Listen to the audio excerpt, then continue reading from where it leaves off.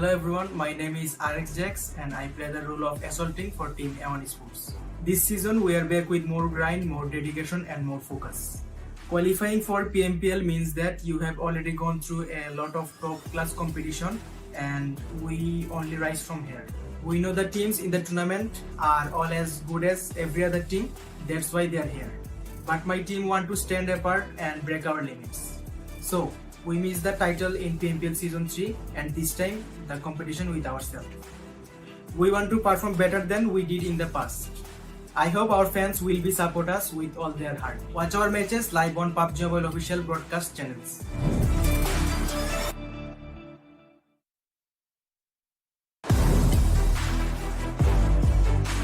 Hello guys, मेरो नाम चाहिँ साहस भण्डारी। मेरो इन गेम नेम वाइब्स क्लर र म वाइब्स स्पोर्ट्सबाट एसल्टरको रूपमा खेल्छु। PMPL सिजन 4 चाहिँ एकदम टफ हुनेवाला छ। PMPL सिजन 3 मा जति पनि हामीले गल्तीहरू गरेको थियौँ त्यो कुराहरू एनालाइज गरेर चाहिँ हामीले एउटा स्ट्रङ्गर रूपमा चाहिँ आएका छौँ। यो पालि चाहिँ हाम्रो टिम एग्रेसिभ रूपमा खेल्नेछ र ओभरअलमा हामीले PMPL जितेर PMGC पुनः ट्राई गर्नेछौँ। Thank you guys for support गर्दै गर्नुहोला र PMPL को लाइभ एक्सन हेर्नको लागि चाहिँ PUBG MOBILE को अफिसियल च्यानलमा लाइभ हुनेछ, त्यहाँ आएर हामीलाई सपोर्ट गरिदिनु होला। #KillWithVibes।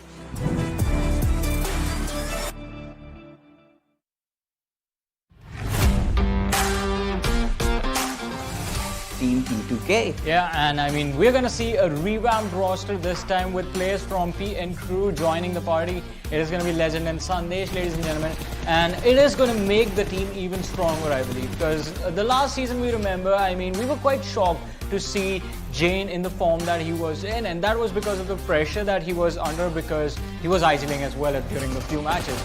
But this time, since the addition of Legend is there inside the team, and I believe he's going to be the main IGL, that pressure to lead the team and be the one calling the shots is going to be taken away, and we're going to see the GI Jane return into action. Yeah, absolutely. I'm going to love that, right? Because the first time when we did see Jane in action, we were all but praises about this lad. Yeah. But now, coming into this rendition of Season 4, of course, we're in the PMPLs. Like, the pressure has certainly been lifted overall to him. Now, he can perform at his max potential. Now, that is not where things end, right? You've got Gurkha also coming in as an addition to this team. Now, the kind of experience this lad carries along with him, that is definitely going to help the team. Ideally, I would consider it to be the best team, but yeah. Yeah, I mean, I agree. I mean, on paper, this is the best lineup because you have an experienced lad like Gurkha that is going to help the team rein in a little bit. Because let me tell you, the only flaw that I see from a distance with T2K is that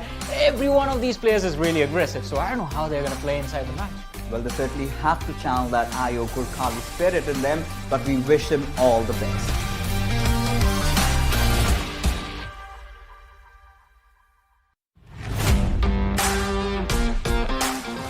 Team High Voltage. Exactly, and High Voltage this time they're going to be a lot more interesting because the man that we saw perform for this team the last time, Assassin, has left the roster, and that sort of brings a lot of shifts within the team's dynamic itself.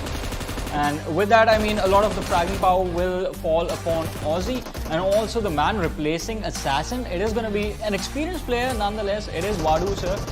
So we're going to have to figure out what this team will be able to accomplish. Yeah, well, the biggest objective for them would be first to get the synergy just right. Now, with Assassin being such an instrumental player for the team, that's going to affect the team's mentality on multiple aspects, and a lot of questions are going to be raised as to how they are going to be performing, right?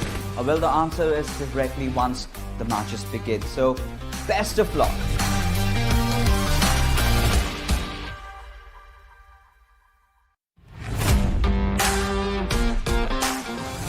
DEADEYES guys. Well, of course, I mean, they have been there right from the very start, but the only problem that I have with possibly every Nepali team, apart from DRS, is their roster shuffles, right? They cannot stick along together. But again, I mean, we've got Rated back from his little stint at T2K. Well, he's back over here to perform. We know he's really consistent, really good player that you can always rely on. Now, which player I really think can make the difference is, of course, has to be Frag, right? The way he's been performing in the recent tournaments, he's been phenomenal. Now, the question again arises, how are the shoes of Hungry Fox are going to be filled, because he certainly was one of my favorite players. Exactly. I mean, those are pretty massive shoes that you have to fill, but I believe if anyone can do that, it is Rated, who is a really amazing all-rounder, can do everything inside of the game, and that is something that we're going to have a look at when the team actually starts to perform in the matches. But for that, good luck to DEADEYES, guys.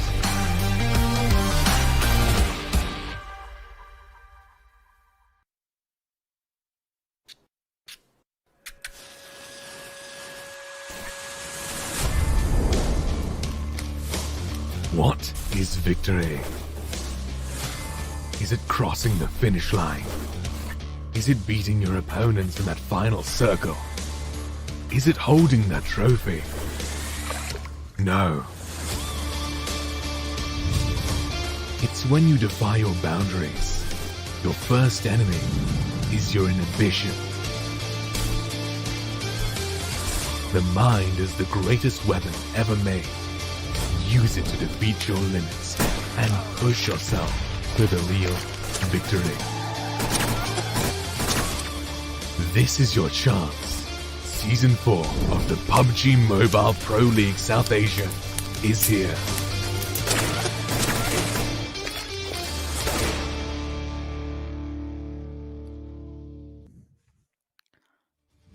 Hello and welcome to PUBG Mobile Pro League South Asia Season 4. We're in the first ever Super Weekend day number 2 itself, and it's all thanks to, of course, Oppo F19 Pro. And joining me, well, I'm going to be your host, but joining me today is a little bit of gap right here, Varun. What's happening, dude? Yeah, I mean, we can't see Ocean. I guess we have to summon him now for We some better. reason. Yeah, We have to. Ocean, Let's reveal bring him up. yourself. Hey, I mean, here half he of you is. guys, Ocean is here if you just talk about it. And, well, that was good. GG. That was a win. Can we send him back? Yep. I mean, You know, that's a good thought, actually. just for the first segment, like the entirety of the day, I mean, that's a bargain that I would want to have with you. In fact, Varun, if we've got the power, we could very well just keep on doing that to him, just to irritate him a little bit. No, so my head hurts in that. Just don't. I mean, my head Definitely, hurts. dude, definitely. But of course, this is going to be an exhilarating start to the entirety of the saga itself, because when it comes down to the Super Weekend, yesterday, day number 1 for the Super Weekend was looking really good, but today is going to be a different affair, Yeah. hopefully, because, I mean, you talk about the entire saga altogether that was showcased yesterday, but bringing that all down to how it's been laid out. We've got 20 teams that have participated during the league play days, from which only 16 have moved on forth into this first ever Super Weekend itself for PMPL Season 4. Ocean. Yeah, exactly. I mean, those 16 teams, we will be, seeing those names once again. But obviously, a few of them have been doing amazing. If you talk about yesterday's day, that's T2K when they started and things moving forward. But yeah, it's a 3-day affair today and tomorrow as well. Then we'll see where the points just lock in, and then we start up again with 20 teams, in which again there'll be the competition of being in the top 16, and then the same thing goes on and on. Exactly, it goes all the way into week number 4, where we will be looking at those top 16 teams participating in the finals. And when it comes to the finals, well, there's a lot on the line. When you look at just the money part of it itself, you've got $150,000 on the line. But along with that, when it comes to the Super Weekends, Warren, there's a different thing that is entirely going on when it comes to the stakes.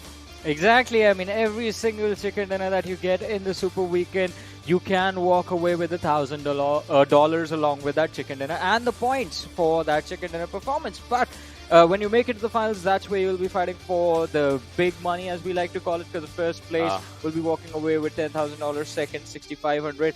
Along with that, for the league stages, $2,500 to all the 20 teams that are participating. And let's not forget that one individual who will be walking away in the finals $1,000 richer as the MVP of the tournament.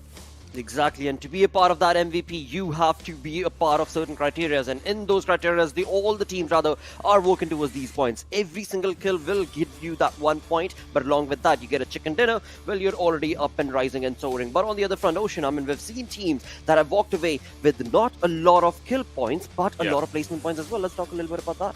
I mean, yeah, talking about the fact that the team has been going out with a lot of placement points, well, it's a win-win situation for you. I mean, you are getting ahead of the table for right now. But, well, a chicken obviously is getting you $1,000 as well. But 1 kill, 1 point, that's where I would say you'll have to even focus to balance everything out. Because every team that has had chicken yesterday, you remember, Johnny, right? 11 kills, 12 kills, 13. Like, it's a good number. It certainly is. It definitely is. I mean, every single time we talk about a chicken dinner winner team, they are walking away with a huge amount of kills for themselves. And with that, talking about the teams themselves, we have the teams on our screen. Starting off right off the bat, it is Train to Kill, who were looking dominating as they started off their play yesterday with 2 back-to-back chicken dinners, Varun. Exactly. I mean, Train to Kill or Take 2K, what we like to call them now, since they won $2,000 for themselves. But they are being closely followed by I8 Esports from Pakistan, who are doing they are performing phenomenally well in the Super Weekend this time. The performance during the league play days was sort of mediocre, but in the Super Weekend, where it all counts, I8 Esports, they have showed up big. And it's not just them. Yesterday, we saw a really interesting sort of comeback from, as we were expecting, from the Mongolian teams. Yeah, Exactly. yeah. Yeah, Ocean, as we continue on forth, of course, to the next set of teams, we do have, Mongolian teams we're talking about. We've got Seal Esports as well as Stalwart. And again, to talk about the play that has been showcased by both of these teams has been pretty phenomenal, I would say. What do you think, Ocean? Especially Stalwart Esports. I mean, I would love to just talk about this team more and more, because this team in the final game, they started picking up the pace. They had really good area for themselves in the circle, and after taking down Draw, they took up an impressive fight against DE, and DE is here as well. I mean, DE was just playing pretty amazing on their own front, but Wizzes with vibes. I mean, this team has been doing pretty decent. If you talk about the league days and Super Weekend right now, obviously it's just one day, but today, tomorrow, I expect more from this team as well. Absolutely, and as we move on forth to the next set of teams, we've got 8 teams introduced, 8 still remain, and in that comes in A1 Esports, followed in with ZEUS Esports. Now, Varun, I want to talk about ZEUS Esports too. Do you think today might be a change coming in from this team as to their playstyle? Maybe. I mean, we're going to be expecting a lot of changes from ZEUS Esports, because, I mean, they're not living up to the expectations, right? We expected this team to, keep their eyes set on the first position. I mean, even the top 2 for them looks like a little bit, it looks a little disappointing, because ZEUS Esports, they've always shown up big. They've always been the dominating team since the moment they were introduced to the South Asian region. And now the performance, it is a little underwhelming, but it's not just them. I expect A1 Esports to make a few changes as well. There's going to be a comeback from them. And Future Station, want to see how many placement points that team can get.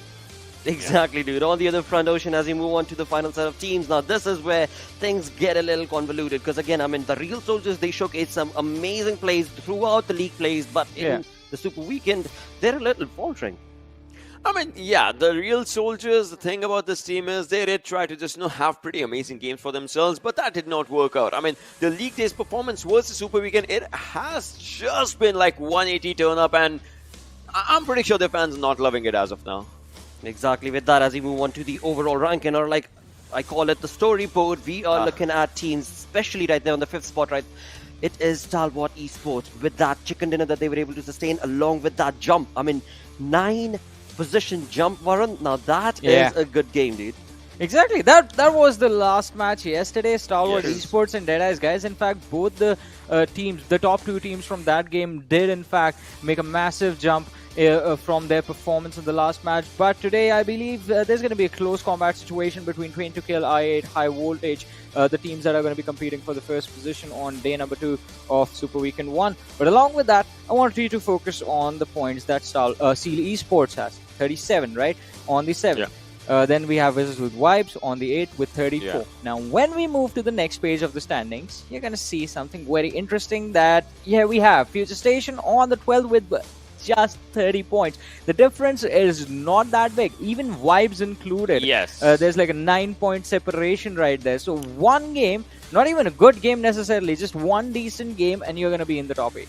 I mean, one top 3 game can just get you to a really good position for yourself. That's like a really good thing. But if you talk about it, it's not easy. It's still going to be a lot of pressure on the players, on the teams for sure. It definitely will be.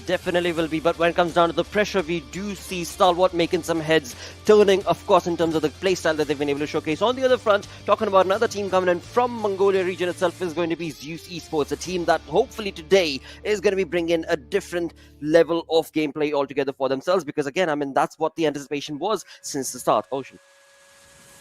I mean, that definitely has been the case, but for Stalwart and ZEUS, And it has been a topsy-turvy curve. Stalwart, no doubt, they had really good game for themselves yesterday. Their total points 42 right now versus ZEUS 34. Now, if you just look at the points, it's not that much of a difference. But if you look at the survival time, that's where the entirety of the difference is. That's like 55 seconds of difference. And we know a lot happens in 55 seconds. If it's like 56 circle, you might be on 12th position and your opponent might just be on 3rd position. It happens, right? It happens as the teams just, go down. But that's the thing. For ZEUS to win, the damage dealt versus damage received should be a better number. It should be a better ratio. It's pretty close right now as compared to what Stalwart has been doing. They have been popping down players. They have been taking those kill numbers. And they have been doing it in style. I mean, given the fact last game was needed for them to have a chicken dinner and they got it. Yeah, and I mean, Stalwart Esports, they have looked so impressive with the way they have recovered. Because, I mean, it was an interesting start for them as well. The first few matches of the Super Weekend, we saw them struggle a little bit. But then towards the end of the day, we did see them come back into the action again. On the other side, ZEUS Esports, certain times overcommitting to fights is the thing that puts them in a really, really unfavorable situation. This game of Sanhok was impressive, though. I mean, that final one we won, that was an intense situation. Godless, as I said yesterday, he got hit pretty hard when it was a 2v2 situation, 2v1, and he went for Delta, and that sort of gave the advantage to his opponents over there, Wizzes with Vibes. But still, we can expect a recovery from ZEUS Esports today. I mean, I'm always going to be hopeful for this team. I mean, a few games of ZEUS did show that, they wanted to actually improve. Think about it, right? Game number 2, game number 3, game number 4.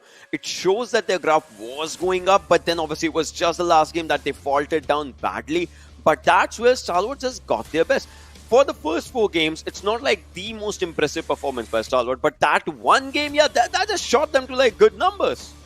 Exactly, and that we can clearly see right here with the performance seismograph itself, where the final game did bring them up in terms of course, that 9 point, or not 9 point, my apologies, but 9 placement, right? I mean, the position make a huge difference on that leaderboard, and the more you got up on top, the more lead you're going to be able to create. And talking about that lead, I mean, talking about that lead, dudes, we have to talk about T2K, right? I mean, trying to kill, the way they were able to just dominate in the first day of this first Super Weekend itself was overwhelmingly awesomeness, is what that team showcased. Warren.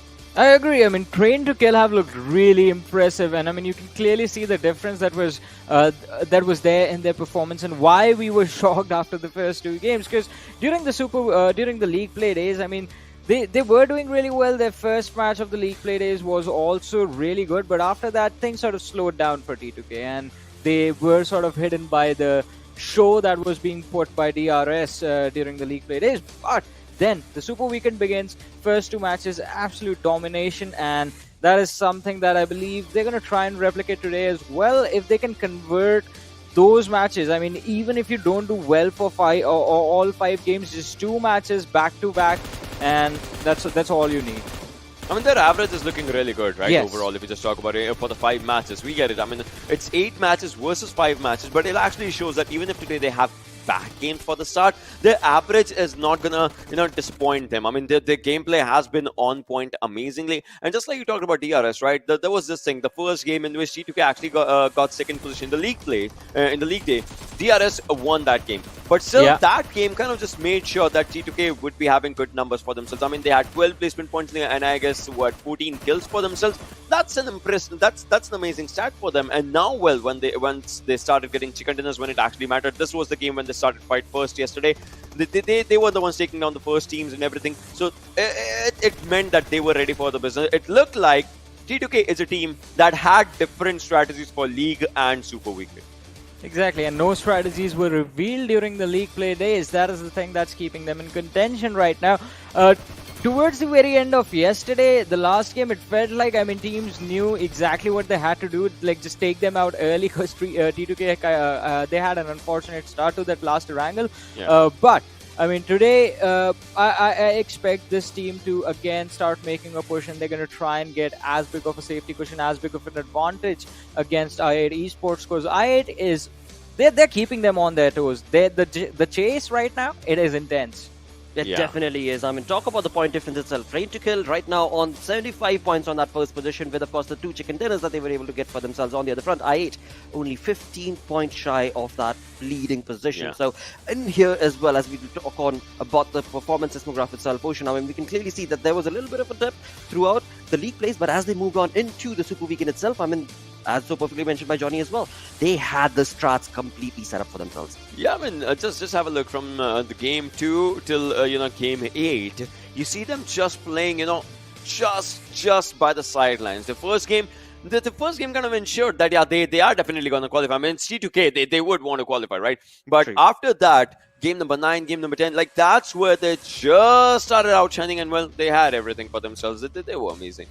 Talk about the jump. That definitely did favor them. On the other front, though, as Varun was just mentioning, we do have I8 only 15 points shy on that second Yeah. position. And in I8 itself, we have to talk about these two lads, right? We've got Crypto, who is being the reigning supreme champion for the team. On the other front, to compare him, let's of course bring up Vishal as well, because that dude from his side for RAW has been really, really good. Yeah, Exactly. I mean, definitely. I mean, Johnny, you and I, Yeah. we were talking about this lad as well, Crypto. Since the previous season, this lad has been delivering for the team. And if you look at it, right, his survival time is not exactly up to the mark as that of Vishal. I mean, there's this slight difference. So, but Yeah. still, he has been delivering. And especially yesterday, I would say the lad started just popping up, and league days, last days, like those 2 days kind of just made him unstoppable. Yeah, I agree. I mean, and it was needed for I8 Esports, for Crypto, for in fact the entire team, for Crypto, Johnny, Uzum, all these guys to actually start building up the momentum, because the first day of the league play days wasn't really good for them. Day 2 onwards, we saw a decent performance. Yesterday, I mean, I8, they just blew everyone out of the water, and they were doing really, really nicely until, I guess, game 3 was when things slowed down. And that is when actually we see Raw and Vishal sort of pick up the pace. Vishal was really key. I said this yesterday as well. He was a key player for RAW to actually be a part of the fight on the overall leaderboard. But as you were pointing out, the low survival time of Crypto, I would say he doesn't need to survive. Look at that kills. Look at those kills and that damage number right there. I mean, this man is a death threat to everyone. For me, Exactly. what I would say is, had he, if he survives more with the team, the best part's going to be chicken dinners. I mean, that matters as well. Like, Yes. that's where I'm just pointing up with it. Like, survival. That's exactly what I was going to lead on down towards as well, because when it comes down to I8, I mean, yes, they are on that second position, but they have not got a chicken dinner as of now. So when they do, that is where the lead is going to be created from their side. On the other front, we have some amazing news for the fans, of course, when it comes to PUBG Mobile. This game has been nominated at this year's prestigious esports awards, but it's been nominated. Now I want your help for us to win. We have been nominated for Esports Game of the Year as well as Esports Mobile Game of the Year. And to be able to help, all you need to do is go down to the link that is in the description, where you can vote every single day for PUBG Mobile Esports itself. And for that, again, like I said, I'll need your help, because the voting is only going to last till the first week of November. So start clicking, start voting, and all of that is going to bring you rewards, mates. It's all going to bring you down to rewards, and those rewards are certainly set up for you guys, because we have some incredibly set up rewards for you right here. We've got the glorious buggy skin that's going to be for you, and for that, you have to be able to participate in, of course, the PUBG Mobile Esports South Asia YouTube page. This is very, very, very crucial. You have to be on PUBG Mobile Esports South Asia page to be able to participate for this reward. And again, I mean, just keep an eye on the chat. It's as simple as that. You grab the code and the buggy is yours. And that's not it. So, like, once again, start voting. Help us out, and we in return are going to be giving you so many incredible gifts. Following along with the buggy, we also do have this beautiful looking PMPL permanent t-shirt that could be yours. That definitely could be yours. But this is where things are going to get a little tricky for you, because there are going to be Q&As happening in the chat as well. So if you get the right answer, you get it, and you do move on in with the perfect opportunity to get this for yourself. And this is going to happen during game number 3. So keep an eye out on that chat. And once again, this is very crucial. Just be very specific that you are following all of the awesomeness on PUBG Mobile Esports South Asia page. And while you're there, just click the red button and subscribe as well. With that, let's get our day started off. This is the second day of the first Super Weekend ever in PMPL Season 4, and that means it is time for the schedule, Varun. I mean, also I have to say, I mean, you guys don't need to worry. Ocean is not going to be asking any physics or maths questions, so... I wish I could, but well. Yeah, but well. talking about the day, we're going to be having the same schedule as yesterday. I mean, the same rotation of maps. Erangel followed by Miramar, map number 3. Okay. That is when the opportunity will be given to win the wonderful T-shirt. Yeah. It is going to be Erangel followed by Sanhok and Erangel in the end. All right, Johnny, if you're talking about it, I guess let's have this discussion about the map chance right now. We had this discussion, I mean, previously as well. Yeah. Future Station, their placement point marker, it just shoots up because they have been looking really good overall when it comes down to Erangel and obviously, surviving till the end. That invisibility cloak is just helping them. But the kill I would want to see the kill department shoot up as well, because that team has potential and we know it. Yeah, I agree. I mean, the team has a lot of potential, but I would disagree on the fact that they need to get those kills.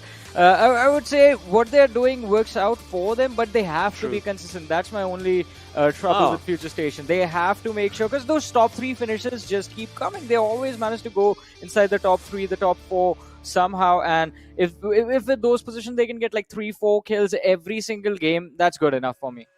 Absolutely, that's going to work in their favor as well. And again, as so perfectly mentioned by Ocean, if they're part of that chicken dinner, well, they walk away with $1,000. Nobody wants to shy away from $1,000 in the bank, of course.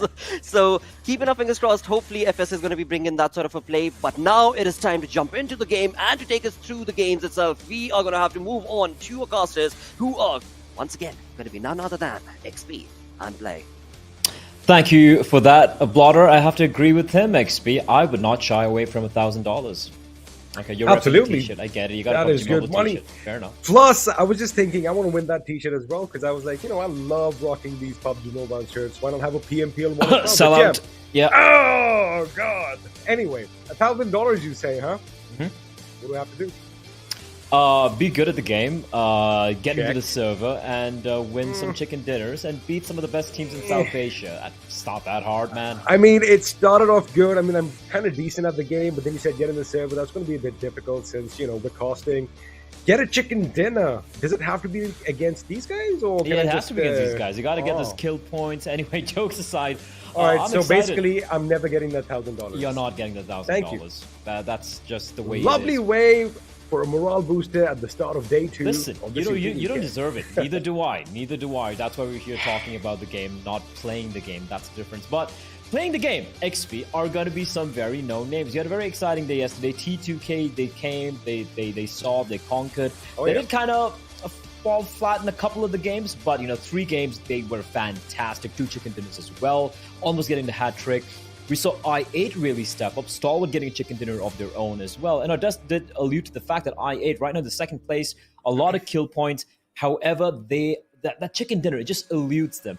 But I feel like eventually they will find one, maybe today. Today definitely could be the day. And another interesting thing was, we kind of in the Sanhok action, but I was, in the audience, so to speak. Man, ZEUS finally woke up, albeit a bit late, but they finally made a little bit of a mark. But of course, Wizzes with Wives were the team that actually got the job done and had the chicken dinner in that game. I mean, again, the best thing about this PMPL, about this Super Weekend is that all the teams, it kind of feels like they deserve to be here because as far as the competition goes, it's pretty even Stevens. I mean, you win some, you lose some. For one team to rise, another has to fall, and that's what's been happening. There's a give and take. There's a back and forth that's going on because, yes, maybe one team dominates for a couple of maps, gets that momentum rolling, but someone comes and stops them, and a new name rises, and that's what makes it all the more exciting. Absolutely. Speaking of new names, we have a couple of old names who had an incredible start in the group stage, but they kind of fell off. Look, I don't like pointing fingers. I know it's only been one day of the Super Weekend. Yeah, I kind of. But DRS were incredible. They were in pristine form in the group stage, topping the table, hyper aggressive on day 1, winning the duels. Yesterday, they were nowhere to be seen. Now, this we did kind of brush off on this point a little while ago, which I'm going to hold on to for just a second because looks like, ladies and gentlemen, it is time. Finally, the action is going to break out on day 2 of the Super Weekend with the big bird in the sky. and El Capitan shall take us through the flight path. Thank you for that, co-pilot. We are, of course, going to be entering Erangel and looking at the plane path. It is going to be coming up all the way up north. So I'm a little curious. Going to be just the east of Zaki, where it's going to be coming in. It's going to be into its melted power. Now that could, I wouldn't say it's going to spoil the plans of any particular teams, but especially for certain teams like we have Stalwart Esports, who have been liking dropping towards Nova Rep Noi. We have I8, who we know are going to be somehow making their way to the military base. It will, I wouldn't say spoil their plans, but it could make things a little interesting indeed, looking at this particular plane path. Do you expect to see any big changes, though? Any teams mixing things up, making things a little bit more curious? You know what? Maybe, yes, because again, funnily, yesterday in the Erangels that we had the opportunity to cast, action did not break out at the beginning. However, Blade, last game, I mean, the squads had barely touched the ground when, you know, a couple of them were wiped out. So again, it's all about, like you did mention, we do know I8 is going to head for the military base. Now, in order to do so, they have two options, right? Either they glide all the way to the island, or they drop down somewhere on the main island and pick up vehicles. That is where a lot of mayhem was seen yesterday. So I want to see something of the sort. Again, as I say that, and judging by, you know, where all the teams are positioned right now, we're not going to see a lot of conflict early on, but looks like Sadha, as spotted of the enemy, he does take cover behind the rock, and well, entry right at the get-go could be in trouble, but there you have it, backup coming in the form of a couple of his teammates. But again, no weapons, no harm done. Wait, but did the teammate just leave him? Did they just leave him? Well, I think they went and dropped one off. Oh, here they come back for the second.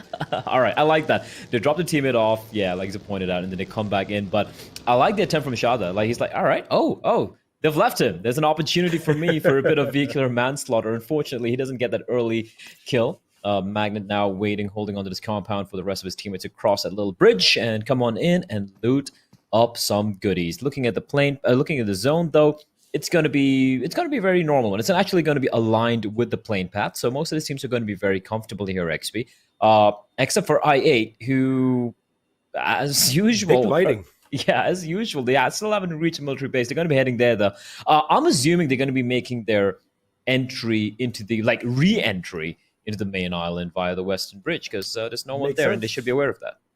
And especially since, you know, they were dropping down, and, you know, the fact that they might be getting the vehicles right now. They were gliding down. Chances are 100%, I mean, not chances, they do know that Stalwart are going to be in Nova. They should have seen those chutes open up in the sky. So, again, taking the Eastern Bridge is going to be a bit tricky, especially since the flight path kind of ended in that direction. And, you know, we know that all the teams do their homework as far as the drop spots are concerned. So, yeah, you're absolutely right. I8 should be taking that Western Bridge. Now, however, if you have a look at the circle and have a look at Future Station kind of moving down to the usual spots, the fact that the gas station behind the bridge is still in the circle, you never know, Play. We might just see a blockade finally set up for I8. Yeah, it's been tantalizing. It's been teased a couple of times, right? But haven't really gone around to it. Taking a look at the overall rankings, though, you can see T2K on the tippity top at 75 points, but nipping at their heels are I8. High Voltage as well, putting up a massive showing. They got that one chicken dinner. And then, of course, right below them is RAW, who have definitely impressed me, considering they still haven't got a chicken dinner, yet they have cracked that top 4 placing. Narrowly trailing them are the Mongolians in the form of Stalwart Esports on 42 points, who managed to get a chicken dinner yesterday. I do believe the 4th game where they managed to get the chicken dinner there. And then, of course, we've got DEADEYES Guys, Seal, A1, ZEUS, who did manage to crack the top 10, and Wizzes with Vibes. Looking at the bottom half of the table, though, XP, like Future Station, a little quiet. Vibes and Wizzes with Vibes, they're on top of the table, top 4, top 5 in a group stage, struggling a bit. Seal 9 from Mongolia struggling quite a bit as well. Paradox, the new boys, in the league, I'm not going to be too harsh on them. It's their first Super Weekend ever in the Pro League, and it's a kind of a learning experience. Maybe they're going to be bouncing back later on over the weekend. But DRS, that sticks out like a sore thumb. Like, I feel I would be doing a disservice to the audience if I just ignore their position there. Now, 2 days remaining, definitely an opportunity for them to really rise up the ranks and potentially, crack the top 8 maybe. But what do you think needs to change here? Because they look like a whole different animal compared to what it was in the group stage. And just to sum it all up, I think the best thing is we've already kind of discussed this. Now, we were going to talk about this before this game started. Now, DRS this season around, I think one of the reasons why they really stood out was because they changed their game style. They came out of the doors basically guns blazing and mopped up the opposition and were comfortable doing that. Now, mind you, they had racked up quite a good lead by day 2 of the league play, but if you remember the last 3 maybe 4 games, suddenly the aggression stopped, their momentum just changed. Now they were just playing to hold on to that position. True. So that basically kind of goes to the opposite way of what they were doing thus far. And kind of looks like right now, again, they're trying to play for those placement points, which is evident from the matches yesterday, especially, when they made a mad dash for the cliffs at that end stage of Erangel. They weren't taking any fights, but this was a beautiful shot. I mean, Mafia Ninja is one lucky man because he had the armor to take that shot. But again, coming back to DRS real quick, they need to up the aggression again. They are falling back. I wouldn't say complacent playstyle, but they're playing it a bit too safe. And I think they just need to get their fingers warmed up a bit and just take a few chances. Yes, they might lose out once in a while, but then, if they start triumphing more often than not, it's going to get them right back where, well, they want them to be. Yeah, and that's a curious thing, considering they showed they can, hang with the Mongolians and all these, hard fragging teams when it comes to taking team fights on day 1 and even on day 2 of the group stage. So it's not like, it's not like they can't take fights. It's not like they don't have the firepower or the teamwork. They absolutely do. So as you pointed out, yeah, I do agree with you. When they start getting the lead, they start playing not to lose rather than playing to win. If that makes sense, right? They play trying to defend the points that they have accrued early on. The problem being for them right now, they haven't got any points. Plus, play when you have a butterfly for a backpack, violence really isn't going to be a thing, is it? Hey, listen, man. Listen. When I was in school, I saw some kids. I saw some kids who had butterflies and they on their backpacks and butterflies in their, on the pencil boxes and stuff. But they were mean. They were the most violent asses I've come across. But right now, who's being very violent is Seal9. They've got a couple of knocks already, and Raw, who had a great day 1, they're off to a bit of a rough start. And Seal9 have been struggling as well. The other Mongolian, the 4th Mongolian team behind Seal Esports, and of course Stalwart and ZEUS Esports. And with BABLU and Shawl on either side of the bridge and no backup arriving. And if they do come and try to go for the res, it's kind of open field. And you can see Seal9 waiting for that to happen, waiting for the res to come in. But it looks like that's not going to be the case. Armor is going to be providing a bit of cover fire if needs be. And Senor is going to finish off the job. It should be 2 early kills. The first 2 casualties in the server. And it's going to be the kills getting racked up by Seal9. Mind you, the fact that Seal9 are pretty well spread out, of course, you just have a visual on 2 of the members. The remaining members are going to be in the northern city of Georgopol. Now, they're going to cut off any angles in case Raw makes a move. But again, this is inevitable. They are going to lose 2 members, and I'm pretty sure the members of Ruthless Aggressive Warriors knew that as well. But it looks like the aggression is on point, and they are going to be a bit ruthless as one of them is knocked down. Now, again, this was what I was talking about. Inky and Monkey's position is going to be something that's going to keep them on their toe. Now, since Inky has engaged the enemy, this could give them a chance to move in. But wait a second. Looks like Joker could have made quick work of one of the members, but it looks like it's another knock. Or was that just a kill feed? It's an old kill feed. A little bit of a delay there. But it's okay. Like, the res should be coming in. Take a look at the knock here. Oh, that's clean. That's so clean. He gets a knock, but Amra's actually bleeding out, but the res has taken place. So, of course, now they're going to be going in for the hunt. The question does arise. Was it worth RAW taking the fight in a 2v4, considering they're going to be pinned down and they know that Seal9 are going to be going in for the squad wipe? Or would it rather they had just kept quiet and waited for them to, disperse, fade away? The position's already given away. They only have 2 options now. If you have a look, they're just outside the circle as a big bad gun is going to fall from the heavens above. It is the AWM out in the middle of nowhere. Doubt anyone's going to pick it up. But now, as far as Raw's concerned, if you have a look, if they have a vehicle stacked up behind the house, they could pretty much head straight towards the hill and cut left behind those trees that you see and possibly get away, of course, taking a lot of shots in the process. But now it is a do-or-die situation. If Seal9 back off, which doesn't really seem to be the case, they could be in for some good times. But right now, they've got to take the fight to the enemy in case Seal9 decides to push. Now, Inky's position is already given away. I'm not aware whether Monkey's position is out or not, but the main thing is, if the remaining members of C9 decide to move in, that is going to be the deciding factor. If they move out, well, Inky and Monkey are going to have to do the same. So Raw for now are in a stalemate as Inky gets taken down with another Mosin Nagant shot to the face. Is that a suppressed Mosin Nagant? It is. Yes, Oh, sir. I love it. It's a bolt action. Oh, it's going for more. Joker's been a thorn.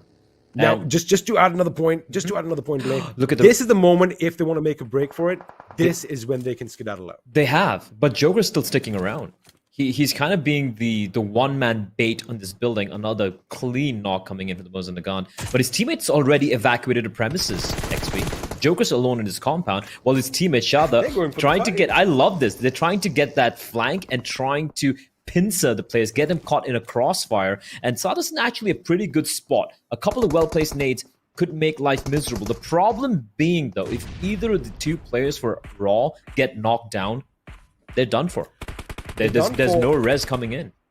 Also, just to keep Sada at bay, they only need one of their members. So that means 3 members can unleash on Joker and take him out, systematically coming back to Sada. So again, it is a good move. It looks flashy, but is it going to do what it's intended to? And it actually is right now. So C9, if you have a look at that, they're kind of hesitating. They're a little indecisive as to what the course of action should be. And I do believe they are just going to get out, possibly hunker down near the mountain or near the ruins at the church, and then wait for them to come in.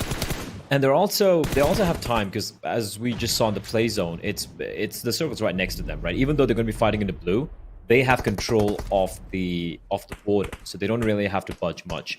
And with the zone, did it stop? Yeah, it stopped. So the next zone is very close by as well, so they're not going to be worried at all. And right now, just a waiting game. And for Joker and Raw, sure, they are hunkered down in a very good position. Sure, they're tickling away the HP of Seal 9, but it's kind of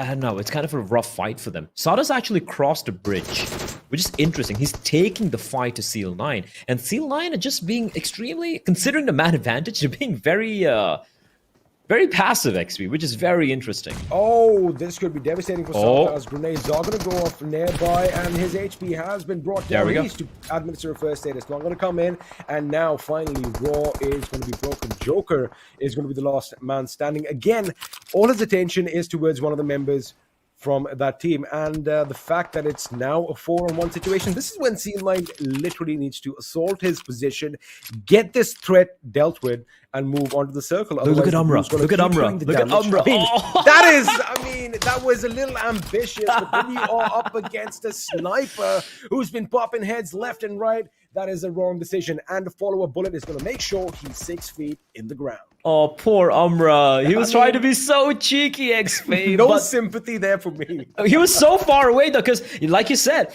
at that distance, unless you confirm the kill, if you get knocked down within the blue, you're screwed. And you don't do that against a seasoned sniper. what I get the tactic. I understand what they're going for, but in a 1 versus 4 XP, I mean, just pick up your guns, grow a pair, and just Again, push in. Just push in. Easier said than done, because we did say, a couple of minutes before, they're being indecisive, play. And once that mentality is set in, unless someone takes charge. Now, I wonder what the IGL is going through right now, because he's the one making all these calls. They lost a member, which I feel is quite unnecessary. And now Joker, he knows this is it. He's a rabid animal against the wall, and he's going to give it his best. He's going to fight till the end. And, Seal 9 are paying a heavy price. The zone is doing the damage. The utilities are pretty much down to zilch. And even if they do make it, oh, Joker, that is a dangerous game. Even if they do make it, Blay, what's going to happen in the next circle when someone's waiting for them? No first aid Whoa, kits. whoa, Oh my lord. He just got bandages. He only has bandages left. Sure, he's got that, the veins. It's pumping a lot. T2K! Wait, what? Was that T2K? No. Wait, that was very sudden. I think I think a bullet did hit him, but the zone took him down. Yeah, I think the zone took him down in the last second. So like the bullet hits him, so it gets tagged down to like I think 1 HP, and the next tick of the zone damage takes him down. But what an attempt! What an attempt from him to just stay alive for as long as possible, even taking down a member of Seal 9. Although like you said, XP, no sympathy there. Umra got a little too, you know, when overconfident? you I go don't up against a proficient sniper, especially in the distance, you know, you can easily make out movement. And the fact that he's on top of the hill. I'm sorry, sorry for like breaking it up, but cutting you off rather. But the top 3 team in the Super Weekend, High Voltage, are facing off against Paradox, and Paradox have already got a kill. But that being said, Wiz has also fallen as well. So they have equal trades, and Jane, this could be free kills. These could be free kills for Jane. They could be, because T2K did hear all that commotion early on, and now they're going to let loose. A couple of them are going to be in the crosshair. One goes down, the other could be taken down by the blue zone, as Jane is going to be hungry for some kills. I think he does spot the enemy. That's Monkey over. is alive by a sliver of HP. Now, mind you, there is one man by the buggy down to the right. He needs to patch himself up. No, he's down too. He's down too. I think the blue got him. Yeah, Monkey I feel he's just going to try and delay the inevitable. Look at, I like this intimidation. I was going for some vehicular manslaughter. He's going to find him. Yep, they found him. Kind of an ignominious end for CL9. Like, we were so hyper-focused on that battle between CL9 and Raw, but we kind of, T2K was listening to all the commotion. Oh, they heard it. And they waited. Yeah, absolutely. And as you pointed out as well, XP, they expended all the utility. They were taking so much damage. So by the time they arrived into the play zone, they have no information as to what's happening. They have no idea who's there and waiting, and they just get picked apart by T2K. Free kills for them. Right now, though, Stalwart Esports going up against Future Station. And Future Station opening it up with a nice nade knock onto Pika. Is not down for the count yet, but Entry could potentially find him. In fact, he's going to find Top as well. 2 knocks now. And Stalwart, they're struggling a bit here, XP. They are struggling, and it's one man who is raining down death on them in the form of Entry from Future Station. Now, his teammates are a bit behind him under safe cover of houses, and this man is a one-man army right now, just keeping Stalwart at bay. Now, another grenade could be devastating, as Top is going to get that revive. A lot of smoke being deployed, Blay, which definitely makes sense, but now Entry is going to get taken down, and it's T2K from afar. T2K is they're just happily jumping in and picking apart. And C-Wine, Future Station, they're going to finish off the knockdown player. In the meantime, the A1 coming under heavy fire from Vibes, the Bangladeshi team.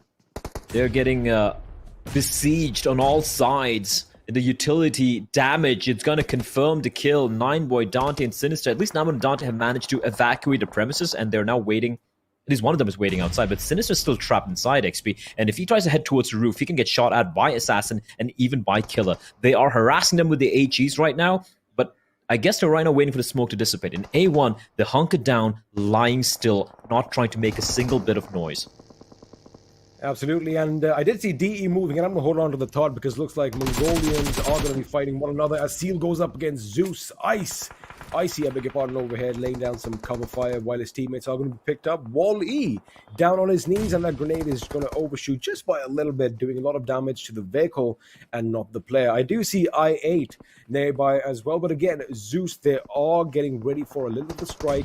The only thing that I'm concerned about is how they are not covering enough ground. Now, Zake is going to make sure he's got the angle. Have a look at Baron's position. If he makes it to that bridge play, he could literally flank them and lay down some heavy fire without them even knowing what's happening. True. That could be a massive flank, but still a long way to go. And especially when you're prone down and you get spotted out, XP, your mobility is non-existent. There we go, he's been spotted out, but Icy getting shot at from the distance by someone else. Killer, though, ably, he's gonna try and go for the drive-by, but Killer is gonna get the knock on him. And ZEUS, they are bleeding out, and I do believe the days are numbered. Icy, the last member standing for the side of ZEUS, and I believe he has been taken down as well. ZEUS getting eliminated in the 14th position with 0 kills to their name. That's a rough outing for the Mongolian side, taken down by their own countrymen. A1, though, they've lost one already. 9boy's down on his knees, and Vibes are going in for the kill. They are indeed. It did kind of seem like Deadeye's guys were going to be a thorn on their sides, but Jiggle is making sure that that front is secure. They're going to drive by around and join the action, but right now, Assassin and Prabeen in the house up against Dante and Sinister. Deadeye's guys are going to come in hard. Jiggle goes down, Killer goes down in the blink of an eye, and over here, A1 Esports are going to be obliterated as well. But right now, no, 2 members from the opposition is down. Deadeye's guys are going to be moving in play. There you have it, one off the other through the buildings. They're getting closer and closer to their prey. T2K, though, getting absolutely wrecked by BABLU. In the meantime, we can take a look at the kill feed.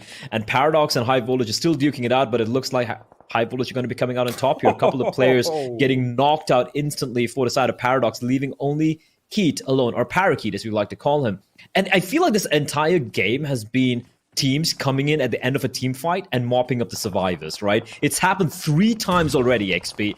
But this time, though, Vibes at least do have 3 still standing. Barely, though, because Killer is bleeding out. And Assassin, well, he's a little too late. The nade's going to confirm the kill. And now Assassin and Praveen, they need to do something special. They did...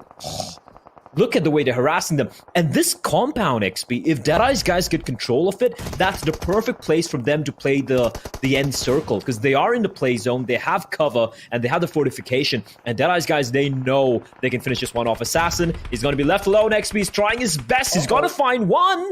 It's a 1v1 right now if you can isolate the kill, but Illusion is being very smart, waiting for his teammates to arrive, and instead they're going to be going for the res. They could have swarmed him, but they're going to give him an opportunity to go for the res under Praveen. Now Praveen needs to heal himself up real quickly. Assassin in the meantime, trying to use his utility to keep them at bay, tossing it outside, hoping to get lucky, but he's not going to find anything. At least the heal has come in for Assassin, but it is still very much a 4v2 favoring Deadeye's guys, and look at the amount of teams arriving and joining the party. So many gate crashes, XP, and this is just turning into pure absolute pandemonium.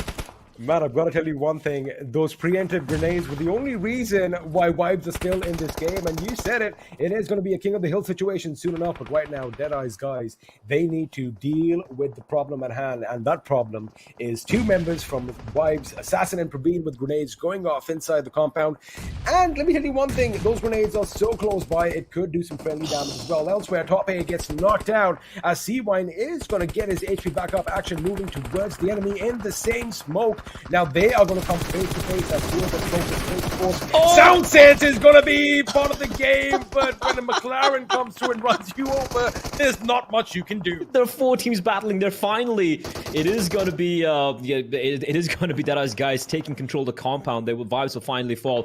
BABLU and the 2 Pakistani teams, there's no love lost between the 2 of them. They are going to be nading each other, trying to just take them down. One place nade could completely eliminate I8, and that's exactly what BABLU is going to find. Wolf, 1 nade, 3 kills, and that is going to be I8 getting knocked out of the server. BABLU just wiping the floor with them. However, if you look at Seal Esports XP, we haven't really seen their fight so far, but they have 5 kills to the name, to the tally, and they have 4 players still alive and running. And so does Deadeye's guys. And the thing is with Deadeye's guys, they still have the compound to work with. So if you ask me to look at the odds, I gotta give it to DE right now.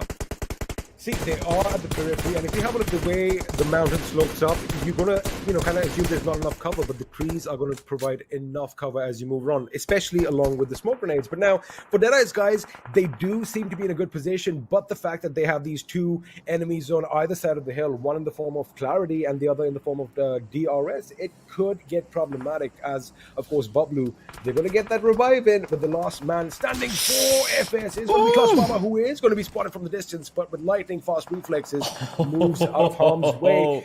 Now the question is, did Deadeye's guys see that little movement? Because he is going to administer that first aid, but the question is it going to come in on time? I think he realizes it's not going to be a possibility. Hits the deck, and now finally Galzin atop the rock is going to spot him in the distance, which means we are down to the final 4 teams, 14 players alive, and have a look at this play. Deadeye's guys and DRS are still 4-man squads. All of them, apart from I do believe BABLU, who only have Wolf and beyond. Zake is on his knees, so the rest needs to come on in. But if that does take place, Seal's also going to be a full squad as well. DRS though, XP, we took their name. We're like, they have been very quiet. Where the hell are DRS? And it looks like they are looking to get the first chicken dinner here. It's been a low fracking affair for them, but we all know how DRS likes to play. BABLU's had enough, XP. He's had enough. He wants to take the fight to them. He stands up and he tries to deliver, but he gets mowed down by 2 members. And with that, BABLU will bid us goodbye. 12 points though. They're going to be pretty happy with that particular outing. The final 3 teams in contention. It's a 4 versus 3. Baron, very low in health. He needs to heal himself up ASAP. And despite the tree and the exploded vehicle for some cover XP, they are not in a comfortable spot. The zone is going to decide whether they are going to be ruined or whether they're going to survive. Baron gets spotted out, running across towards the smoke, will be knocked down. But the zone screwed them. The zone screwed everyone except for DEADEYES, guys, XP. And they are looking and they're eyeing for that chicken dinner. And I believe it's just a matter of time. Now, it's not just the wall that they can take cover behind. Have a look at the mountain in front of them. They have that beautiful ridge for cover, which is going to give them a decent amount of cover. But against a barrage of grenades from DRS, it could be problematic. Now, DRS are doing the right thing. They need to make quick work of Seal before they can focus on the enemy down below. Now, Seal, of course, is going to be survived by one man with Killer bleeding on his knees, and that revive could come in. However, the fact that the smoke is going to be dissipating soon, it is problematic. Now, DEADEYES, guys, realize got to make a little fortification. Yep. Check that out. Yep. They've got the wall of smoke to obscure the vision, and in that smoke, they're going to make sure they park the vehicles to get enough cover from this side. Again, they're using that ledge, that bridge, and their vehicles as a makeshift fortification. They know someone's in the smoke. They're going to keep an eye on the kill feed, and there you have it. Forget it. They don't need to. Shifu is going to put Wally down on the ground, and now, Blay, it's been a long time coming. It is going to be a 4v4 affair as the final two teams lock on for the first chicken dinner of the day. 5 kills for DRS, 6 for the side of 5 for DEADEYES, guys, and 5 for DRS as well. So whichever team comes out on top here, they're gonna add 4 more to the tally. DRS, though, it's a downhill battle for them, but this time around, you don't really have the high ground advantage. They need to move in to the circle, and Age is going to be very brave. Getting inside of the UAZ, he's going to be pushing on in. He's going to group up with his teammates, but they get mowed down. AJ so very low in health, and they have that tree for cover, but they need to patch themselves up. But Shifu is going to get the knock into Nima, and they're going to find both the players there. Actually, AJ manages to patch himself up. So just the 1 kill for the side of DEADEYES, guys. Mafia Ninja being sneaky behind a tree. That nade chunks down Illusion to just 10 points of health, but he will still be alive. So that's unconfirmed damage, but Mafia Ninja spots him out. He sees him with his elbow out, but he had the chance, he had the opportunity, but it's unfortunately slipped past. But Mafia Ninja XP, if DRS wants to win this map, if they want to win this game, it's going to come down to him. He needs to go nuclear. He does indeed, and on top, is he going to run inside the grenade? He does, and he moves back. Let me tell you one thing, that little preemptive grenade that pretty much caught Nemo off guard was just played to perfection. They saw the smoke suddenly deploy at a position, threw a grenade as soon as the vehicle came in. Perfect timing. But now, DEADEYES, guys, the thing is, the circle has kind of shifted away from them. They are going to have to make a move. Yep. And but still, the fact that they have all that smoke, and have a look at Mafia Ninja's position. A lot of tree cover above there as we slope a little bit higher on the mountain. Now, DEADEYES, guys, they need to put down fire on all positions, Play, because once the smoke dissipates, they're going to have to make a little bit of a run for any and whichever tree that they can. They have to disperse.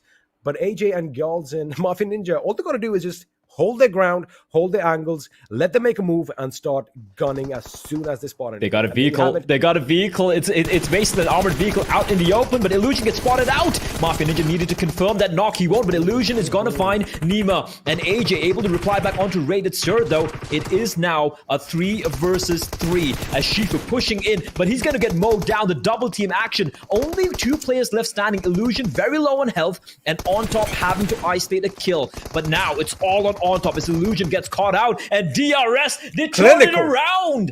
They turn it around. It looked like it was going to be DEADEYES, guys, getting the chicken dinner, but DRS, we said they were quiet on day 1 XP, but they start off day 2 with a bang.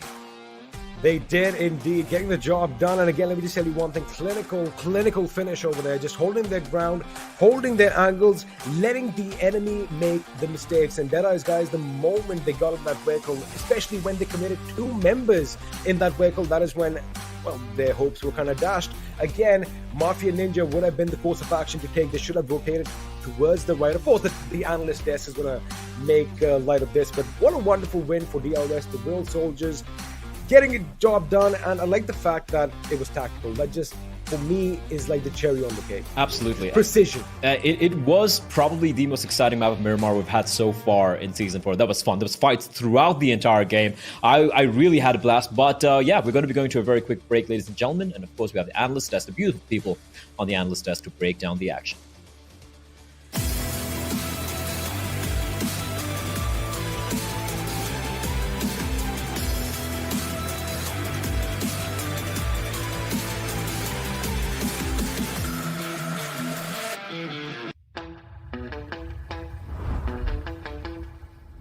keeping it real.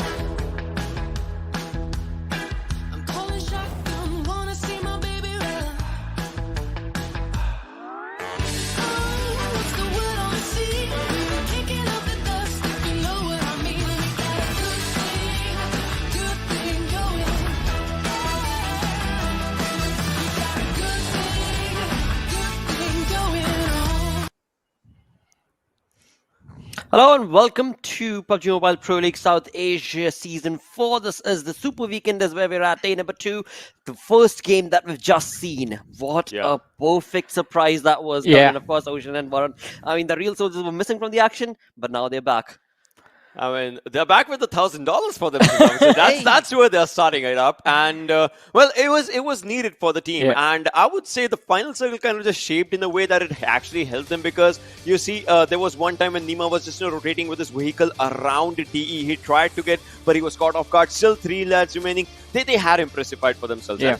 And you can say now Nima was actually a bait in that moment, and the team capitalized on it. I mean, but it was, as you said, the team capitalizing on that bait was something that was done really nicely by the players of DRS.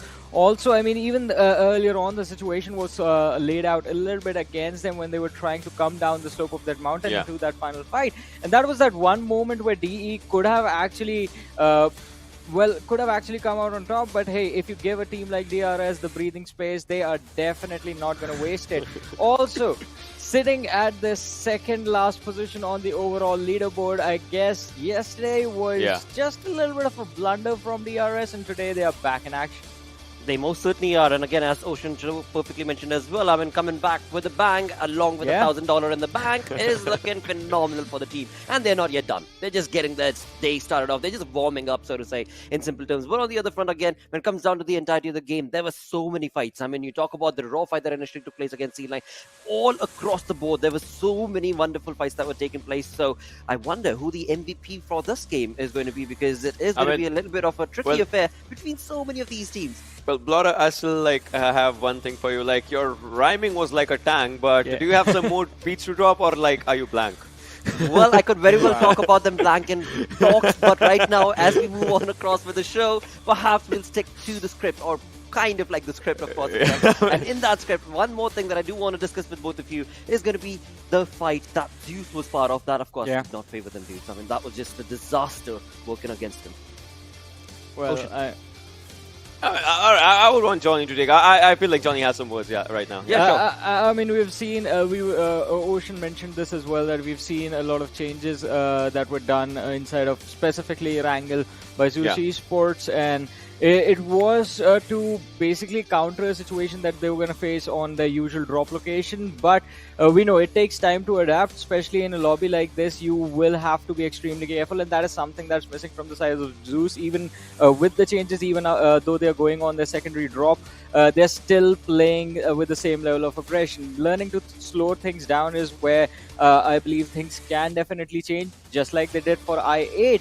And also talking about I8, I want to see what's going to go, what's going to happen at the top, because D2K, they took a pretty early exit in this match.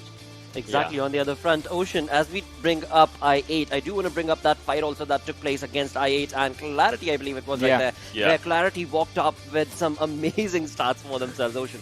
I mean, this is not the first time when they have been just against each other in this kind of lobby. The first day as well, we saw them just taking a fight against each other. But now the major factor is it was the blue zone that was actually pushing the competition away, right? So they were ready with their weapons. Obviously, they were ready, and you saw a lot of nades just going back and forth on that fight. But the thing is, the zone factor was something that they had their eyes on. So no doubt they were taking fight against each other. They still had their vision that, we have to move inside the circle as well. So they wanted it to end early, both the teams. And in that, one good nade from Clarity BABLU just actually got them back. So that's the thing, What a play that was. With that, let's move on to the match ranking coming in from this game. We shall see, Varun, what sort of a point surprise are we going to be showcased from the table. And it is the real soldiers stepping in with those 9 kills, 24 points to them.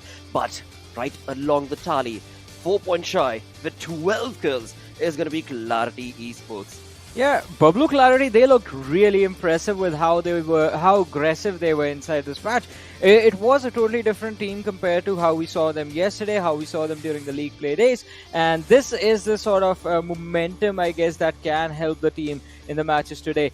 But along with them, Deadeyes, guys, their positioning was really good until that final fight that happened against the players of DRS, and yeah, the early exits of ZEUS Esports, A1 Esports. We talked about both these teams. I specifically mentioned that I was expecting comebacks from both of them today. But hey, I mean, maybe after a slow start, we're going to see them slingshot themselves to the top. Probably, yeah. But you know, this is where you talked about these teams. Obviously, these teams are not in the match summary right now because of their bad gameplays. But talking about the teams and the players that there is, I mean, DE had an impressive game for themselves.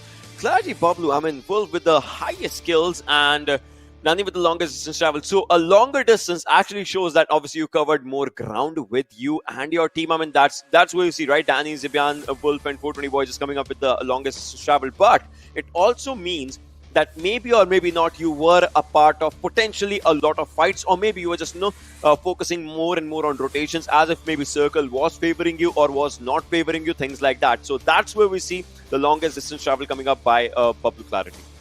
Absolutely. On the other front, as we talk about those skills, well, it is certainly going to be going down towards Wolf from Clarity, and what a play. Again, I mean, this is certainly a different style of play that has been showcased from the side of BABLU Clarity, and that is something that was anticipated from them. I mean, this is something we spoke about as well, you know. I mean, you guys brought it all the way back through the PMCO itself, where the team was introduced, and now as you move on forth, well, the team is back, and I'm sure, Ocean, you're going to be really happy with that, mate. It's time for you to take us through all the rotations that took place through, of course, the zone analysis. Yeah, so in this game zone analysis, right, there are quite a lot of things to talk about. Well, let's just keep it here right now. First things first, you remember I8 was dropping down. Obviously, they dropped just here and then they started rotating. Or I get it, right? They always kind of struggle if the flight path is not facing the southern area. So that happens. More or less then, moving forward, I mean, let's just move forward right now. We saw a lot of central shifts of the circle happening till almost around the final circle. We saw the circle just ending around the area where Vibes is. If we just, keep it right around here. Yeah, let's just pause it here. This is where we saw the zone kind of just, marking up its end point.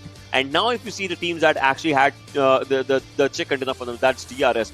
They tried to move from this side. If we look at I8, and Clarity, think about it, right? The teams actually met just around here, take up a fight. And then all the other teams that were just left outside the circle, well, they were having their own skirmishes outside the zone. And that kind of just went bad. And DE as well, think about it. DE starts at Rozhok. The circle favored them. They stayed at Rozhok for a long time. And then they start moving forward. If we move forward, we'll see some amazing fights as well that happened alongside these circular rotations and the teams as well. So it was all in all a pretty good affair with the zone and with the teams, as we just were witnessing slowly and steadily. So yeah, that was pretty good. But moving alongside with these zones, right? Now is where you'll see a lot of teams just focusing on their major rotations. Let me just keep it here. I mean, Vibes, they did try to just have pretty good fights for themselves, but yeah, things did not work out. Again, the circle just not favoring them. I8, they tried to mark up their entry. The best part is for Clarity, they tried to have really good fight, but then they rotated. This is where we saw a lot of fights happening with the nades and a lot of things. But it actually gave DRS the time, a righteous time for them to actually just rotate and stay in their zone. And they did not have to worry about any team. I mean, Paradox was taking fight against High Voltage. Once they tried to enter in, they were being taken down by, DE vibes. There was a cluster of teams. But DRS, they just had it for themselves. They had not, they never had to worry about anything. And that was really good thing for them. I completely agree with that. Yeah. It's just, this is where it gets really interesting. I mean, just let's pause it out here. It was really amazing because if you see now, this was a higher ground area, right? And then DE had such a good area for themselves. This is a minute cover, and then there is this wall as well. DE actually pressurized teams around this area with this thing. But if you talk about DRS, right, one of their lads started rotating, actually went here, and they created a 3-1 split for themselves. I mean, that's a 3 if you guys, I write back with the mouse. But yeah, that's a 3-1 split that DRS tried to create, and that's where Nima was. Nima tried to move to the other side. He was doing really good, but look at that. Let's keep it here only. That's where Nima is. He reaches there. He tries to put a lot of pressure, but DE spots him out. DE takes him out. But these three lads were ready for one thing. Mafia Ninja has that airdrop cover. They have a vehicle cover. They have the smokes for themselves. And the circle just favored them. I mean, for DE, it's what? A 5-meter distance. and that 5-meter distance snatched the chicken dinner away from DE, because that 5 meters is in the open where DRS was. DRS was putting pressure. They had their fires and they got the game. Like, it's so basic, but it just helped them overall. Definitely did. I mean, it is certainly a tactical approach that we saw coming in from the real soldiers, as the name also literally suggests. They are the soldiers in the battlegrounds. On the other front, talking about DE, yeah, I mean, the only thing that did not favor them was that zone itself, moving away from them. And had it not been the case, perhaps it could have been a DE game, because it was looking like to be the case as they moved on along from that compound, taken down vibe, looking real good. But that was not the only fight, right? I mean, right off the bat, we had, of course, Raw taking fight against Seal9. We had Seal Esports take fight against ZEUS. Let's move on through the open performance. Warren. And the moment you mentioned ZEUS, we see them colliding against the players from DRS. And I mean, there was an opportunity, because I mean, you could have disengaged earlier on, but this was a game that was filled with a lot of action. I mean, Ocean, as he pointed out, there was a massive cluster of teams towards the western sides of the circle, and that is where we saw a majority of the fights break out. You are going to be rotating from those open areas. It's not going to be easy. You will be forced to take those fights. Yeah, I mean, those fights, they do happen there. But well, talking about Joker, right? I love the way the lad was just, using a sniper on point, like the bolt action just coming up. And well, Jane, he had the most perfect opportunity out here to take down the players of Seal9. But well, a lot of clusters just forming around school, apartments area just showcase, the way the fights were being executed. And oh my god, these bolt action shots, they were just so amazing. That was a nasty shot indeed, but then I mean I want to focus on that one play, Stalwart Esports, the moment when they were taken out. That was an interesting sort of approach to the entire situation, but this one as well. Seal Esports just destroying ZEUS. Over aggression, again, slowing things down is going to be key. You have to try and see if you have the opportunity to back away from the fight. And this is what I was talking about. Stalwart Esports, I mean, they knew where BABLU clarity was coming from, but still just trying to force a fight that you're going to lose, because I mean, both the teams are pressuring towards the circle, are slowly and steadily moving towards the circle, but BABLU, they were just hell-bent on just finishing off their opponents. Yeah, I mean, they definitely were, and with that, just moving forward, I mean, it was just amazing, as each and every team did try, but at the end, DRS, I'm actually happy, Blotter and Johnny, for one thing, and that is DE and DRS both are kind of back in their element. Yeah. Yep.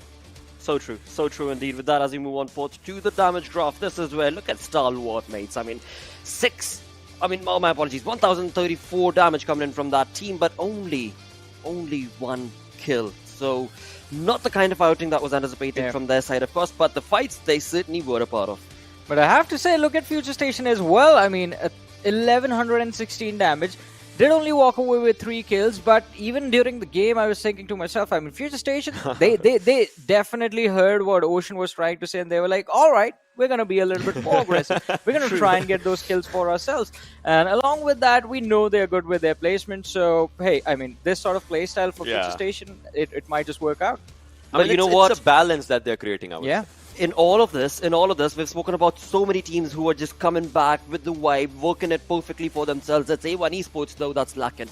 It's lacking. It's so very much lacking from their side, because, well, they were, yesterday also we were talking about that team, was getting so close to getting the chicken dinners and whatnots, and opportunities certainly were being created from their side, but till now, they've just not been able to pop the grounds for themselves. On the other front, talking about the storyboard, it is still going to be favoring Train to Kill with 79 points. What a play.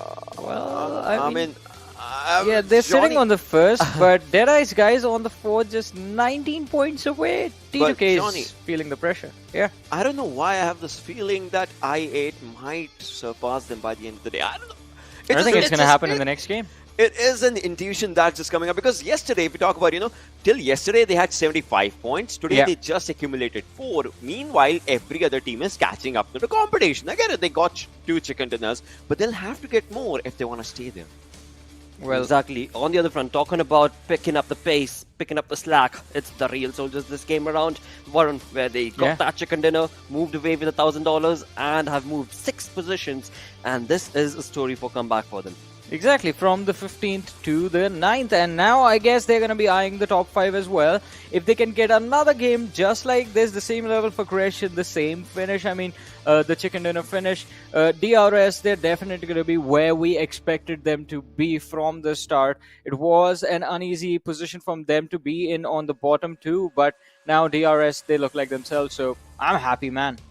Oh, yes. Oof. What a day. What a start to the day this has been. As we move on through to the schedule, we're going to be looking at the second map that will be playing, where these teams are going to be playing, and that's going to be Miramar this time around. And again, when it comes to the expectations, well, we'll see what the stats say when it comes to the map chance. But overall, I mean, we can certainly expect the teams like, for example, Ocean.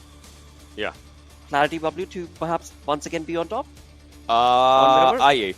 I8. I feel like that. I mean, for me personally, why I feel like I8 should be on top right now is, they're so close to being at the first position, and whenever it just happens, whenever they feel pressure, no doubt if it's second first position or if it's qualifying, we know that they just pull out something amazing out of the box and they do it. So I feel like it might just be an I8 game. I mean, All right. I agree with that because I mean, as I said before this as well during the overall standings, I think it's going to happen in the next game on the map of Miramar that I8 will be surpassing T2K, and the only reason, along with what Ocean mentioned, they went out on Erangel was they were trying to reset themselves to jump back into the fight. They wanted to get a little bit of a breathing space so that they could heal up and then charge on the players of BABLU Clarity. But Wolf, he took a risky move. He got the reward. Let's see if things can be changed for I8, or maybe we're going to see a comeback from T2K in Miramar. Perhaps we'll find out. But again, when it comes down to the bold action that was showcased on Erangel, I'm sure XP is going to be really happy. But as we move on to Miramar, that should hopefully increase. A lot more bold action should be showcased right there from all of the teams. Never mind the team names. Let's just move on along into the game itself. It's time to go on over to XP and Play to take us through the next game of the day. Boy, oh boy, oh boy, it's gonna be Miramar XP, and we saw quite a bit of bold action in the previous map. It was Joker popping some heads in a valiant last stand. It didn't quite work out for him, but he did manage at least deal a bit of damage, get a kill of his own. Now it's gonna be Miramar. We might be seeing more of the same. We might indeed, and the funny thing is, we did see an AWM drop in the last game. No one picked it up.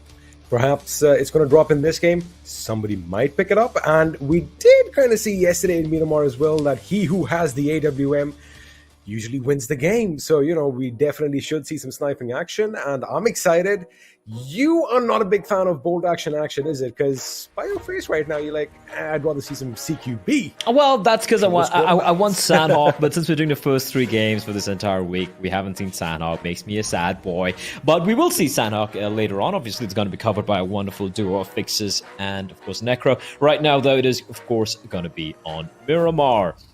And taking a look at the path, it's going to be starting from the western side, right on top of El Pozo, cutting across Los Leones. So, again, well, we've noticed that the majority of plane paths on Miramar, at least so far in season 4 rather, has been kind of smack in the center of Miramar, it feels like, where everyone seems very comfortable. And that's why we've been seeing some pretty slow games. We've seen some very action-packed Miramar games in Season 3, but so far, though, it has been very quiet. But then again, we saw the previous Erangel game. That was action-packed, so you never know, XP. It could be quite interesting how this one plays out. I mean, yeah, anything can really happen. Now, time in and time out, we've seen the circle form around Los Leones, except the last Miramar yesterday, where, of course, it was a bit further up north, near Minas Generalis, where we saw final action breakout. So, yeah, it definitely depends on where the circle is going to form, because as of right now, everyone's going to be heading off to their favorite spots. And the thing about Miramar is that certain cities and certain towns are big enough for more than 2 teams. So, we do expect some skirmishes to break out, but again, it's all on the team and how hungry they are for kills. Now, for example, DRS, I mean, they're definitely changing things around, as we've kind of seen today. They have been good at rotations, as the analyst just pointed out. And well, if we have a look at the circle, it is going to be a bit towards the east, and the junkyard, in fact, is going to be pretty much at the center of things, which means, Play, we are going to have a lot more open warfare over the deserts and pretty much over all the mountainous regions. So action this time is going to break out a bit quicker, especially Hell yeah. in moving vehicles, which are going to go boom pretty soon. Yeah, that's what I'm looking forward to. I8 and BABLU on opposite sides of the map. BABLU really like dropping on the peripheries of the maps we've noticed so far. And I8 going for the 2-2 split. Now, this is something they've gone for in the past as well. I do believe our analyst pointed it out during the group stage. Now, obviously, considering they dropped very late, they are aware that there's not too many teams around. It's an interesting ploy, right? It does allow you to loot up very, very quickly, but also puts you at risk of potentially being just beleaguered or surrounded and attacked by a full squad of 4 while you're just a squad of 2. So that could be problematic. But looking at this, it looks like no one's really going to be migrating towards the eastern side anytime quickly. It looks like most of them are actually going to be heading towards the Minas Generales or maybe towards El Azahar. So Uzum and Johnny should loot up their heart's content, and then they're going to be heading up north to group up with Crypto and Blade. And for the side of I8XP, like when are they going to get a chicken dinner, man? You know, I mean, Ocean and the boys, the analyst desk, they are pretty adamant that, this could be their game, and we're going to have to wait and find out. Now, just to continue on I8's point, they have been landing at Puerto Paraiso and at Impala, time in and time out, and only a couple of times have I seen Paradox kind of jump towards Impala as well. So at this stage, I'm pretty sure Blade and Crypto would have expected a little bit of occupation over there. Since that isn't there, they are going to loot to their heart's content. And we saw them in this position yesterday as well, where that eastern seafront basically is always open, and they've been the only team to traverse those roads. So for them, the beginning stages of Miramar have been pretty comfortable throughout this tournament. I just want to point out, Nima seems to be trying to get out of the map. I think he just wants to go and have a look at the fabled oasis and see whether it's myth or reality. Of course, when it's a little bit hot on the summer days in a desert, you do have a few mirages, you have a few heat waves, and sometimes, well, an oasis can be a mirage. I think he just wants to check it out. He wants to make sure, Blade. And then if it is a mirage, you get a sunstroke and then you die, which is unfortunate. But pretty much. Well, at least there's no one nearby. It's not going to be any shots. I have to say the Oasis might be the safest part of the entire map. Like, I don't think I've ever seen anyone even go there, even like in random Legend games. has it that the water actually has healing powers. Oh, so you get inside the water, you heal up. That'd be interesting, right? Imagine you're going to play the right. You never leave that place. Imagine yeah, exactly. You just play the blue out, play a heal battle, and just like soak it in, and just battle out the blues sitting in that nice little pool of water. But right now, though, all fantasies aside, we're going to be jumping into Vibes POV, who were spectacular in the group stage, but have kind of fallen off here in the Super Weekend. A very quiet day yesterday, and even today, it hasn't really been a great start. But then you look at the gap of the points between themselves, and that's a DRS who just got a chicken dinner, right? 41 points. They're in 34. 7 points difference. They can easily catapult themselves into the top 8. So, yeah, even though you look at Future Station, Wizzes with Vibes, AI and all these guys, they can easily, like 12 points difference between Raw and these guys. So, just one big game, and that's all they need. However, that being said, T2K still holding on to the top spot. But as we pointed out, the gap is pretty minuscule. A couple of good games for any of the teams, even in the bottom half, and they can easily find themselves in the top 5 by the end of the day. So yeah, nothing's confirmed yet. Nothing is confirmed yet, indeed. And again, yeah, one game can make it or break it. But the best thing about the Super Weekend is that, you have 15 games in a row against the same opposition. And you can really, if you can read your opposition like a book, oh my goodness, you can really start taking off a few points and making things go in your favor. Now, what happens in the league stages, when a new group comes in, it does kind of ruffle some feathers and, you have to be a bit on your toes. But over here right now, they can really practice a few of the tactics right now. And again, in proper Miramar fashion, the action is going to break out. And of course, bullets are going to be fired at a moving vehicle, and entry in that pickup is going to be one lucky guy to escape certain death, making sure he reacts a bit quicker. But again, this is how they all fall down in the beginning. As A1, they decide that they've had their fill of loot, and now they will be heading further east, because looking at the play zone, XP, it is surely going to be towards the eastern side of the island. And yeah, Magnet do attract. Oh no, entry, what are you doing? Okay, he's gotta go for the reload. Now he can find it. Just one bullet is all he needs. But 9boy not quite able to land the finishing blow. And, well, suddenly the hunters have become the hunted. T2K from the mountain.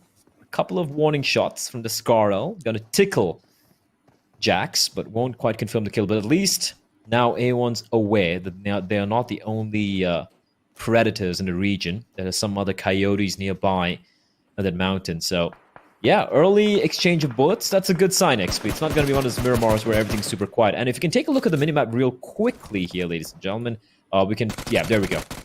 Considering about 25%, 30% of the play zone is in the water, that's going to force, like you said, a lot. Look down south, XP. Look what's happening down south. What the hell is that? Is that a rally race or what?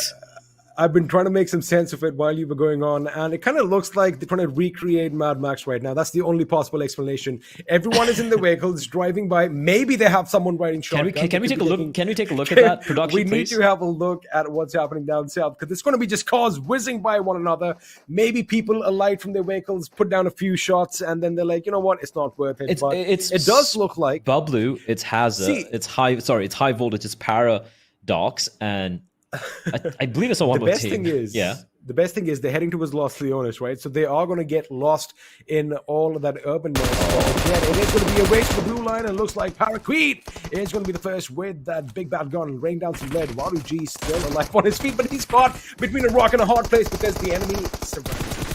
I love this from Paradox. Right? I like this. They were duking it out in the previous map as well. They were super quiet, super passive during the group stage, managing to squeak their way in qualifying for the Super Weekend. But right now, they're feeling very confident here. And DRS and Seal, the moment they reached the safe zone, they're like, oh, god damn it, gotta go further down south. So it's an interesting battle. Zibian now. That Tesla of his taking a lot of damage, and he runs away from the M249, but walks in straight to the M4s of G1's. Paradox are coming out on top. Witness them.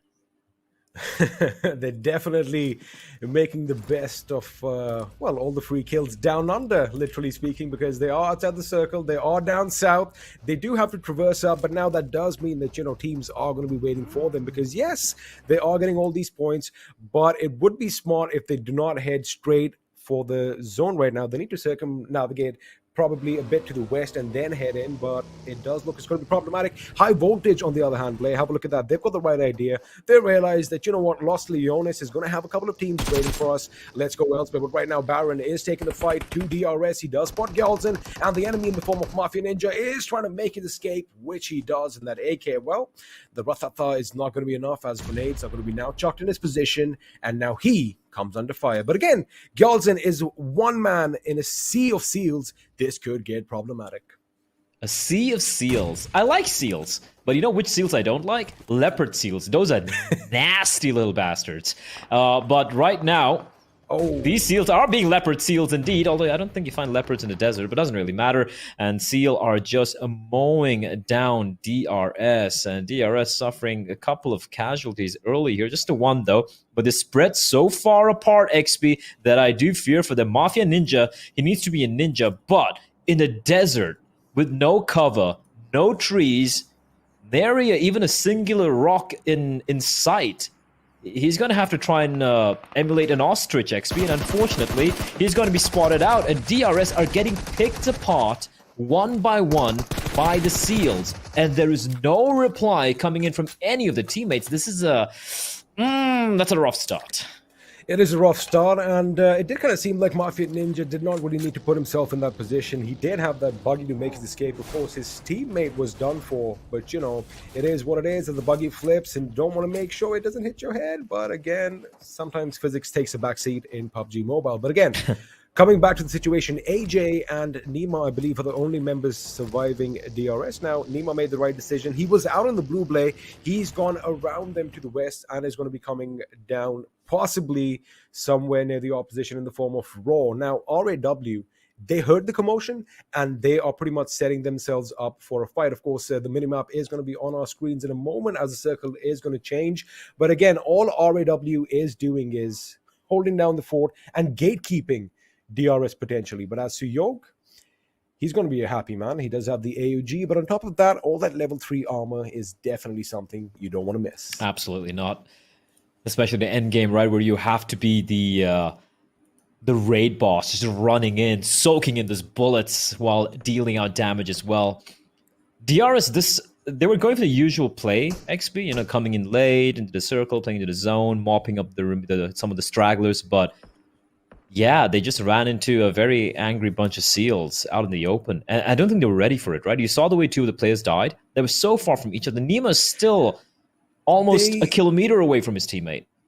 I kind of want to say that, you know, they were the ones who, in fact, started with the aggression. They alighted from their vehicles and started laying down some shots on Seal, as you noticed. But again, the tables were turned. Now, Nima is going to be driving in their wake, so to speak, keeping a distance. But Zay could be in a position to spot him and lay down some lead. RAW also realized that, you know, the circle has shifted further down south. They need to make a move as well. Now, AJ could be leading the charge, but have a look at that. It does seem like that road is going to wind on down right into the enemy in the form of Wizzes with Vibes. Now, Wizzes with Vibes play, they've been kind of quiet today. Perhaps they could do something, and AJ makes a good decision of going off the treaded path, and well, he goes into the wilderness trying to get around the enemy.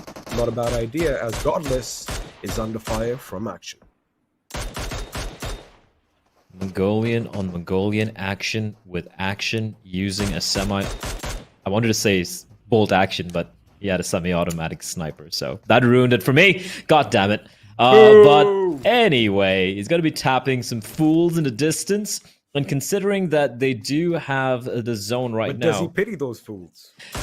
Does he pity those fools? Yeah, I don't know. I don't know, XP. Paradox have, however, finally arrived. They did take down a member of High Voltage, if memory serves me right, and they're looking for more. They're looking for more, and Hazza, you need to pick your fight. Who are you going to shoot at, Extreme or the person in the vehicle? He spotted Extreme, and I love this from him. He's going to slowly fade back, tossing in a nade, trying to make Extreme feel uncomfortable. And High Voltage, I feel like, are in the same spot that DRS were in, where they're all isolated by the Lonesome. But if Paradox get a little too over-eager, they can get taken down from above. Because 3 members are downhill, 2 members of High Voltage are uphill, and I think they realize that, XP. They're going to be immediately going upstairs, because Parakeet is going to be the recon dude, and he figured it out. Good decision on their part, on Paradox's part, to move a bit towards higher ground as soon as they realized Havoc and Ozzy, you know, made that little break and got there before them. But now High Voltage, on the other hand, realized this. They realized, wait a second, they're not firing on us from that position. That means they're moving around. Of course, the sound of the vehicles is going to give it away as well. And they deployed enough smoke, and they got out of there. But someone who is not out of harm's way is going to be Seal as they find themselves up against Wizzes with Vibes, with Rules down on his knees in a bush, a little hidden for now. But if his team gets wiped out, well, he is going to be needing his maker as well. Grenades are going to be lobbed in. That one is going to be just a bit too short. And wait a second, Delta retaliating as well. Now, Wizzes with Vibes are in a bit of a pickle, but it looks like Seal are going to make the decision to move further in the circle. Well then, fights definitely breaking out, and I'm glad that we were right, XP. This is a much more exciting start to a Miramar than we saw yesterday, and even during the group stage, right? So, Killer... Interesting. Nade deployment. But he's going to come out worse for wear. He's going to use a smoke, though. I like that. Using the smoke to prevent Malik from peeking through that angle. And he's going to pull off the Great Escape. Now, both these teams are still inside the play zone. So there's no crazy rush to try and take a fight. And Seal, this I like. Knowing when to take the fight and knowing when to relocate to a more superior position. They're going to be going by the coast, XP, but they might be running into DRS and they're like, hey, hi there. Wait, AJ, hi, we meet again. Oh, goodbye, good night. Nemo left alone. That's just so unlucky for DRS. I mean, they lost all the members to this team, but Nima is trying to keep the fight Nice try. alive. He got 2 of them. But Nice it's finally going to be taken down. What are the odds, XP? What are the odds? What are the odds? Imagine traveling all around the map and then finding them once again. That is just going to sting a little bit more. But what's going to sting is that grenade. The trajectory High voltage. did look good. However, it did blow up a bit too quick. High Voltage, they are making it to the circle. I do see Havoc One member. leading the charge. Hey man, sometimes one member is all you need. It's a Uh-oh. little bit of luck, but he's heading straight Paradox. towards Seal. No, look at Paradox. No, look at Paradox and Zeus. They're side by side, XP. They're side by side. It's been a while, but now Paradox, I kind of thought that, you know, they were putting themselves in a bit of a position, which we saw earlier with High Voltage, and now it seems like they're going to go up against Zeus. But right now, Havoc's gone. it's going to be Raw versus Wizzes with Vibes. Havoc's gone, XP. You said it. You called it. He's like, oh, he's gone from the frying pan straight into the fire. And the fire was, of course, I8. Now, Malik is a lone man surviving who was these with vibes. The blue is dealing quite a bit of damage as well. So he needs to make a bit of haste. But the moment he gets spotted out, Raw are going to skin him alive. And that's not something he's going to be looking out for. There we go. Paradox decide, hey, we can take a fight with these guys. And I8 are like, not really. 2 knocks down. Uzum with a well-placed nade could find Hazza. That shit. No, just whoa. Nuh-uh. Oh, it's an 8. All right. Now, the smoke was from Wiz, but I love this from I8 XP. They're pushing in. They're not allowing them any respite, any time, any space to go in for the res. And Uzum finally, the nades should be landing. No, he's healed himself up. The res hasn't taken place yet, though. But everyone's down. One member surviving for the side That's of it. Paradox. No, Wiz is still there. Wiz is still there, but for how long? I feel his days are numbered, XP, and just a couple of nails remaining to be fired into his coffin via a nail gun. Instead, it is going to be the M-Force that's going to do the work. I really liked what Paradox did there, getting those kills and being aggressive, but they kind of waltzed into a wall, and the wall had cannons, and its name is Also- I8. That's unfortunate. That position they got themselves in wasn't like really helpful as well, because well, all grenades are going to roll down to the middle of the pit, and it's going to be devastating. Again, they did get caught out. It is most unfortunate, but right now, looks like Pika is going to be using that M24 of his to good use, as he does get C-Vine from Future Station on his knees, but the zone is going to close in another 5 seconds, which means all these teams are going to have to get up and move once again. But the question is, who is going to be the lucky one out? And looks like we only have a few members inside the circle right now, as it is going to be pretty much open warfare, as Senor is found out by Assassin, who is still not down. Sealed 9 coming under heavy fire for Bean, going on the flank with Monkey and Inky inside the house. Now, this could be problematic. It is all smoked up. Vision is obscure, but right now, Assassin comes in from the side. 1v3. Gets one down, which means it's going to be a 1v3 or 1v2? 1v3. It is a 1v3. And that's it. That's all she wrote. Seal 9 have been wiped out. They've had a tough time this game going up against team after team. Yeah, they've just been struggling so far. Do got a feel for the Mongolians, but while the other Mongolians, though, they're having a good old time. And speaking of the other Mongolians, the other Seals going up against Stalwart Esports, and it is going to be aerial bombardment by Baron and his teammates, and that's going to knock down Top from atop that little mount. Smokes will be deployed by his teammates to provide him a bit of cover. The rest comes in. Now, Action has a lot of responsibilities in his hands. He needs to keep T2K at bay. He needs to ensure that he has his eyes peeled for other teams arriving as well. But I believe the rest is going to be coming on in, and that is going to be Illusion with a perfect nade to take out 420 Boy. And with that, BABLU will bid us goodbye. 6 teams out already, and we have 10 left alive.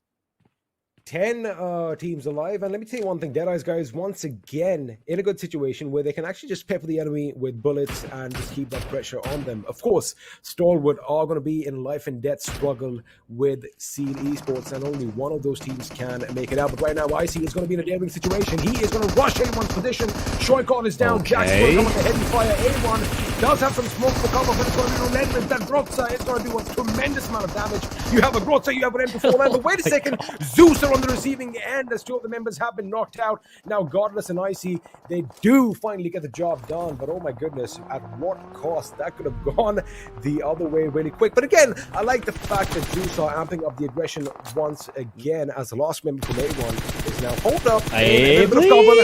I like the fact he's still not giving up, getting a knock on Zeus. There's another knock taking place, though. Another team has joined the party, and that is gonna be Zeus getting eliminated. They had 4 alive!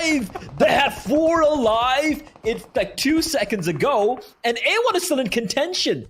What was that? Zeus they just disappeared. They pull out a vanishing act. quick thinking on A1's part over there, making sure he takes cover, but it's not going to be good enough because it is a short-lived victory. As they're finally taken down. Dante finally goes out with that A1, is out in the 7th position. Now, the revive was almost there, but it's not going to be, as Sky realizes that, you know, his teammate is going to get picked up. He wants to go. Wait a second. He just left his teammate. Now, that does make sense because Action is going to patch himself up, but I thought he was going for a little bit of a flank on the boys from C. I believe there's another teammate of his knocked down, so he's actually gone for the res there, XP. But yeah, it's hard to miss these small little things considering the commotion that's going on here.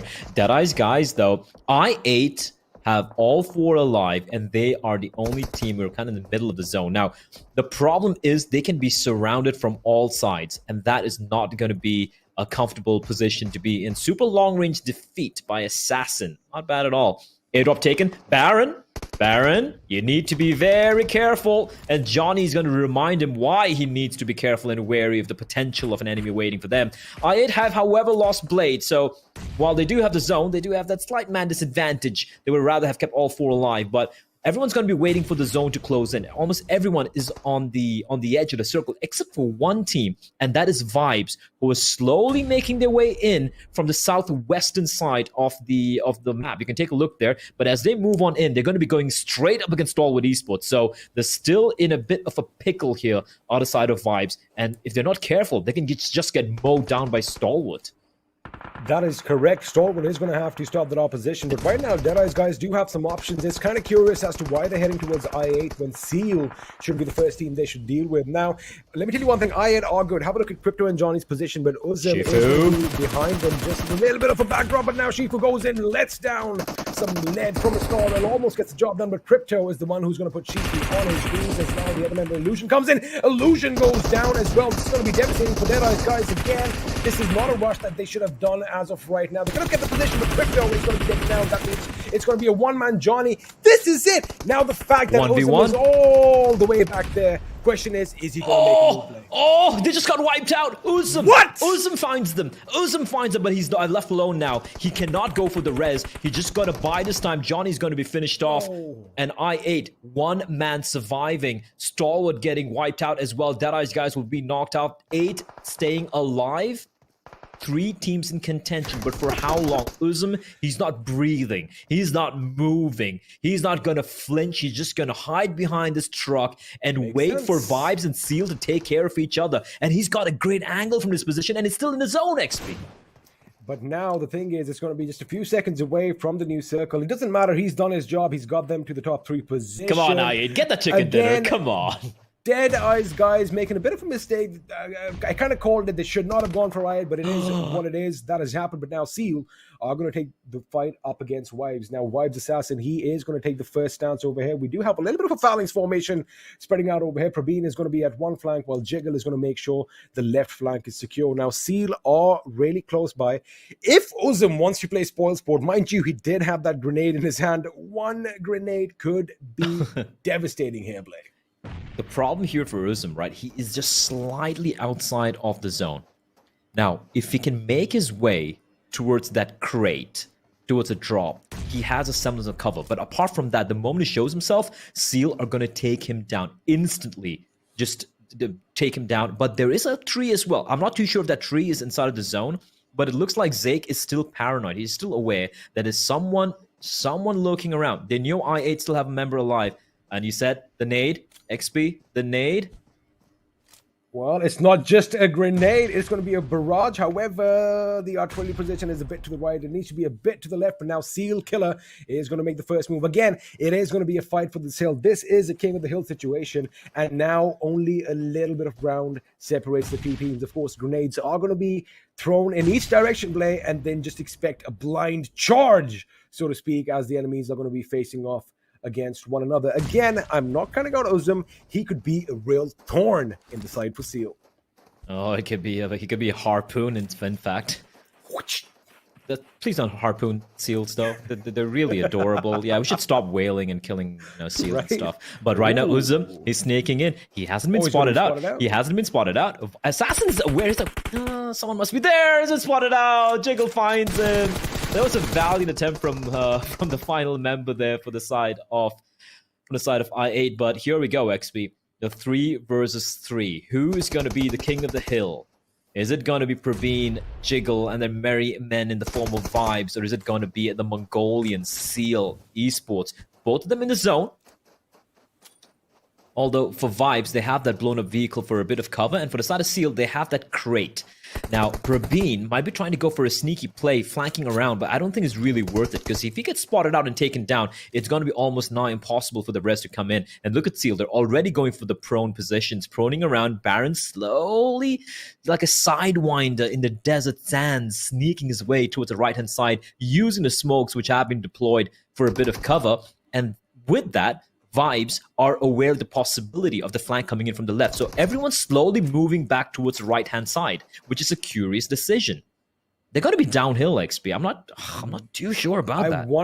I wonder. No, see, right now, the downhill is not going to be a problem for them because, again, they're getting these amazing angles. Now, what I did kind of see was Jiggle does have a few Molotovs still on him. And I wonder if he's going to create a little bit of a no-go zone soon enough. But it looks like Baron has kind of given them the signal that, the coast is clear as far as the summit is concerned. And now they're going to make a move. Assassin, again, is going to deploy some smoke, obscuring Baron's vision. He wants to go behind them, behind the drop, and lay down some fire. Now, this is going to be a beautifully orchestrated moment because fire has started. Jiggle as well. It needs to be all in one swoop, and it is. Jiggle goes in, Assassin goes in. Seal are finding them at the receiving end of things. Baron is going to be taking some heavy damage as well. He goes down, which means it's one man from Seal who is going to give it his all, but there you have it. Vibes are going to get the better of Seal Esports play, and what a way to win this chicken dinner. They played that so well. They played that so well. With the 3v3, I was starting to worry for them. Like, they might be going out on the plains, but what the hell do I know? 14 kills, and of course, they get 15 placement points as well. 29 points in total. And considering where they were in the positions, we were talking about them, XP. Every team that we are critical of have got a chicken dinner so far. We're like, DRS have been sucking. Boom, chicken dinner. Vibes have been struggling at the bottom. Boom, chicken dinner. What a showing. And especially in that situation. But that was a fantastic game. Even I8, right? Like, they got a little unfortunate. DEADEYES guys pushing in and taking the fight, but they were able to survive. And unfortunately, Uzum, the last man standing, getting caught out in the open. One of the more fun maps of Miramar we've had so far in Season 4. Absolutely, and again, it just came out. I mean, the teams that we expected to hit hard, they hit hard. We had plenty of drama in this game. We had a few ups and downs. We had the tables turned one after the other. We had DRS running away from a particular team only to get caught by the same team. Seal, that was Seal. Once again. So, we had a bit of everything, but of course, a well-deserved victory for Vibes. And with that, the action is going to come to an end on map 2. But guess what? We still have 3 more games in store for you today. So what we're going to do is take a quick little break. We'll be back after this. Don't go anywhere.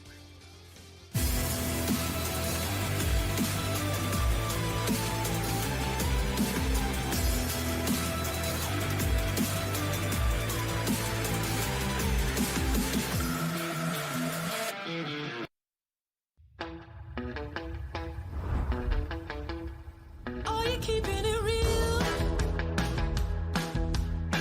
I'm calling shotgun, wanna see my baby run. Oh, what's the word on the sea? Kicking up the dust, you know what I mean. We got a good thing going. We got a good thing going on. Hello and welcome to the virtual studio of PUBG Mobile Pro League South Asia Season 4. We're in the first Super Weekend itself, and it is off to an incredible start when it comes to the games. Of course, it is all sponsored by Oppo F19 Pro, and joining us along when this comes to the journey is the analyst desk. And dudes, I mean, that game was so very wonderful indeed. Starting off with Ocean, what are your impressions? I mean, I love the game for a few things. That is, first things first, the circle as it was just moving around. I8 had so much cushion for themselves just to, play. But, well, their fight with DE, that just actually changed a lot of things. Well, we'll talk about that. But right now, Assassin with 9 kills as an individual and just 109 healing done. That's brilliant. And he has 2 assists as well. Like, he had his impact with the team.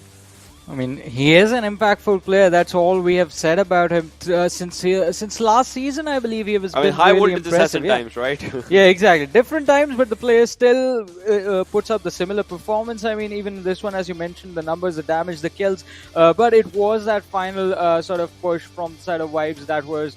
Well, it felt a little tricky because Seal Esports, they were looking pretty strong. Vibes and Seal, we couldn't say like, oh, this team has a high ground advantage because that fight happened on a slope. And it was the utility that was in fact actually laid out by the side of Vibes that turned things in their favor. Absolutely. With that, let's move on and have a look at the top players coming in from this match itself. We do, of course, see the MVP right there in the name of Assassin from Vibe Esports. But on the other front, two of his teammates are also going to be joining into the party with, of course, Jiggle right there. 767 damage that he was part of. GG play being showcased from yet another team that is going to be Vibe for now. But on the other front, going back to the conversation that Ocean started off with, dude, I mean, this team, they had everything working for them, but then it all came shambling down. But I mean, Ocean, our prediction was correct, right? I believe. Yeah, I was. I would say, like, I mean, it's a win-win situation for us. I would say. So where's our money? Come on. We're gonna have to win chicken dinners for that. Would do classics work? No. Oh, not at all. Don't know. It Well, has to be the moving same forward, moving forward, I'll ask these people to just carry me or something. Well, moving forward to the match summary, right? This is where it just comes down to look at Killa. Look at Zaki. I mean, those were the players that just had a good distance, like from Seal, if we talk about the team, right?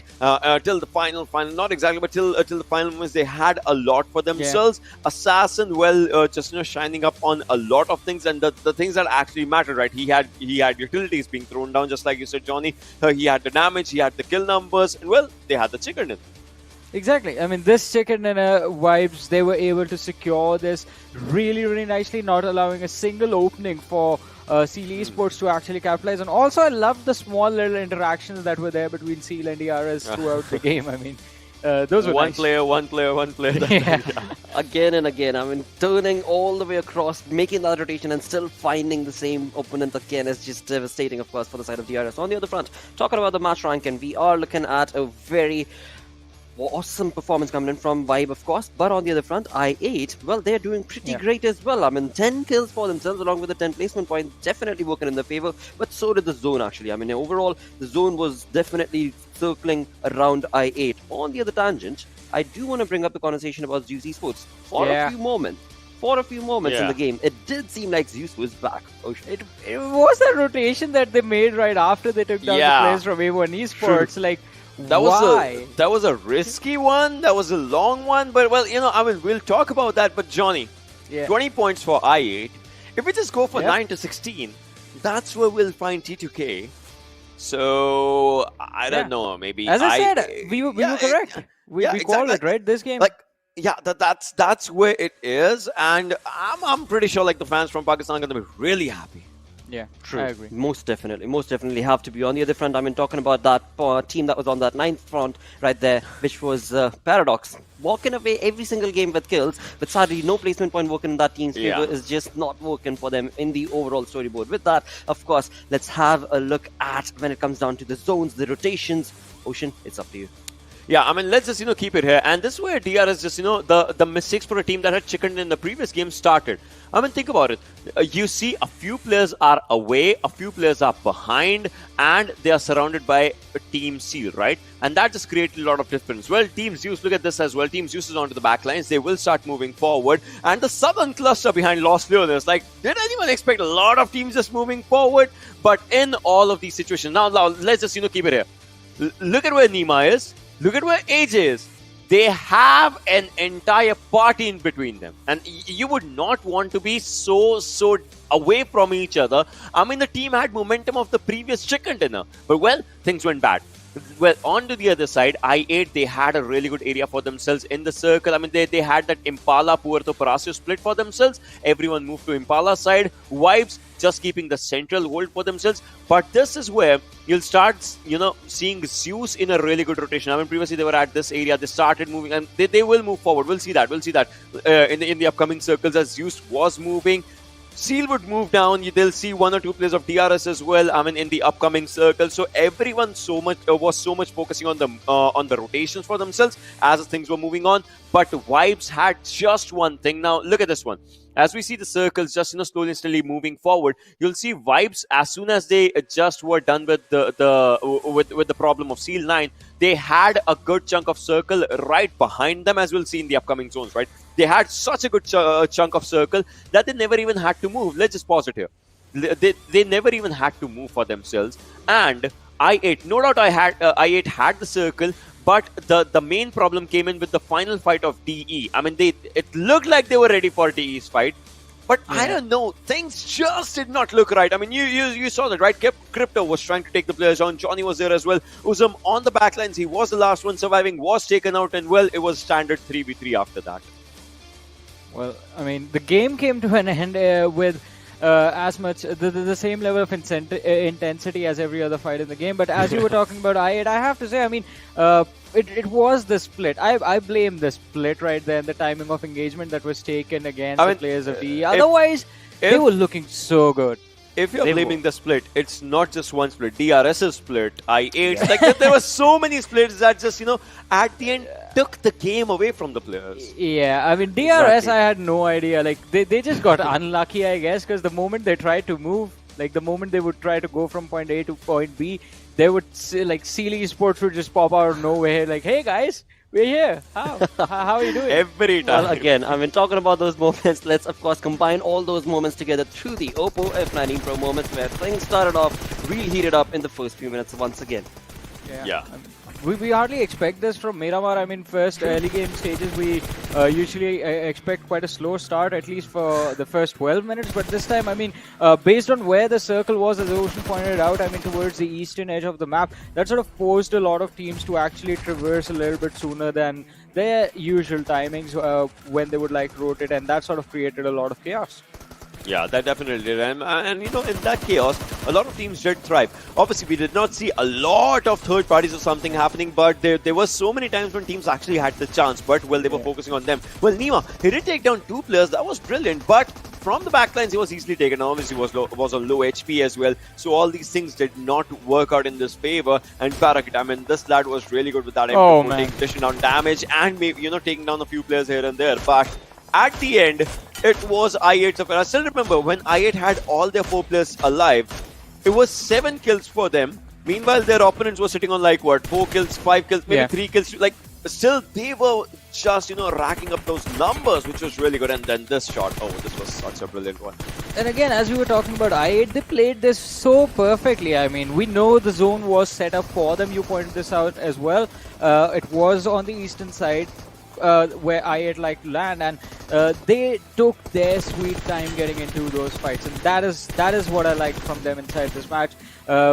Quite unfortunate what happened. I mean, because the way they were taking those fights and the way they were moving towards the edges of the circle, I expected them to actually walk away with the chicken dinner, but DE just catching those players off guard. Uzum getting into the top 3 definitely was a good conversion right here. This is what we're talking about. The split right here was like something that was, well, it was required for them to move in, but that was also the thing that costed them the position, the chicken dinner, basically.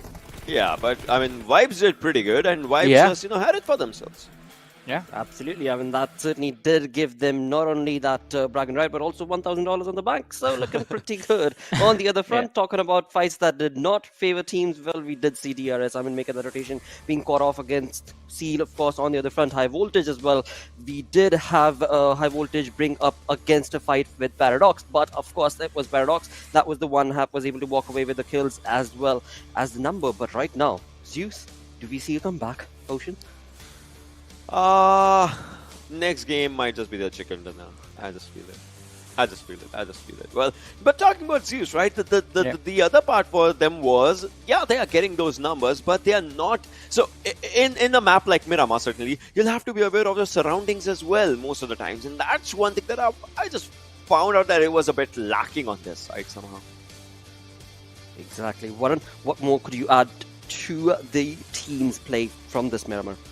I mean, this Miramar was really, really interesting because whenever the circle is either going to be towards anywhere towards the southern side of Miramar, it creates a lot of havoc for teams. Majority of the cluster you're going to see on Miramar is going to be towards the center of the map. So rotations were definitely weak points for a lot of those teams that we saw getting taken out earlier on in the game. And on the other side, though, ZEUS Esports, it was going so well. Before that one, again, it was the rotation as well, but like, yeah, I don't understand why they would do that. They just ran into the gunfire, ran towards the sounds. Wow. Exactly. I mean, ZEUS 1 minute Esports, yeah. they were doing so good, and then the next minute, as soon as they make the rotation, they're just completely grounded, and there's no movement from them that can be anticipated. But on the other front, talking about the storyboard altogether itself, this is looking pretty interesting.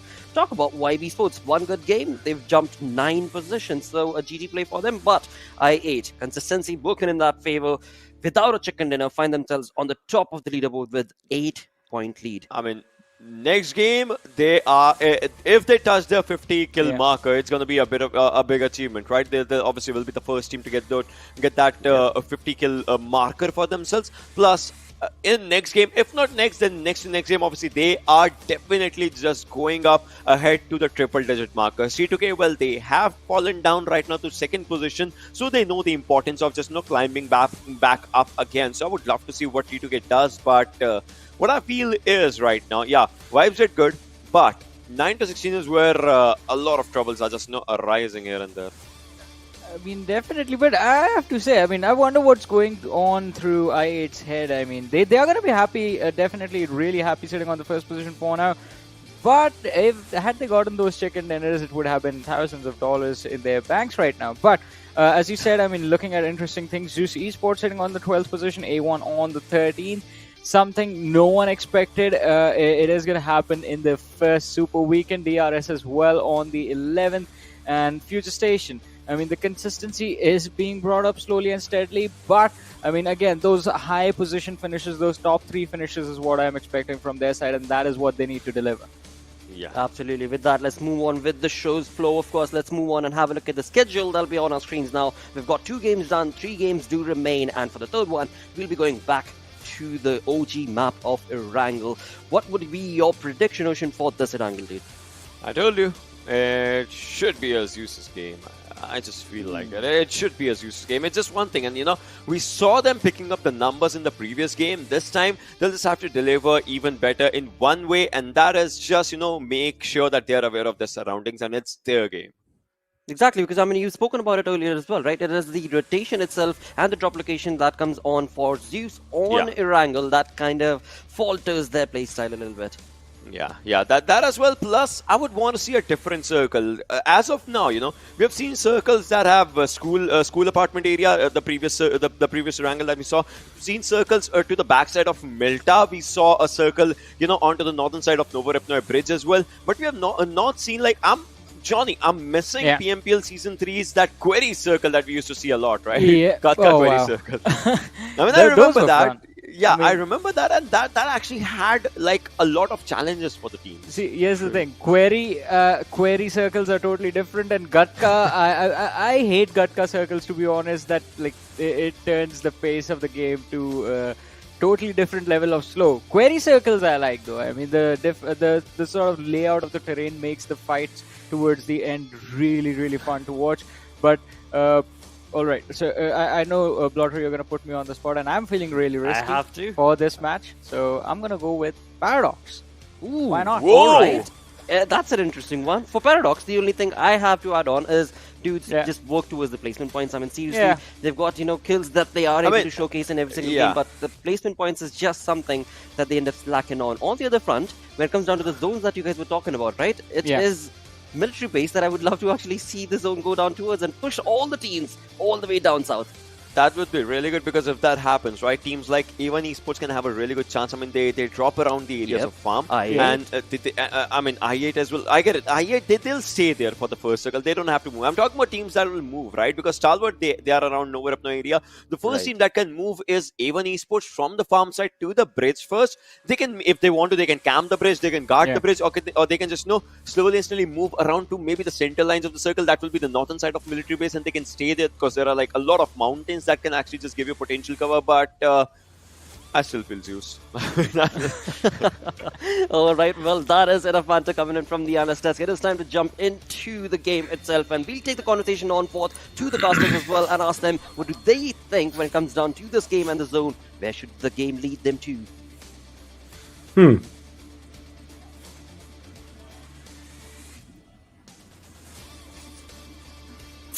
Let me just think. I think I can see your lips kind of move, but then no sound is reaching my ears. I guess you're going to have to just tinker around a little bit, Blay. But anyway, let's see what this game has in store for us right now. I do kind of see something interesting happening. Paradox has been picked by the analyst desk, one of their picks. And I still see some movement, but no sound. Again, we're going to wait till Blay is going to sort out his audio again. Technical issues, this happens. I was at the receiving end of things on day one. Luckily, it's not me this time. Yes. Anyway, coming back to what is going to happen is, again, now, I'm kind of fixated by the fact that, I can see him say something, but nothing's coming. Anyway, while he reconnects, let me just quickly bring you up to speed. All right, 2 matches have been underway. It is going to be Erangel, and talking about circles, the analyst desk, Blade, did kind of mention they haven't seen any action in the quarry recently. I'm going to agree with them. I want to see something happening towards the west of the map. We remember the previous season we had, I'm hoping you can hear me now, we used to have circles all the way in the southwest of the island. I think like 7 times out of 10, which was ridiculous, you remember. It was always towards the western side of the map, and the fact that most of it has been kind of Gatka, Yasnaya oriented. I have to agree with the analysts. I have to agree with Johnny that it is it brings the game down to a crawl, right? Pacing wise. Johnny said a very interesting thing. He thinks Paradox is going to take a chicken dinner. Look, there's optimism and there is delusion. It's whoa. All right, I don't think it's going to happen. I get it. I won't lie. It's I get very it. unlikely. Right. Now, what's happening for Paradox is, as they mentioned, I'm just going to brush up points that the analyst desk brought forward, that they're picking fights and they can hold themselves in a little bit of a gunfight.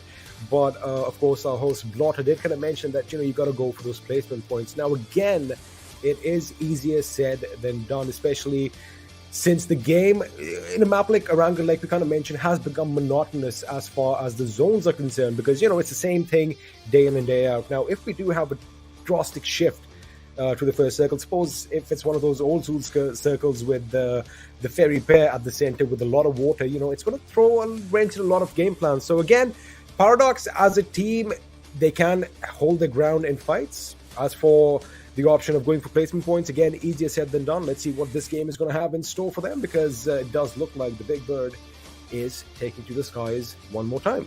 Yeah, it's going to be the final game for us, as we have spoken about earlier. This entire week is going to be us doing one of the first 3 games. I know Sanhok, but I like Erangel, especially the first game. XP, that first game we had today was so action-packed. There's some crazy stuff happening early on.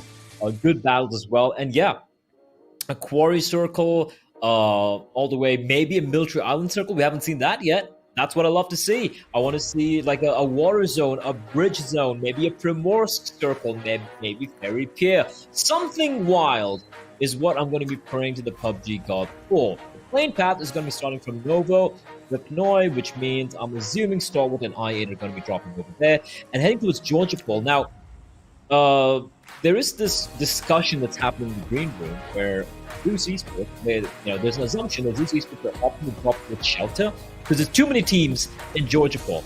But knowing ZEUS, do you think they give a damn? I feel like they're just going to drop in South Georgia.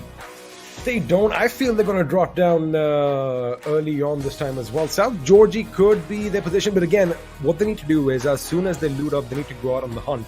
Now, it all depends on the mentality, whether they're ready to do so, because they have realized that, unless we don't have the element of surprise in an attack, a lot of the teams can hold their own. So, that is something they need to work on. But judging by the fact they haven't jumped out yet, it looks like South Georgia could be where they're heading. But of course, Like you said, some things are certain in life. Death, taxes, and I-8 heading to the military base. That is what's going to happen. Stalwart are going to be in Novo as well. And it is the usual suspects heading to their favorite spots. T2K are going to be dropping down at the farm with a little bit of a split if you have a look just north of that bridge at the gas station, while Wizzes with Vibes are going to call Milta their home.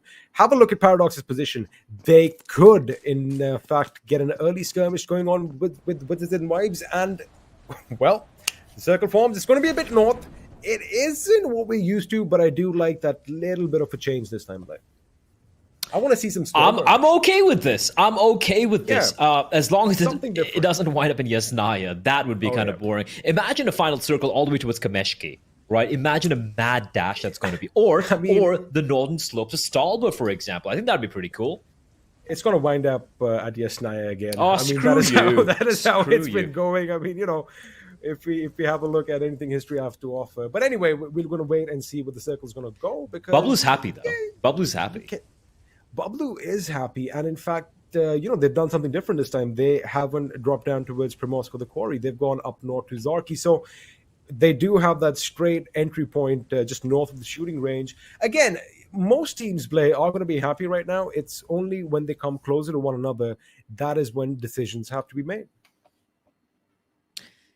Decisions might have to be made a little early as well here, dear XP, because as you pointed out as well, you look at all the teams the way they've dropped, and even though initially for the next few minutes these teams are going to be busy looting up, they will have to go for a mad dash up north. And I can even envision a few other teams going even further north just to avoid all the other teams rotating in. Now for DRS, here's the question here.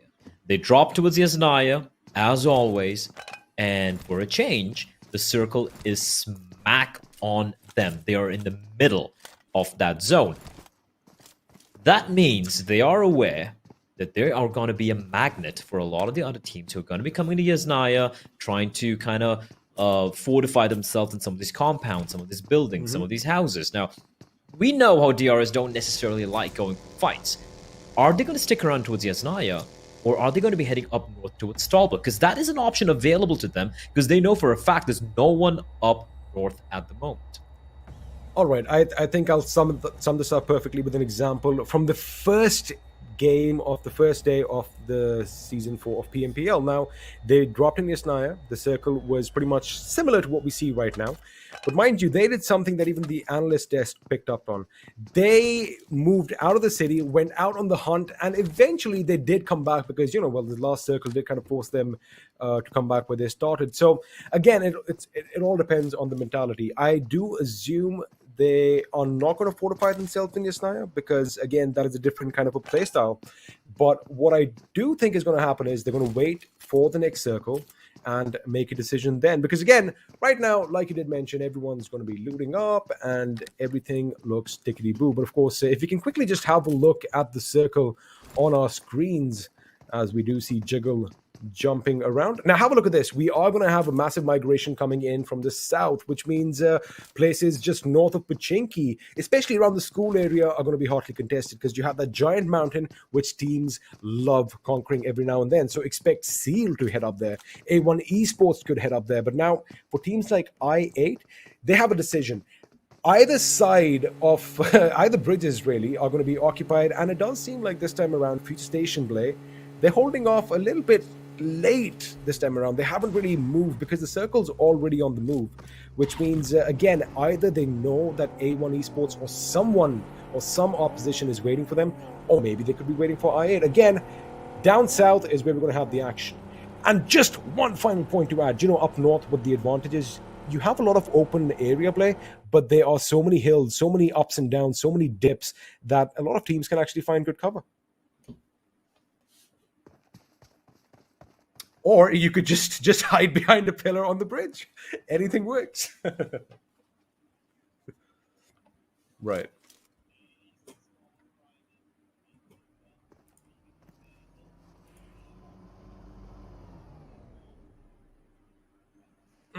I think he saw him.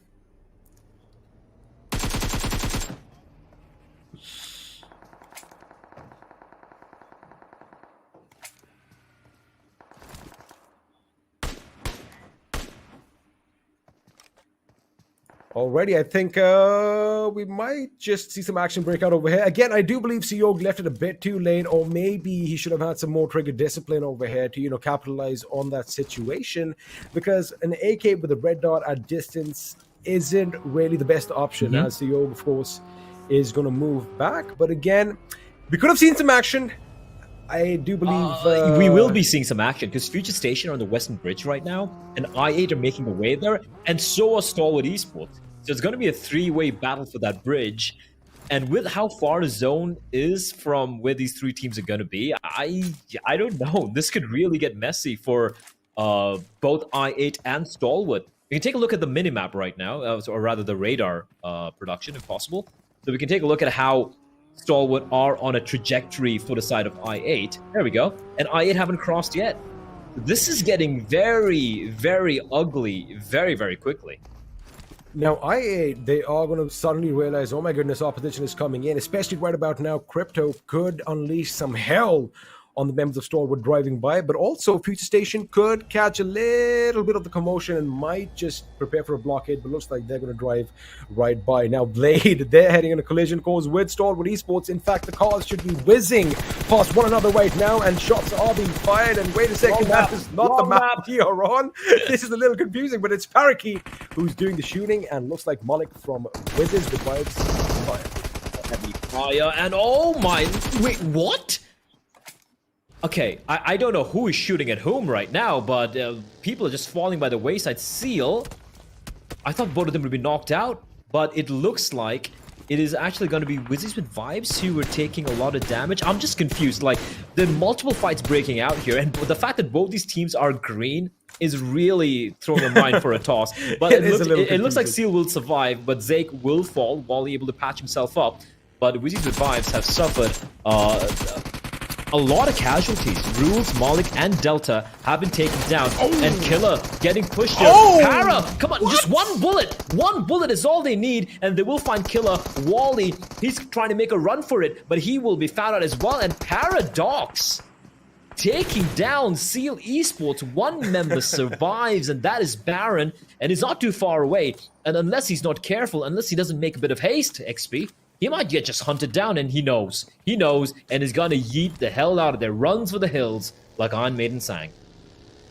Well, it does look like Haza has an idea that the enemy is in that direction. He is going to kill. Paradox is hungry. The enemy has been spotted, and there you have it. A hot pursuit is now ensuing, as Baron does have some distance, and, well, that compound is going to put a little bit of distance between them. The question is Haza going to overextend? I know he's hungry. He's going for the kill. He wants to get a nice clear shot, probably get back to his passenger position and lay down some lead, but, again, it could be a little risky. Now, the circle is going to shift up north. Blade, we might just see a final circle on the slopes of Stalwart. Hold up. Stalwart went left, I8 are going right. What? I mean, it's survival of the fittest. It doesn't matter. Like I said, it was going to be all about a mad dash in cars. They're like, oh, the enemy's coming. All right, let's just take a right. They completely flipped position, which is hilarious. The funniest thing is none of them died. No one took any damage, but I8 gonna go to the Eastern Bridge with Milta. Guess who's waiting for them? It's Future Station 1952. These two are meant for each other. Wally will be found, and he'll actually be run over. There was a bit of a delayed kill feed that caught me by surprise, but yeah, Seal will still stay alive. They'll stay in contention. Baron, he has managed to escape the embrace of death of paradoxes, so that's at least something going the way. Meanwhile, BABLU and Vibes, they're chilling, they're vibing, just driving alongside, not really taking any pot shots either. Again, you don't want to just get off your vehicle out in the open because, yeah, you might have vision or a visual rather on one of the members of the opposite army, but of the opposite team. But then again, you have no idea what the others could be hiding, especially in this situation, because, you know, we've seen the moment someone alights from a vehicle, chances are they're taken out. But as the circle is going to still make sure everybody comes in close, the Stalwart are going to be a bit late coming by the way of school. Looks like I8 is going to take the fight, but Paradox are coming in the fire from DRS. Ooh. Now, GI almost taken out over there is going to spin out and make sure he is going to get some first aid in. Could possibly rain down some death from above, while his teammates are doing what everyone would kind of want to do in the situation, get to the highest point possible. And well, in the circle right now, that place is Stalwart. A Stalwart circle. That's as rare as finding gold in the in a river by your house. I don't even have a river by my house. I don't even know what I was going with that. What I'm trying to say is Stalwart circles are exceedingly rare.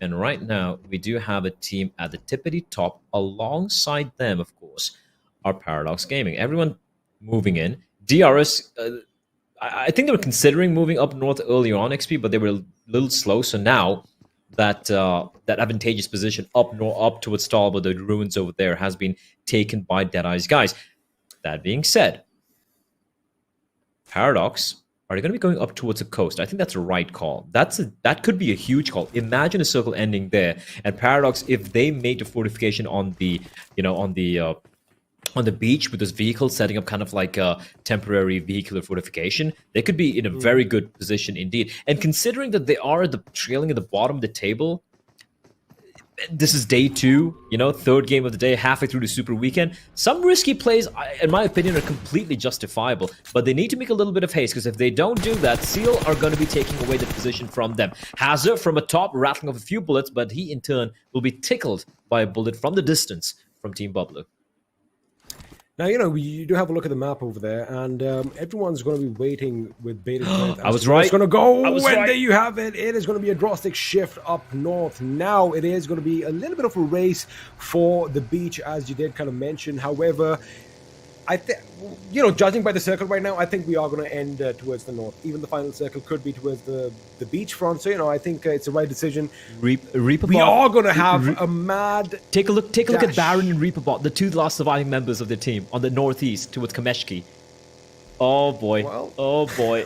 This it could be a one-on-one situation. You said it's a mad now. dash. It's a mad dash. And we have someone already getting taken down. DEADEYES, guys. But it is going to be Killer, actually, getting found by Shifu. That was on the back of the buggy. There's a lot of hectic vehicular action taking place, and it's not just the wheels that are turning. It's also the magazines, the churning out, just spitting out bullets. Vibes doing a good job to try and get the res in, but amongst all the commotion, XP, another team might have made that, might have won that race to the northern side of the island. Someone else might have made it to the beach, which could be anyone. Again, it is a huge gamble that these teams are partaking in right now, because, again, the circle could have a mind of its own. It could come down south. So, again, the teams aren't really decisive enough to make sure that, whether we want to stick on the mountain or whether we want to go down. So they are kind of caught in no man's land. Of course, they are trying to make the best of the situation. As you have a look at Wives, they do have a compound under their control, which is something good. But Senor over here with the grenade could be devastating. But Joker it is, as Joker is blown to smithereens. But now that second grenade was a bit of a mishap.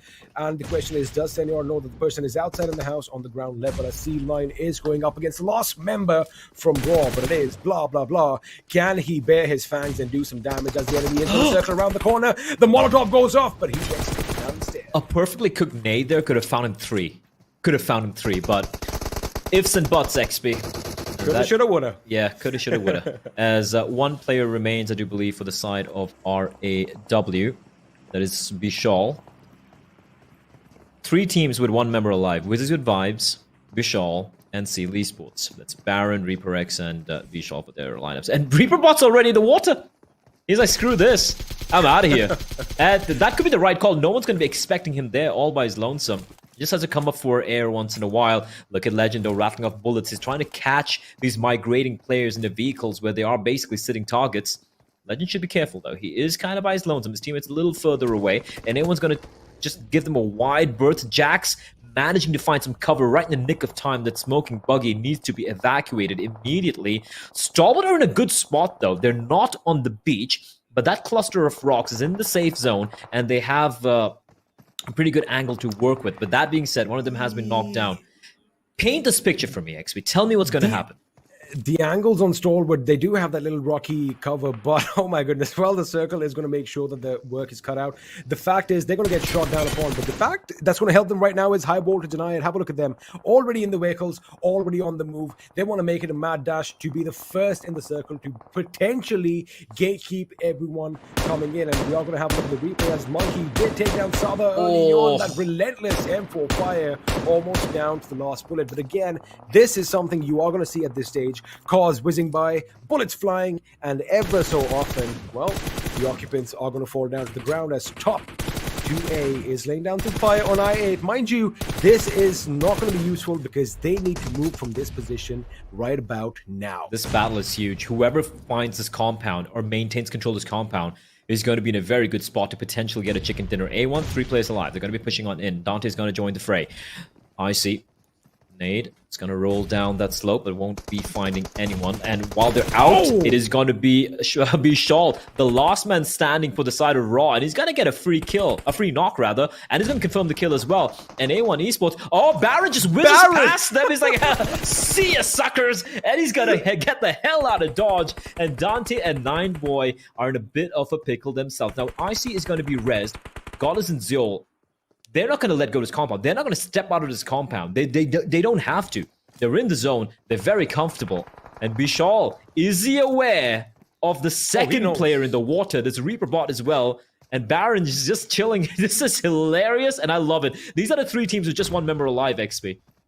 Reaper bot is way out in the distance. He's going to come in slow and steady. He's got plenty of time. But now Baron's position is definitely given away since, well, he did just drive a vehicle down to the bottom of that sea. Now, Shawl, of course, has an idea where the opponent is. But again, like you mentioned, Reaper bot could be problematic. But it does look like he gets his vehicle, makes the right decision to move out. As Yoga is going to come under fire from 6'9" boys. DP28 not doing the damage it intended to do as well. Can he get a knock? Again, they are battling the blue as well, Blade.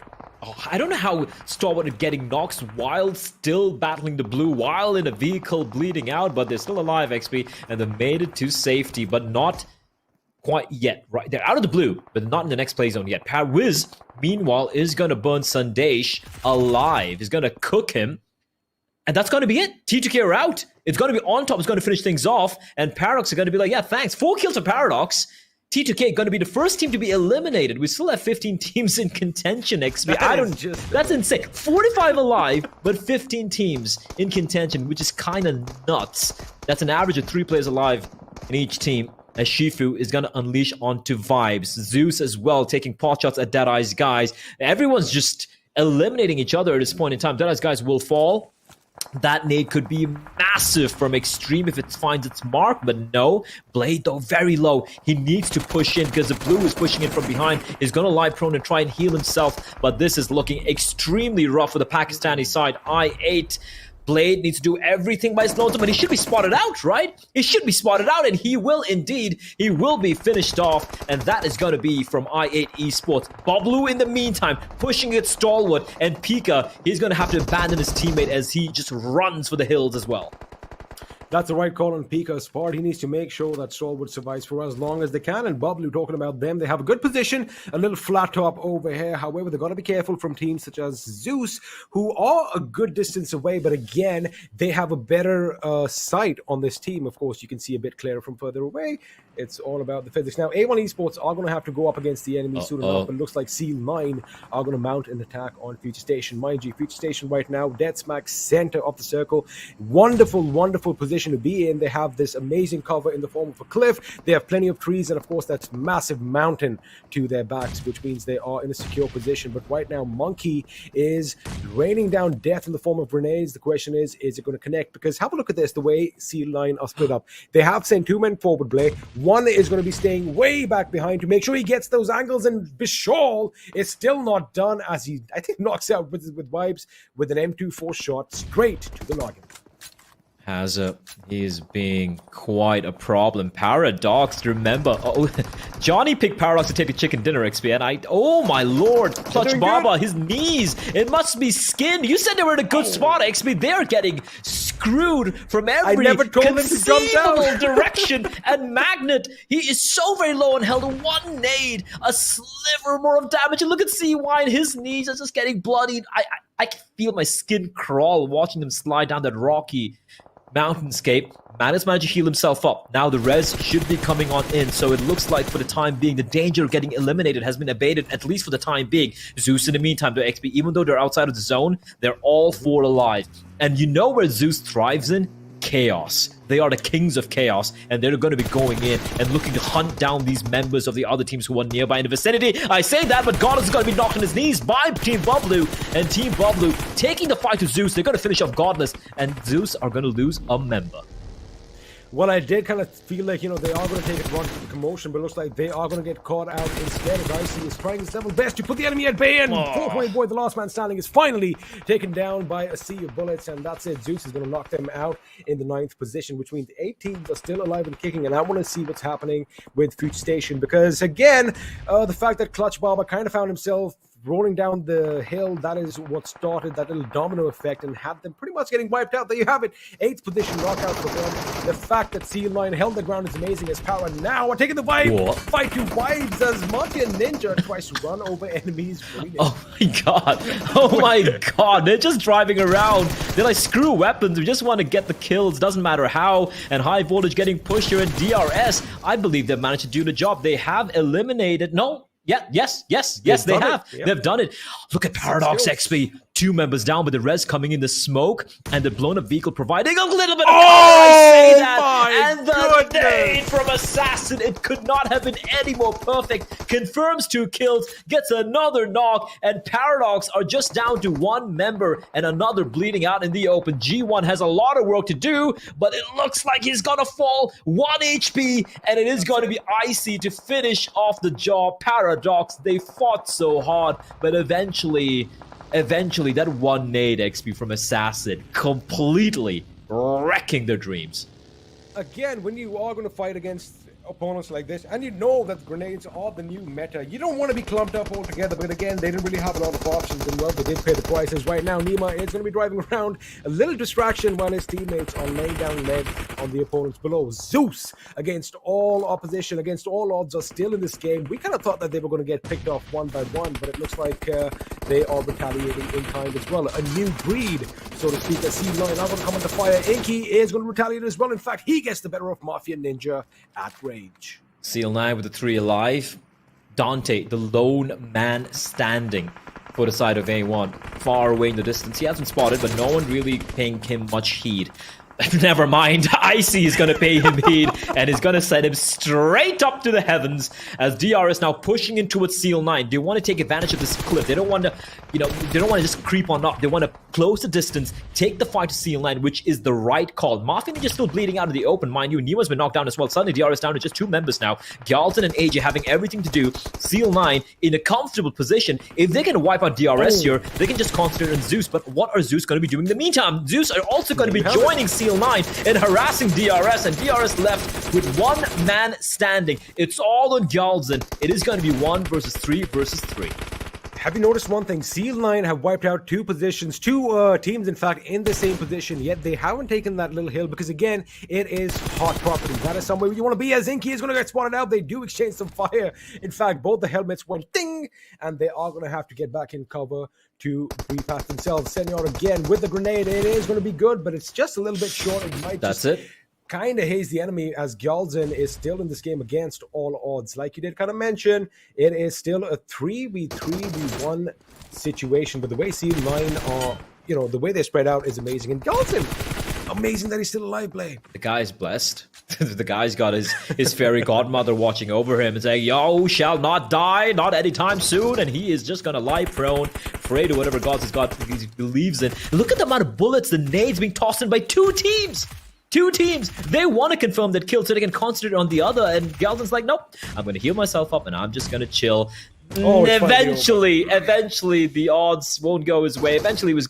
But something was going to find him. Someone was going to find him. And now the push coming in. Icy, 6 kills to his name, and he seems to be looking for more. The Grim Reaper is able. He's going to find Senor. Now it's a 2v3. Man favoring man advantage for the side of ZEUS, and Senor should be finished off here by the side of Zeol. Look at Inky, however, providing a bit of covering fire from the distance, but that means the 2 members alive for CL9 are very far away from each other. Umbra and Inky just separated by almost, and seemingly almost a kilometer at this point in time.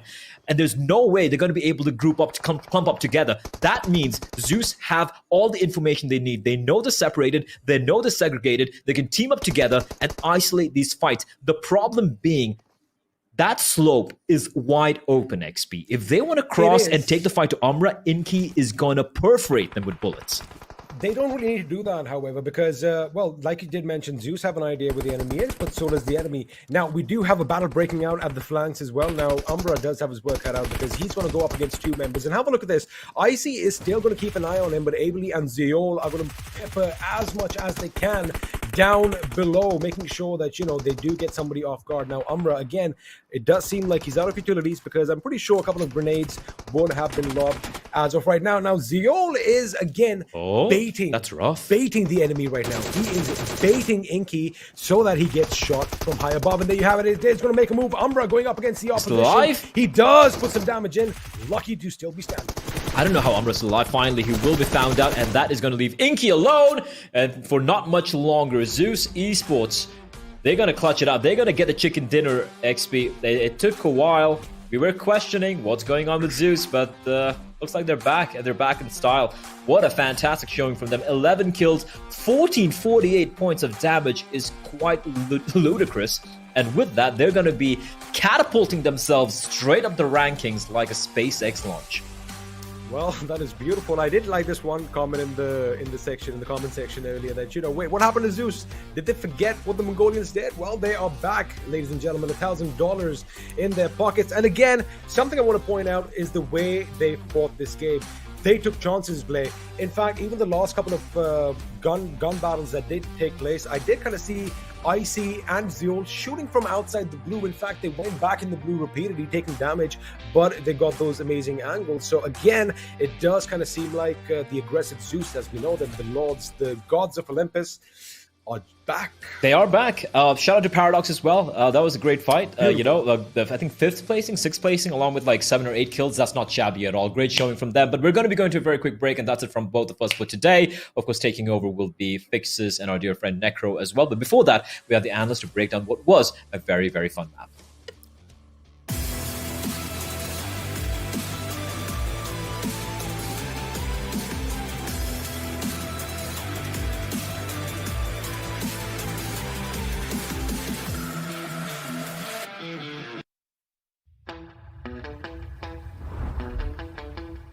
Are you keeping it real?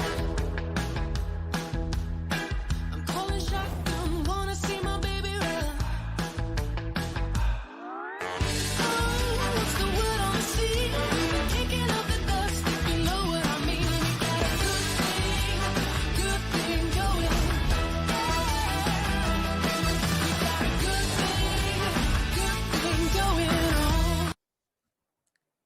All right, welcome back once again to PUBG Mobile Pro League South Asia Season 4. This is the first Super Weekend, that is where we are at. And on the 3rd match, finally, we do have the Mongolian domination as was anticipated earlier. Ocean, you ought to be really happy. ZEUS is in the building, dude. I told you, I told you. I don't predict, I give you spoilers, so don't ask me which team's winning. It will ruin the entire game for you guys. But on the other front, though, going back to Johnny, actually. I mean, Johnny I would was say talking about Paradox, right? And Paradox yeah. absolutely performing miraculously in this game. I mean, I'm happy with that. I mean, Johnny, just, true. Yeah. So I'll say one thing. Yesterday the cat wrote right? The best analyst, the cat did right. I'm pretty sure Ocean is like doing some sort of weird black magic off camera that helps him get those circle prediction and team predictions right. I don't trust him. With that, I don't trust him at let's all. talk about the MVP, the icy play that was showcased, the cold-blooded skills that was showcased from the side of ZEUS. Certainly, yes, has to bring up Icy Dari right here with the MVP. 7 kills to the dude, 554 damage. Talk about precision. Oh, well, yeah, the precision was amazing. 554 damage as well given and 472 healing done. First things first, they went on to their traditional drop location. The circle on the northern side actually favored them. I mean, I get it. You know, ZEUS, the players are doing good. I gotta give props to Ronin as well from the backline, just doing everything in the most amazing fashion with the team. I mean, he's the OG member of the team now turned the analyst, and Rocky as well, yeah. I mean, also, me and Ocean were having this conversation when the match started. The one time ZEUS went to Giorgio, the circle just moves away from them. It was looking risky, but still the team converted. In the middle, I got worried when Godless fell down, but hey, these three lads, they know how to recover.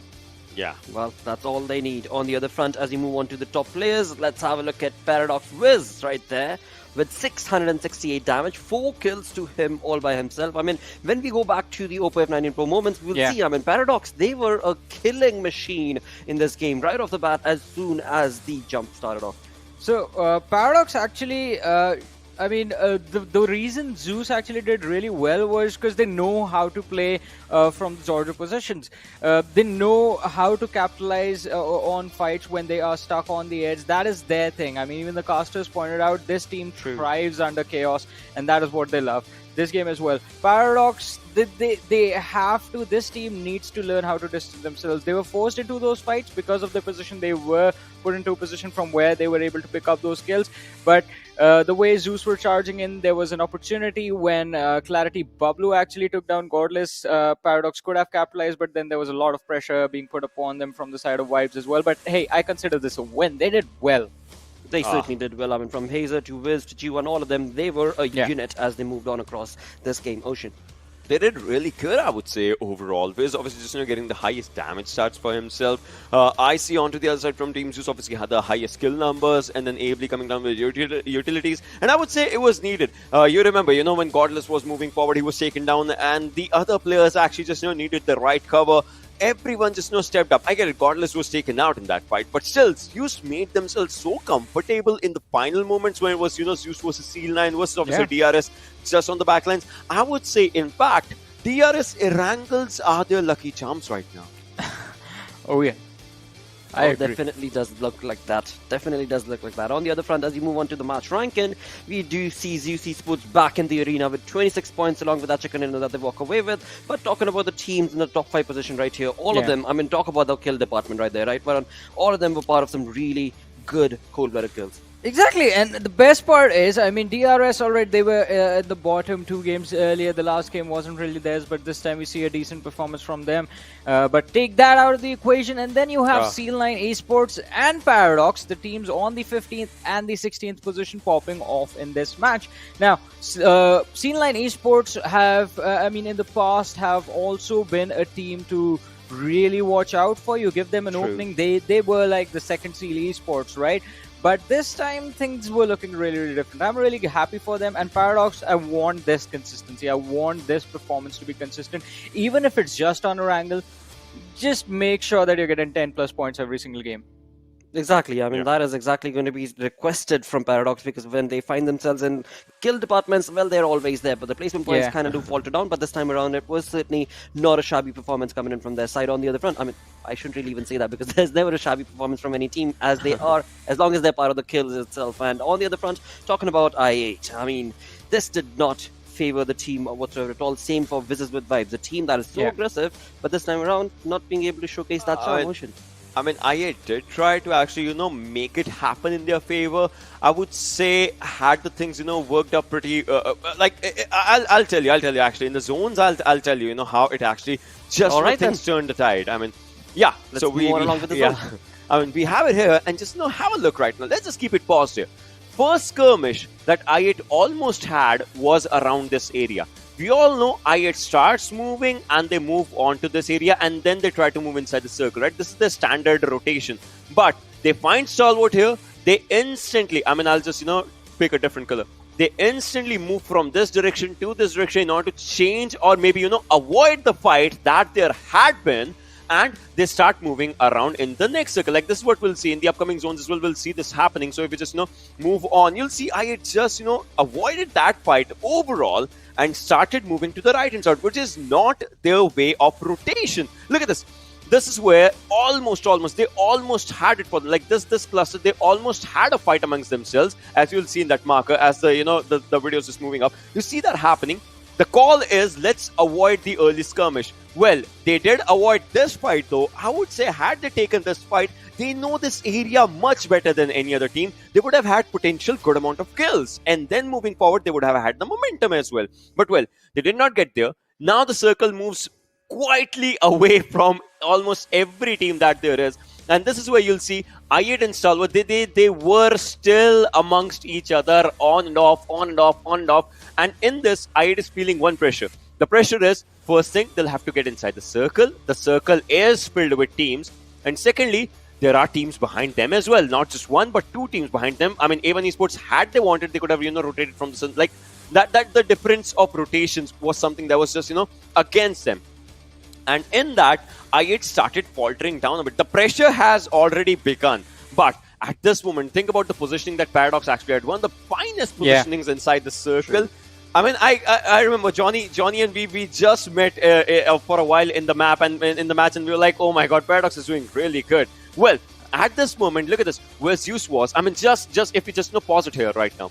Look at the best part of ZEUS right now. Obviously, there was one player of DRS here as well, was taken out, and then Zeol on the backlines can look down to Inky, or if maybe Amra wants to, maybe move around this ridge or something, Zeol is the man who will take all the low angle fights. Meanwhile, IC and Ably are the people who are putting a lot of pressure on actually Amra, or maybe if there was someone else. Obviously, there was not, because Sinner was taken down. But had there been multiple people here, Ably and IC are the people who are pushing them downwards so that Zeol could capitalize. This is such a synergistic gameplay coming down by these lads that actually helped them. I mean, just think about it.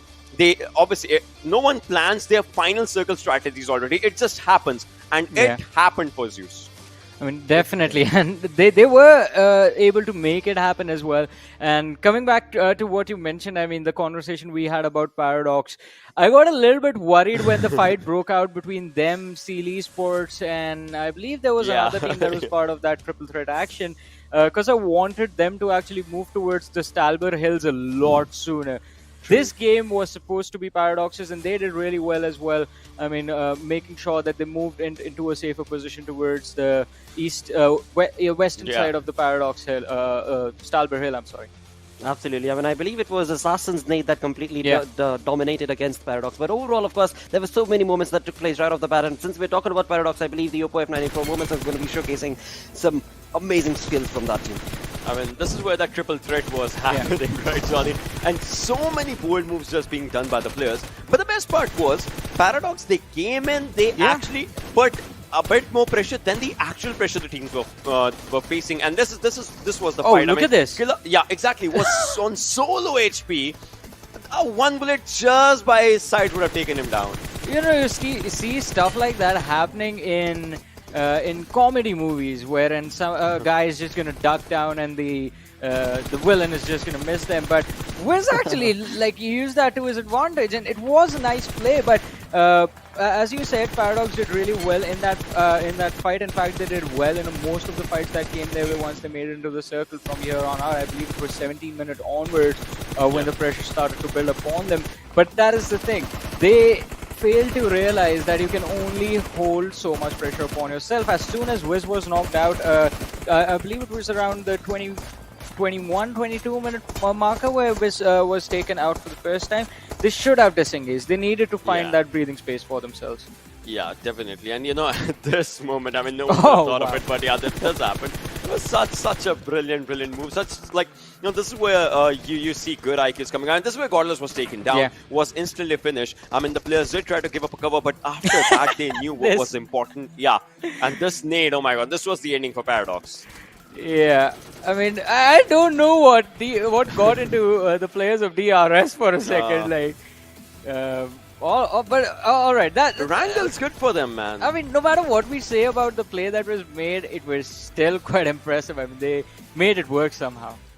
Yeah, they definitely did. With that, as we move on through to the damage graphs, we shall see what sort of a play has been showcased from these teams.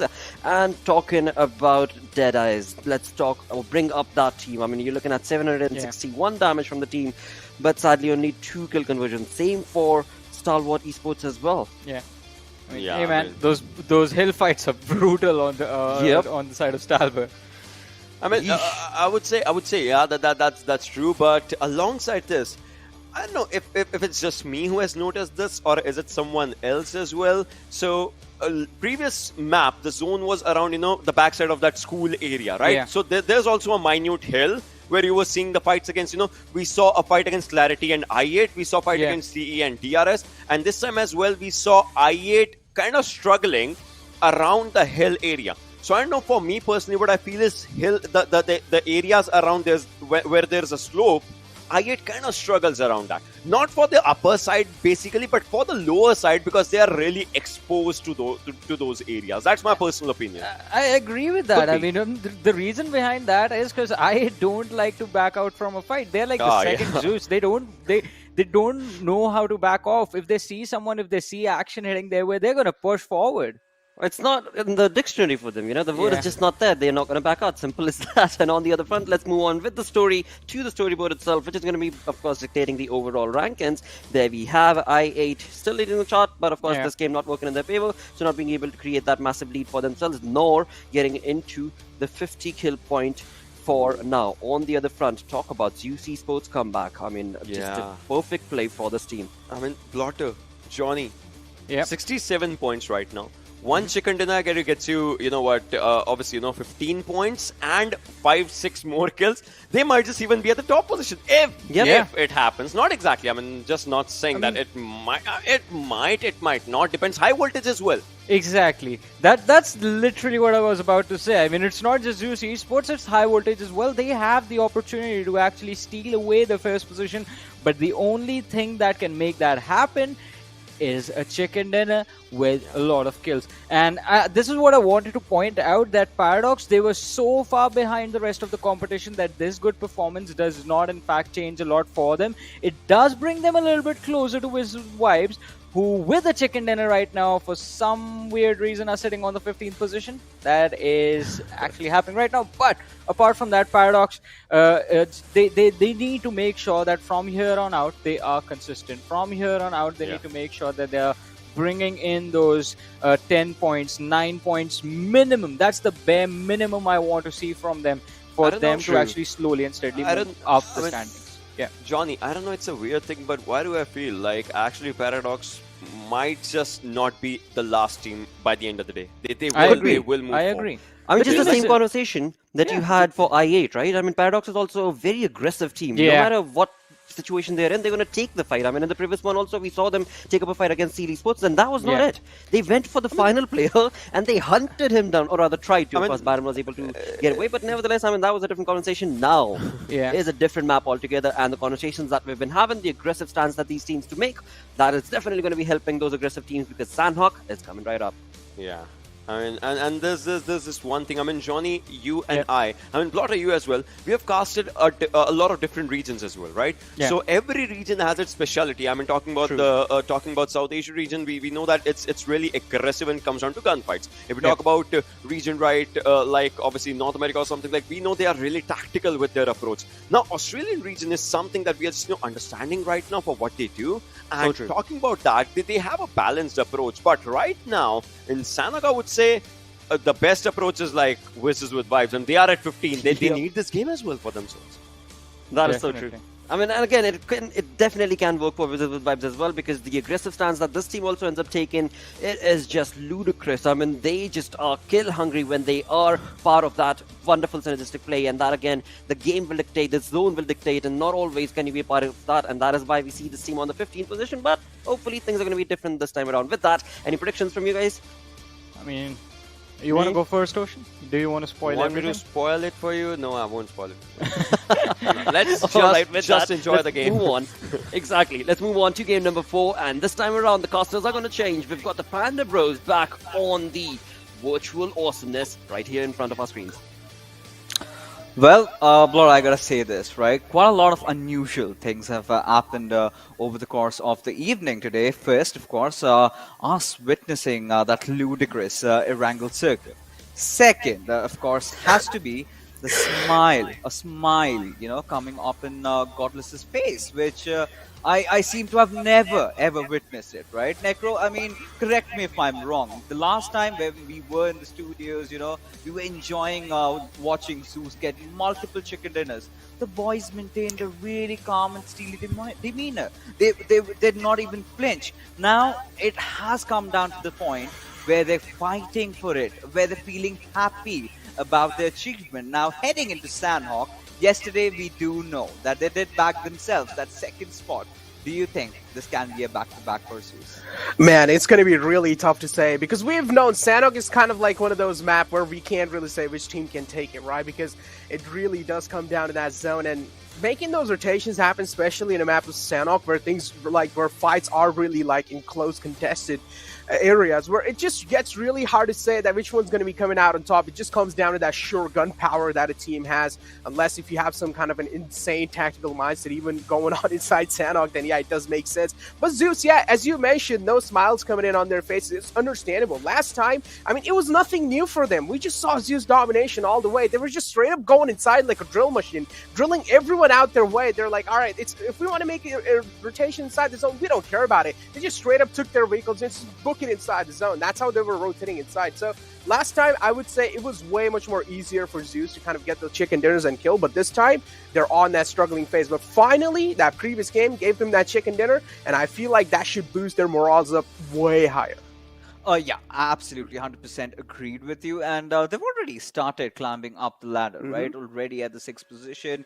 They're still, a few points shy from, well, the table toppers, I8, who apparently are doing so well, despite the fact that they still haven't gotten that $1,000 that they're craving for quite some time. But then again, we've got teams that do have that $1,000, but are almost in the bottom of the ocean over here. At the 15th spot, we've got Wizzes with Vibes. Now, yesterday we did see this team particularly get this chicken dinner in Sanhok. Now, Sanhok has certainly been one of those maps where, you're going to expect a lot of randomness, a lot of unpredictable teams coming in, getting the chicken dinner. A map where, the center becomes absolutely crucial. And that is exactly what they had. The ideal condition, Wizzes with Vibes, right? However, they did have to work out really hard for that. They did take that fight against their counterparts that's wiped themselves, and they did wipe them out. They got that spot, and ZEUS almost just snatched it away from them. But again, well, they did manage to win that one out. But again, the desk has been talking a lot about Team Paradox, right? And I completely agree with what they're saying. But I do have a few pointers to add on. Now, this team have certainly realized that they have nothing to lose but a lot to prove. And now they've started getting aggressive. They're engaging a lot of fights. Now, that one particular fight with Team Seal, that really impressed me a lot.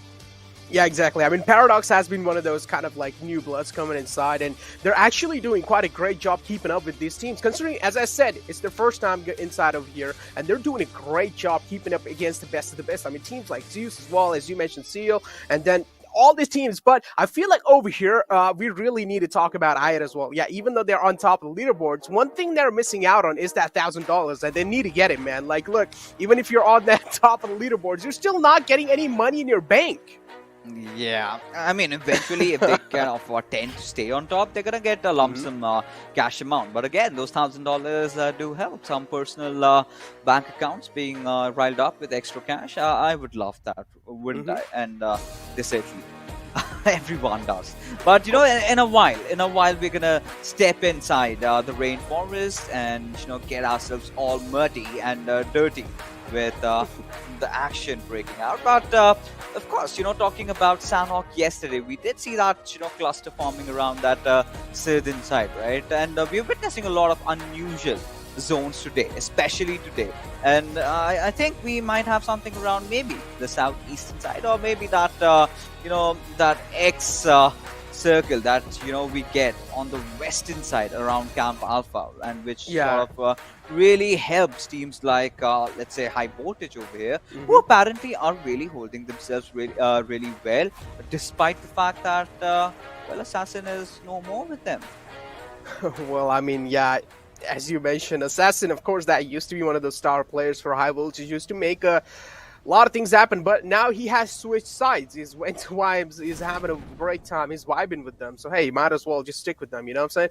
But now, as you mentioned, the top left island is where you want the circle to be. And that's the same thing in my case as well. I actually want the circle to shift on that island because the fights just happen so like insanely, right? Because it's pretty much teams just stacking up on those bridgeways or even on those waterways, and you see a lot of fishes just swimming inside the island, and where you see those fishermen trying to catch those fishes, and those kind of moments do really excite me. Yeah, I mean, don't get me wrong, but those kind of moments are one of the most, like, I would say, action-filled moments, because at the same time, when you're trying to focus, there's so many teams, there's so many chances you might just get third parties, so many teams get attracted towards that gun sound, and this is just the beauty of Sanhok. Over here, though, now we clearly do see teams pretty much going on their preferred drop locations, and ZEUS, of course, being one of them. Now, as you asked me the question, is ZEUS going to be the one again? Over here, as I mentioned as well, it will just really come down to that circle. If the circle is favoring the gods, then of course ZEUS will take it. If it's not, then in the end, I don't really know what to say. You know what? Despite the circle being away from them, ZEUS does know how to get inside the circle and have a good chunk of it. And well, this time, even the gods of PUBG Mobile do want ZEUS to get that back-to-back circles. That's certainly going to help them out. So, has been apparently formed. But, we were having a little bit discussion about Team I8. Now, of course, being the table toppers, they still are in in a quest for getting their chicken dinner. And Sanhok is one of those maps. We also did touch upon it yesterday as well. Is definitely not their strongest suit. And how on earth can it be, right? You've got DRS on your north, you've got ZEUS on your west. But we did see some slight changes around over here, especially in that Painan area. Yesterday we did have a skirmish happening around that. We did have Raw going up against Clarity BABLU, but they didn't take a lot of fight out, right? Towards the very end, they did. Of course, Team BABLU did face some casualties, barring which they have decided to finally change their drop location. Now they've gone completely towards the western shores of the southern island, which I really believe is a nice decision. Yeah, exactly. And one thing I noticed in the kind of change coming in inside the Stalwart Esports lineup now, Apex was playing throughout the game, but this time Scurry is the one who has kind of replaced Apex, and Scurry is the one playing inside. So I would say this is kind of like the lineup that they're mostly used to, because we have been watching Scurry play with this team, and he has been doing kind of phenomenal job. But up till now, I mean, even Stalwart Esports, I would say they're still on the struggling phase over here. Maybe they will, start to get over it. Maybe they will, slowly and steadily start to, roll teams as well. But let's just see what really happens at the front lines. DRS, another team that got themselves finally a chicken dinner today, and that should bring a lot of smiles on their faces as well, because now in the first map of Erangel, yeah, they did, but again, now look, DRS as well has been one of those teams who hasn't really showed up in those super weekend tests, right? That's their first chicken dinner coming inside. I really do want to see what DRS has got their sleeves inside the map of Sanhok. Yeah, of course, 100%. Now, talking about DRS, well, a good start to the day, and they're still looking strong, right? You take a look at the kill leaders. You've got Yolzin right at the tippity top. He's managed to rack up a lot of kills. I mean, Crypto is still being one of those most consistent performers. But again, for me, the find of this tournament so far has to be Bishal, right? From Raw, the way this lad is holding up all by himself. I'm not really going to be surprised if, the big orgs from Nepal sort of pay some hefty buyout cash and take him in. I mean, this is exactly what has happened, right? Yeah. The survival of the fittest, where the strong, where the rich always keep getting richer, and things keep happening. And he's proven his mettle so far. But, what we have to talk about is the zone itself, right? This is one of those zones. It's one of those common zones that we have witnessed in Sanhok, right? A zone mostly around that Paradise Resort area. And talking about zones and rotation, well, ZEUS are really making things up quick, right? They did drop around the quarry area. They've managed to get that basic loot done. Now they're prying for the center of the circle, and which I believe they've managed to secure for themselves already. Yeah, that definitely has. But this also, up till now, not really anything happening. All the teams are just, taking their sweet little time to loot. Yeah, a little bit of visual on other teams, but I don't really feel like they are interested in fighting each other. This also gives us enough time to talk about the previous map, right? I mean, an expected circle completely towards the Stalwart, ending towards the beach lines. Now, over here, we had a lot of talks about how those rotation came inside from the side of I8 and even Stalwart Esports, right? They were just sticking next to each other all the times unless they separated apart, where I this time took the right side of the bridge instead of the left side, and Stalwart went from the left side. Now, over here, correct me if I'm wrong, Fixes. Now, over here, when they actually met towards the Nepal region, what if one team would have taken the left route? Right, they went from the Nepal bridge right there, and then they went in right next to Seal 9. I feel like that could have changed the entire course of the game. At the same time, one of those teams could have gotten themselves quite a safe position, and they could have lasted for a really long time. Again, we're talking about ifs and buts in this particular scenario, right? We do have the map feed. We do know where the other teams are, but they're just shooting arrows in the dark, right? If it works, it works. Now, that one particular circle was quite rare, like Blair did mention. However, I do have a different opinion from the desk on the part where Team I8 isn't afraid to take up, participate in fights. They go in for every single fight that they seem to have. No, I really think they're the smarter bunch, right? They tend to avoid fights which they can, and they do take the fights which they have to, and which they must. Now, the situation, what happened in the previous game of Erangel, was they were late inside the party, right? It was, of course, a slopey area. It was sort of coincidental, but I really feel, the way the players have been playing fight, they don't have problems around those hilly areas. If they are in a good position, and if anybody, for God's sake, is in a good position, does have that higher ground, tends to win fights on most of the occasions. The options were very limited for I8, right? They did not know that they would be running to the same squad that they had been avoiding for so long, and as a result, for which they, of course, did fall. Now, we did take a quick gander at Team BABLU. Now, all right, I was happy. I was happy because yesterday was the first Sanhok. No one did take that water route. We did not see a lot of boats exploding, but seems like we are in for that action today. Maybe. I mean, we still can't just say anything because BABLU are doing a great job telling you, it's gonna happen. But they're doing a great job keeping their distance from the island, right? So, I mean, they're taking quite a safe rotation. Yeah, you also do see DEADEYES guys right next to now. They're pretty much sticking to the zone lines. Someone will take the shot, Necro. Someone, I mean, on top is still on the island, but even in the front, right, there is one more team that's going to be Seal 9, pretty much camping those edges of the island. So maybe you are going to be seeing some shots being rattled off, and that might just happen anytime soon. And yeah, as you beautifully mentioned as well, right, about I8, they have just like such a good kind of game sense where they do realize, okay, if a fight is not really going to be panning out in their favor, they understand they have a disadvantage, they just don't take that fight, which you can clearly do see replicated on their overall ranking. They have they have more kills than positioning points. Yes. I'm really sorry to cut you off over there. What on earth is happening?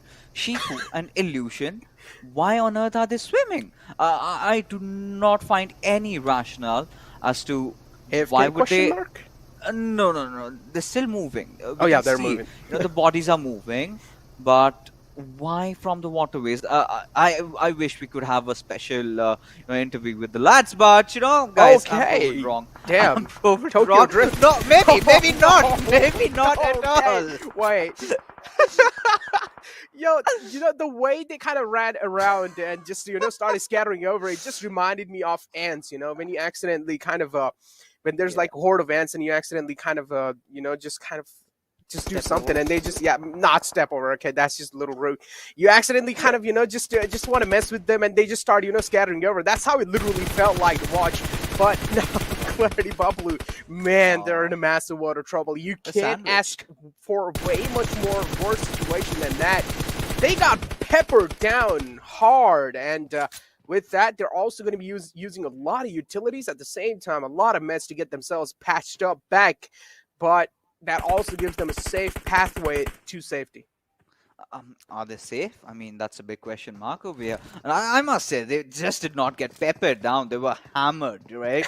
But at the same time, look at Deadeyes. If they start closing in, I think they might be able to intercept Clarity BABLU somewhere down the tracks and might just take a lot of shots at them and maybe take down a player or two. Now, again, that's maybe ifs and buts, right? That is something where we would not want to venture in. Now, this sort of a rotation from Team Bablu is well, very risky. That was a gamble, which sort of has worked out up until now. I do not know what the future holds for them, because what I can see on my map feed is Deadeyes indeed are closing up, and FCL also start taking the move over there. Then Team Bablu might just get sandwiched. Now, Team Paradox, they've sort of changed their pacing up a bit over here, because the last time in the game of Erangel, they were pretty aggressive. Now they're kind of enjoying the circle. They're waiting as long as it does not go away from them. They're not going to move. This makes me wonder that is the circle going to be shifting all the way on the northern side, the next circle, or is it going to be shifting down south? Now, this could be really game changing. On the southern side, there's a lot of teams stacked up. Now, if it's in south side, we might just not really see that many fights erupting. But if it moves up on the northern side, that means all the teams that are in south side, they will have to move up. But hold on. This time, ZEUS are going to be the one to pretty much inject lead in Raw. And one man falls down, and that's going to be a little problematic start for Raw already. Yeah, indeed. And this is something that Raw did not anticipate. And now we've got ZEUS, and the gods are angry, right? Now we have to bear with their wrath that they're gonna incur across through the lobby. And well, Team Paradox, they're getting up on the kill boards as well. Now, High Voltage is one of those teams that almost every child watching PMPL does know. Or if you're aware of the Nepali region, they do know that, High Voltage have always gone towards the Western Islands, right? So, well, Team Paradox did a really good job just waiting for them. And once the boys came out in the open, and well, that's where they did take their shots and managed to take down a few. I believe just one, and it was Extreme, who's out of the lobby right now. Considering how the circle has been and how the game has been so far, has been a rather slow affair, but Exclusive does manage to find out the players of DRS though, and will just trickle down them with a few bullets, but it's all right. They have managed to escape. Till now, not really any kind of like insane fights happening. We have seen one or two players kind of getting knocked out. Nothing really insane happening as expected inside the map of Sanhok compared to that previous game. Man, it was action-packed throughout the time. But TDK was the first team to get eliminated, even though the game was action-packed, but still TDK was the first team to get eliminated after a really long time. Now, this is where, this kind of gives us kind of a mentality where most of the teams this time, it's like they're not really giving it kind of their best, like they're like, okay, when one player is kind of next to impossible to save, they're like, all right, just give up on him. Let's just try and play for the placement points. And that's what they're really kind of favoring for, which is quite understandable. Sometimes your life is way much more valuable and you can make much more things happen instead of putting it in risk to save someone where you don't really know what the outcome's going to be. So it's quite understandable why teams are doing that. But on the other hand, now, this circle, as I mentioned, the zone is slowly and steadily closing inside. Wizzes is the team that is taking that late rotation inside the circle. High Voltage as well is one of those teams that is rotating all the way from the left side. Now, the problem for High Voltage that can be here is that if they decide to go from the waterways, which they probably are not, they're probably going to be rooting out for those bridgeways. And I'm pretty sure Para have their eyes out for that.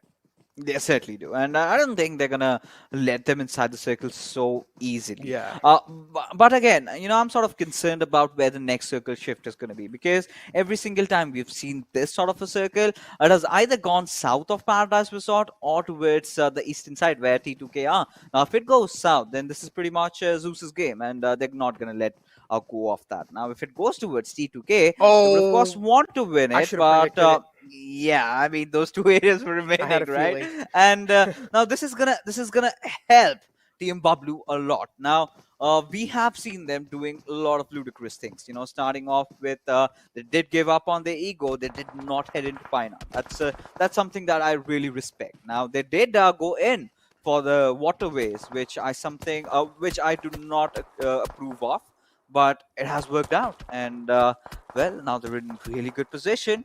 It all comes down now is how well they hold their ground. TRs as well now. They're moving in quite close to a team.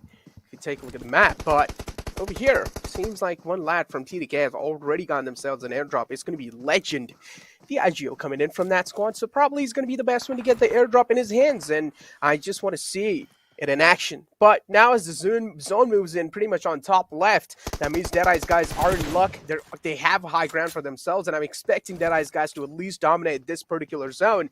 But now Raw and Stalwart Esports, this can be a really good fight to watch out for or to look out for, because both these teams are pretty much, I would say, doing quite great up till now. But this fight is probably going to be the one deciding their fate inside the map of Sanhok. Yeah, and now this is one of those fights that, you know, we had been longing for.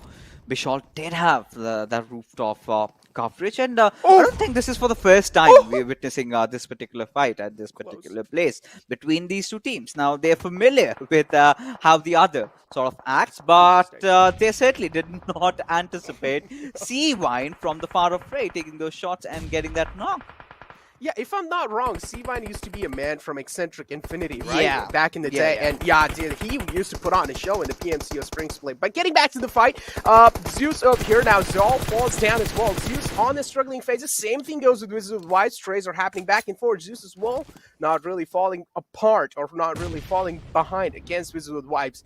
But the nade parade is coming in from their side as well. Godless being pretty much the man who's surviving up till now. Icy's way far behind. He needs to catch up with Godless. If he just lets Godless fight for his lonesome, that can be a little bit problematic factor over here. In these kind of moments, you need to work together, and that's a huge mistake from Mullik, exposing his back right onto Godless. Even though Godless has shown his presence in the past, he still does it. Yeah, he definitely does, and this is something about Team ZEUS that I absolutely like and dislike at the same moment. Now, we've been talking a lot about this, right? In the map of Sanhok, you cannot afford to be way apart from each other, right? Now, Zol, Ably, they're all struggling over there. You need to get those revives on them, and by the looks of it, they're gonna let Zol slip by. So, of course, one player lost over there. This is something that, you know, not just one, I believe Ably has been also finished off. Of course, by Team Vibes, who did come in to third party them. Now, this is where Team ZEUS needs to understand, right? In the map of Sanhok, you need to stick to each other. And look at that southern cluster, right? That has been built up. Not just one, but I think 4 or 5 teams around there. And this is where I love the coverage out of DEADEYES, right? They've got so much of map control. They've got nobody behind their backs. And with this circle shift that we are witnessing over here, now tides have changed. You know, this is where DEADEYES are in contention of getting a chicken dinner. But what we do have in front of us is maybe a fight breaking down between Team Seal and DRS. Maybe that can be happening, but another fight that might just be breaking out here. Stalwart Esports against Wizzes with Wives. Now, do you want to see which one makes it out alive?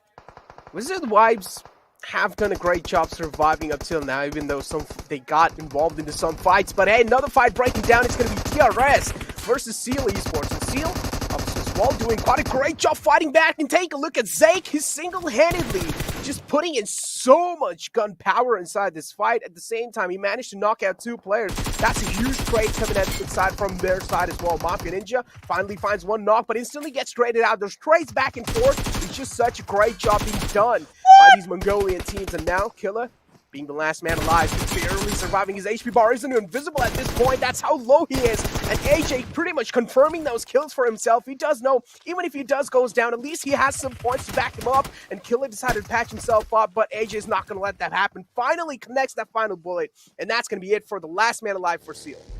Yeah, and DRS off with another beautiful clutch. And, well, we know these lads have been in that sort of situation. And AJ, he knows how to maintain that calm demeanor over there. But now hell has finally broken loose because we did have a very early a slow game in Sanhok, and had to happen, so many teams trying to rotate inside the circle. A lot of them are going to be gated off. A lot of them are going to take those fights finally, which they were sort of hesitating to do so in the earlier stage of the game. But now we've got Team Vibes, who apparently have already taken 5 kills, but now are in a bit of a situation as Team ZEUS to arrive and finish them for the better good. But now this is where things start to get really spicy, because ZEUS, they've got to deal with I8 as well. Now Uzum leading the charge. Things are looking really, really interesting. Where on earth is Johnny? Oh, there he is.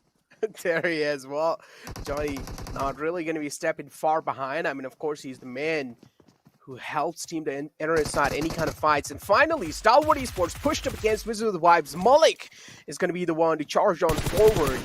And Malik not really scaring away from this fight. Stalwart Esports this time, though, they're playing with Malik's head. Scurry knows he's quite low. He needs to heal himself back up because he's taking his own damage. But hey, little does the Wizzes Wives care. No, they don't. Malik finally going to be putting in the final bullet right in his skull. And that's going to be it for the last man alive from that squad. But that being said, another fight panning out. ZEUS, well, they're just being the one kind of really annoying teams over here. They're third partying, they're finding kills over here and there, which is understandable. They're not really being exposed as much as they used to be.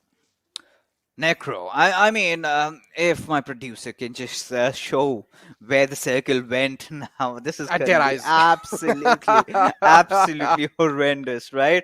I mean, all these teams, nobody does have the better of the circle, and it is, of course, DEADEYES who have the control with the over higher the ground. entire zone. Not just the higher ground, Necro, the entire circle. They control it, and now it's going to be so troublesome. But now we've got Team Paradox, who apparently making a lot of noises, and they've finally managed to down their rivals over there, and that's high voltage, reducing them to just a one-man team.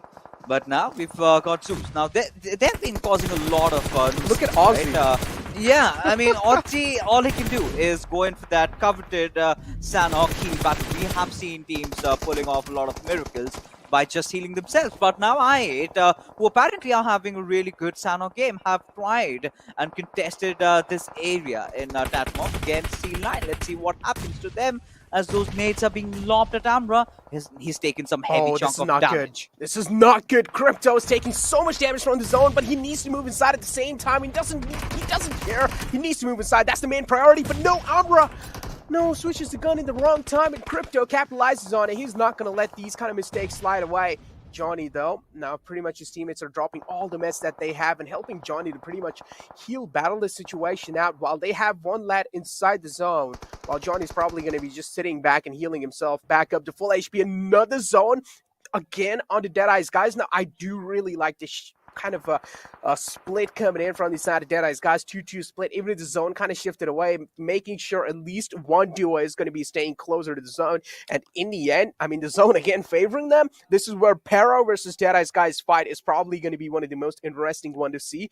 But Para as well, they're quite smart. They're a smart bunch. They have a 3-1 split coming. Being casters, we are not supposed to be biased, right? And but watching Team Paradox make it so close, somewhere down my heart, I really want them to win this one. I mean, that would be the tale for the evening, right? They have been so close. They've been maintaining those spots. They've been very vigilant with their approach to the circle. And now this is the infamous heal battle that we've been talking about, right? Which apparently started off with Dr. Ryzen. No, I mean, I'm just talking in general. He's one of those players who loves to do that, and he does, get it right every single time. But now we've got DEADEYES in contention against the players of DRS, and Nima seems to have fallen from his buggy and will get taken down. Now, one man being minus from that squad. DRS are definitely not going to be having smiles on their faces, but with that time being taken, this is where Para as well are being quite intelligent with their approach. But unfortunately, G1 falling down, they should hold back Para for a little while, and it should give Deadeye's guys a decent amount of time to wipe out DRS, and that's what they're exactly doing. DRS under so much pressure, and how they're going to get out of this, the answer is going to be so difficult to find out. With that being said, AJ, the last man alive, he has to opt out for a Heo battle. No other choice, and that's what he's going for. Has he screwed up? Has he screwed up? Probably he has, and yep, he's not going to be having enough time. With that being said, that's going to be it for DRS, getting eliminated on the 4th position. And this is really good for Wizzes with vibes, you know, they Circle barely have shift to on do the para. anything. Yeah, and now this is getting really exciting. But this is where, you know, I love the positioning. Look at Wiz. He's got a really good flank angle, and you've got Keith and Hazard on that front lines. You've got G1 providing support, but Deadeyes do have that little bit of a high ground advantage. It all comes down to who gets the first knock. Now, Wiz needs to start coming inside the zone. Now, we're down to our last final 2 teams, and it's a 4v4 skirmish where we did have Para opening up the kill bots over here. They've managed to take down one of the players, but Illusion is still trying to hold on. And has he got a knock for himself? No is going to be the answer. Team Para, they need to patch themselves up, but those nade barrages going down. Deadeyes, they're in a whole world of trouble. Now, this is where Wiz has to make the movements, but Keith getting those 2 knocks, and Illusion right out in the open will get wiped out, and Team Paradox do manage to get it, baby. They have managed to secure a beautiful chicken dinner for themselves, and well, talk about them in the bottom spot. They aren't there anymore, and well, the prophecies of promotion, they do stand true. Man, I'm so happy. Yeah, as you mentioned, we wanted to see them win, and finally they do it, man. And I feel like that's a well-deserved one as well. They have been waiting for this one since such a long time, and well, in the end, the zone gracing them as well with its presence right onto them. But Deadeye's guys not really falling behind. They were also trying to pretty much pressure Para as much as possible. But in the end, you know, just let the better team win, and that's what happened in that situation. Para were just better. They just got diffed out.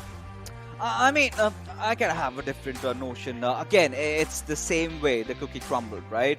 Again, Sanhok circle shifting to a certain team, and they have the better area around it. Now, the only problem with Deadeyes was they were too much constricted to just that one location, right? They did not have a lot of angles to play around, and that was purely because of how the zone shifted towards the very end. Now, Team Para did have a lot of contingency plans, right? Had the front lines not worked out, we did have 2 players on the flanks, and either ways that did not go to that, and they managed to get that beautiful chicken dinner. But again, that was all from the game of Sanhok. We're going to be pushing for a short little break, because coming right after is the death to break the fights down.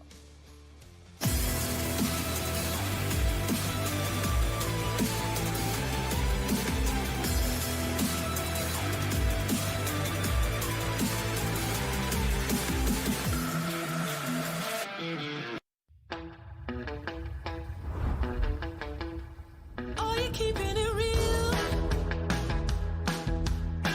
I'm calling shotgun, wanna see my baby run.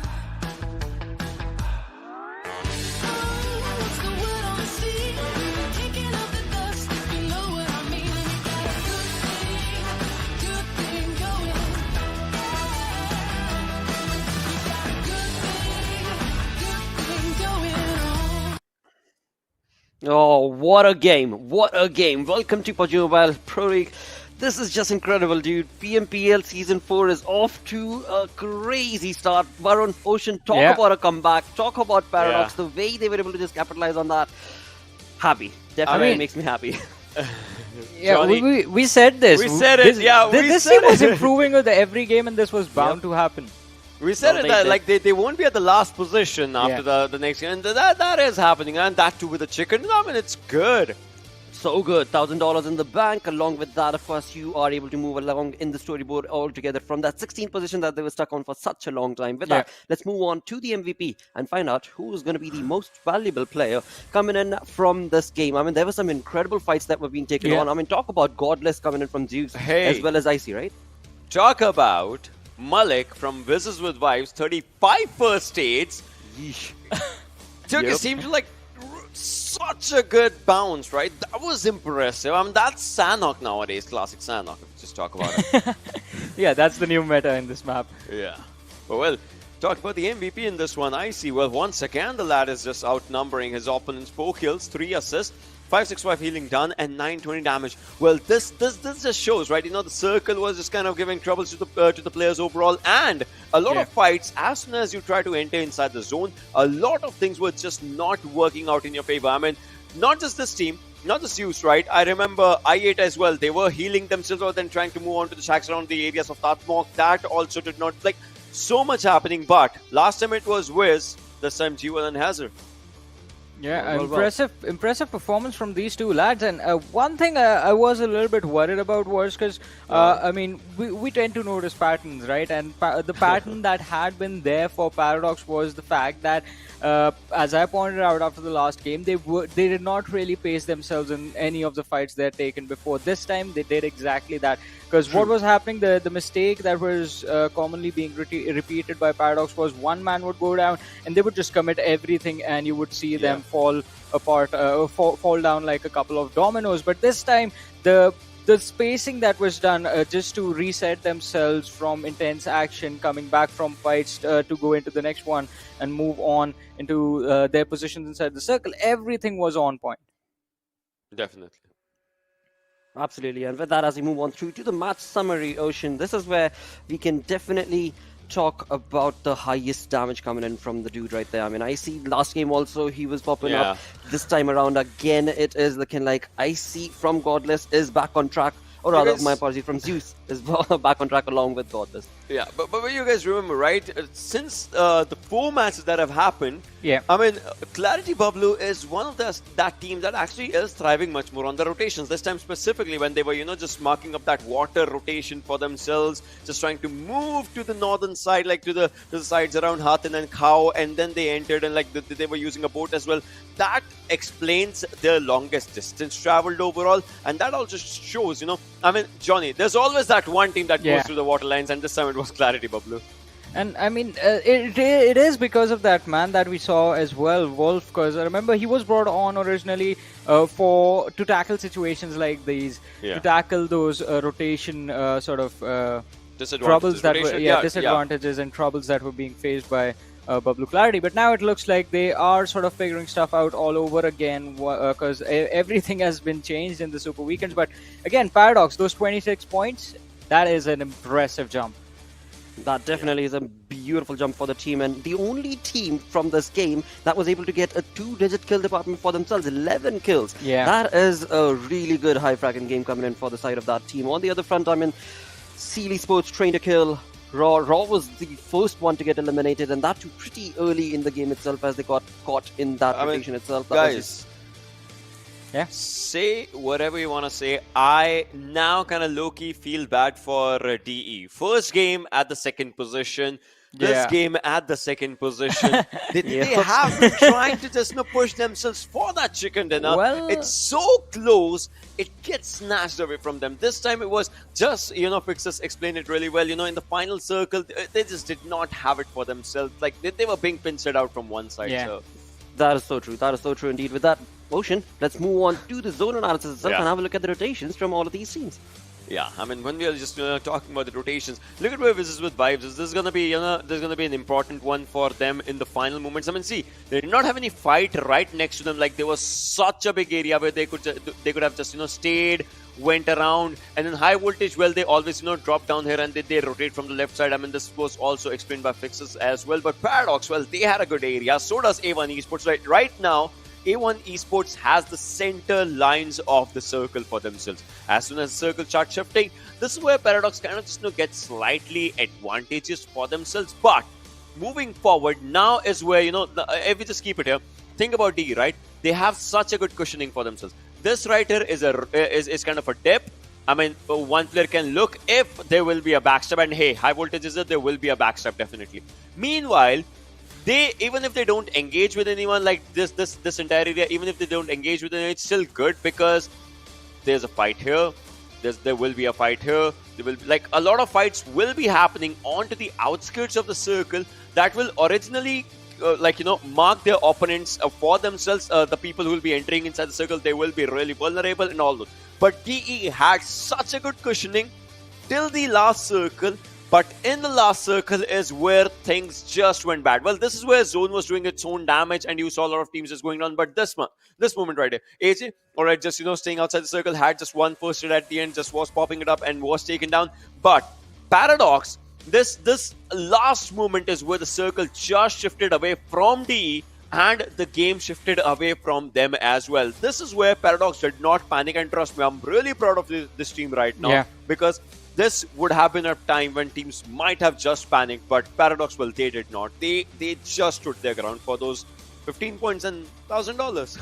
Exactly. With that, well, again, a GG play being showcased from Paradox as well as the other teams, but there were so many fights that took place all across the board on Sanhok. Let's cue in the Opus 94 moments. Well, And again, these early fights that happened inside the game were so important, because the momentum could have been completely changed if you lost one or two players in these early skirmishes. And talking about skirmishes, I mean, Paradox, we saw them be a part of the few as well, but this is exactly what I meant. I mean, this time, instead of committing everything to a 4v4 collision, they were being really careful with how they positioned themselves. They were being really careful with how much resources were being put forward, and that is in fact the thing that also paved the way for them, along with their rotations. Because me and Ocean, we've had this conversation. This team is good with their rotations, but they are like I8 on day one, wherein they see a fight, they just run in. Right. Yeah. I mean, that's true, right? Because I8 on day one, I would say, again, they were just trying to understand the lobby as of what is happening, what's not. And we talked about this in Paradox's, gameplay as well today. Oh, this was such an amazing momentum, right? You remember, Killa was just on, he was not even on any HP when he was surviving. Still, he was just, trying to dish out damage, take out all the fights. But yeah, coming back to that conversation again, you remember the way, Paradox did on the first day versus the second day for their qualification? Well, it's kind of the same. Their first day, yesterday versus today, now they are delivering results. And that's what I was saying in this game, before this game as well. Like, we'll have to understand what Australian meta is. And now it's coming up, right? They just need to survive, then they deliver the results. exactly, because when it comes to delivery part, well, we have been seeing them again and again, game per game, walking away with kills, but now they do understand that, well, the survival also matters, and they're delivering on that point as well. So, again, I mean, that is what the consistency is requiring, and being dynamic is so important. And I have to say something. I mean, Ocean said he was feeling bad for DEADEYES guys for not being able to clutch out the chicken. And I have to say we should feel bad for T2K. They have been shut down the entire day. The team that we saw yesterday seems to be missing. So true. That is so true indeed. With that, as we move on through to the damage graph, let's see what stats have. All right, well, wow. ZEUS did really good. Well, Paradox did really good. If we talk about the graph, but high voltage, again, they got 6 placement points. They did not get any kill points for themselves. T2K as well, Raw as well. I mean, it's not just T2K then, I would say. I mean, Raw has been impressing us back and forth again, but today it seems like they are also being taken down. Yeah, I agree with that. I mean, even with Raw, there has been sort of a shutdown. And I guess as we were talking about it, Raw yesterday as well were looking a little uncomfortable in their performances. And it was those individual plays that were being made by the players of the team that made sure that they were getting those few points again and again and again and again. But even that seems to be missing today. So I guess we're going to have to wait for the reset to happen for the team. And maybe we're going to see them regain their old form tomorrow. Absolutely, we can certainly anticipate the same for the side, because RAW Raw has been pretty phenomenal in terms of the games that they have been able to work in their favor. On the other front, at times when it comes to a dip, well, the teams just absolutely shamble onto themselves. On the other front, talking about the storyboard itself, I8 still leading the chart with 2-point difference, and DEADEYES guys are catching up. That is looking real good for them as well. But that 50 kill point is still missing for I8. Just one. Just one, but the thing is, now it's important for I8. I'm pretty obviously it's going to be Erangel. They start from their own area. So it's Rozhok versus military base that's going to happen. Yeah, right? He starts from Rozhok, I8 starts from military base. Wherever the circle is, wherever they rotate, that's important. And at the end, it's for the supremacy of day 2 as well. Which team just stands at the top of the mountain by the end of this day. So for that, it's going to be a lot of pressure on I8 as well, because they actually got the top position today. They would not want to lose it today. I mean, Definitely. Also, yes. Also, 3rd, 4th, and 5th. 3 teams, 81 points to all 3 of them. Yeah. what is going on right there. But as we move on to the next page, Paradox, look at the jump that they have made. Are on the 11th position right now, but there's a massive difference if they want to make it inside the top 8, because I believe the team on the 8th position is somewhere around the 70-point marker, and Paradox, they've just crossed 56. In fact, they are on 56 right now, so they need one more good game. Don't worry about getting that chicken dinner or the $1,000. Paradox, they need to be consistent, because at this point they have to make sure that they're in a position from where the teams that will be coming next week will not cause any trouble to them. Exactly. With that, let's keep our show flowing. Let's move on to the schedule where the final game will be taking place, and that will be, of course, on Erangel. But what a day it has been from the real soldiers stepping right up in that first game, moving on to Vibe's performance, and then ZEUS finally showcasing that, yep, we're part of the lobby as well. We're just chilling around for now. And then comes the biggest turnaround story for the day. It is Paradox, who just got that chicken dinner, but now, yeah, I8 should be the one, I would say, to get that chicken dinner. I agree. I'm feeling I8 as well. I8 needs it, DE needs it. It's gonna be, for the final game for today, and both of those teams did not have a chicken dinner. Still, they're in top 2, so I would love to see actually which team gets it. Alright, so I'm gonna take a risk again because I like to gamble. Seal Esports. Oh, that's an interesting yes. Most certainly could be. Most certainly. I don't know why. I don't know why I did so many O's in this one. But yeah, all right. It's almost like light bulbs happening in the head. But on the other front, Ocean, coming back to you, mate. Would you want to perhaps predict what team should be in the top and get that chicken for this final game? So, talking about the chicken, as much as I'm saying, DE should get a chicken, I get it, like DE should get it, but I want to see I8 at the top as well. Like, I want them to just, stay for today, then tomorrow, obviously, we'll see what the different story is. Exactly. But I don't know why I feel, actually, T2K might just get it. I mean, they have been quiet, but now it's the time to just, roar again. I feel so, I just don't know so. Well, with that, let's find out, and we shall move on into the game itself with our caster duo. It is none other than the Panda Bros. That is, of course, Necro and Pinepixis. Well, of course. I mean, we did take a look at the overall standings, and the top 8 teams, they all have a chance to end this day on that coveted first position, right, Necro? And heading into Erangel, I mean, what better way to be clinching the first spot over here? Oh, man, I mean, that definitely is, but at the same time, as Analyst Des beautifully mentioned, TDK, man, yesterday, just banger of a start, right, for the Super Weekend, and today they have just been, being swiped off early off from the floor today. What do you think is going on, man? Is just that other teams realize what TDK were doing yesterday, or it was just that like a fluke from TDK?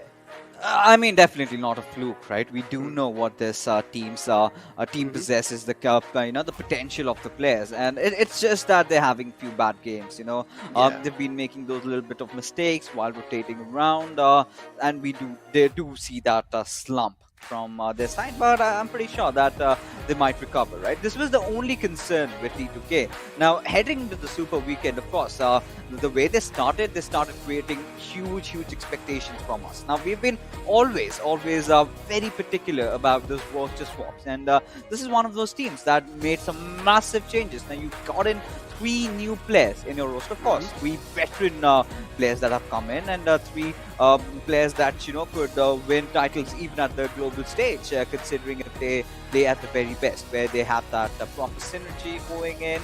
So yeah, they do have the players, but they still need some time to gel up with each other. What happened in the first day? Yes, 2 beautiful chicken dinners. We started to think that okay, they're gonna be ruling the table over here. Then we did have teams like I8 and D without any chicken dinner still being very consistent with their gameplay. I have managed to prove that you don't need those chicken dinners to stay on top, but we all need that $1,000 that's on the line. That's what you get to get the when you get the chicken dinner. But right now, getting back into the game, we've got another Erangel circle, and today's circles in Erangel have been pretty interesting, right, Necro? I mean, 2 ludicrous circles. We have been enjoying that overall.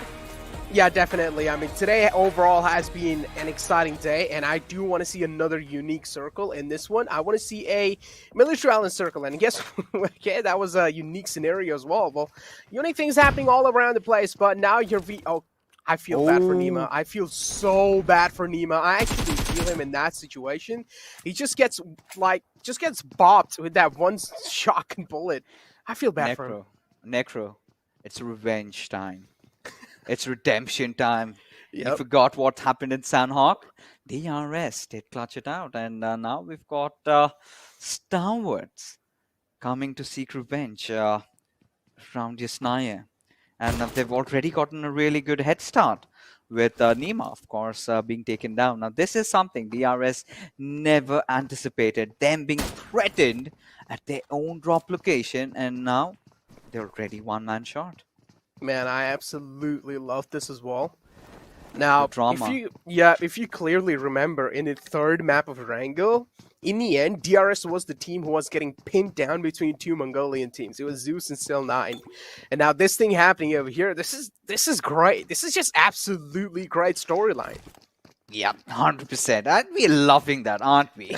And take a look at Team Clarity BABLU. I think this is where Team R3D usually likes to drop, and that is where they've opted. They've changed so many drop locations. They've headed towards Zaki, and yesterday in that final game of Erangel, I think it was C9 who just clobbered them down, and they did realize, right, they just can't take fights anymore over there. Now, we've seen that little bit of a change in ZEUS's rotation, right, where IC goes in for that squad house compound, where you tend to ensure that one little vehicle, and those small little things, you know, change the game on a big level, right? At the grand scheme of things, they do matter. But again, well, the desk has been harping a lot about wanting either of DEADEYES or I8 to win. And now talking about I8, considering how the flight part really went, well, they sure haven't made it up to military base yet. That is pretty understandable. But I also like one more thing from TDK over here, right? Now, of course, two players being the former players of P and Crew, and they have taken over that shooting range in Severny area as well. And sometimes they even do go towards Milta. Like I think so previous rank around they that went farm towards area. Milta. Yeah, they went towards that area as well. Now, you've got some players who pretty much know how to handle that Milta and the farm area. At the same time, we've got a few players who pretty much are so well familiar with that drop location near shooting range of Severny. It's just absolutely great. I mean, I'm starting to wonder as to what could be the possible reason why they would head over there. Of course, we do know that P and Crew is not with us in this Super Weekend, but again, I still like that farm split that they used to do. But I think the only reason would be the traffic around them. A lot of teams, you know, just hovering around, and one little mistake was causing them a lot of trouble. Now, this is where T2K has rather opted for a safer approach, so as to speak. And well, so far it has worked out really well. But I'm rather, you know, getting worried as to how on earth are they going to take that central position for themselves, because when you're dropping off as far as Severny, you have to play, you know, edge to edge, and well, I mean, the players do have the caliber to, you know, shine in those situations, but this is something that they're not accustomed to, right? This is something they're not accustomed to, how to rotate, you know, the timings especially. They know around farm area, you know, in 2 minutes maybe we're going to encounter this team over here, but now heading in from Severny all the way down below, things are going to be a little bit gambled over here. And you're talking about gambles, I8, you know, they're scared, right? They're making sure there's no one on the bridge. Now they've managed to head in towards the Sanhok military base. Now what is really interesting is they are not yet, you know, even begun looting. Yeah, that definitely is a little kind of troublesome thingy that would probably haunt them later on in the game. They should start doing it, actually. But again, the thing is that a decent amount of portion is in the military island, where they can probably chill out on the right side of the bridge, and they can even, you know, opt out for the late rotation. But we have seen, you know, sometimes late rotations do, like, usually comes with advantages, but mostly it comes with a lot of disadvantages where you can get focused by a lot of teams. And that is not really a thing you want, especially if you want to play the survival game. And I8, I mean, up till now, they've been doing a great job, you know, keeping their toes dipped in both the kind of scenarios, even in the survival games, even in the kill department. But mostly they're kind of tilting towards the kills, which is the classic I8 we know. They have the skilled individuals, and why not? Hey, you might as well just put the pedal on the metal. But trying to kill, squatting out some lands of DRS, not really able to deal any critical damage. that should be a little safety cushion, or that should at least give DRS a little bit of a sigh of relief. This is what I was talking about. Now DRS have been shoved off from their own drop location. Now look at them just scattering away from each other. The distance being created. Now T2K does No, realize that they do no. know that Mafia Ninja is sort of isolated So over dead. here, and they are in for the hunt. And Mafia Ninja does manage to spot one Oh. down. Does manage to take him out as well, but still not able to get any confirmation on the kill. Now, Mafia Ninja, his position being completely compromised. Legend is going after him, where Perfect. Sandesh will have no difficulties in taking him down. And that being said, T2K clearly capitalizing on this situation, have managed to secure one easy kill, but that kill is really big. Man, I feel so bad for DRS. It's just like before they were against those lions, and then the rest of the food is being eaten by the hyenas. That's a little problem for DRS now. They're just left with one man alive, and that can be a little problem in the future. But for now, Raw are the one. Yeah. Also finding themselves a few knock. That's going to be a great starting for them, and that's what they're probably looking for. Raw is one of those teams that has been, I would say, decent up till now. And I want to see them do much more better, because we do know they have the players. All they need is that one single opportunity that can help them put their mark on the top.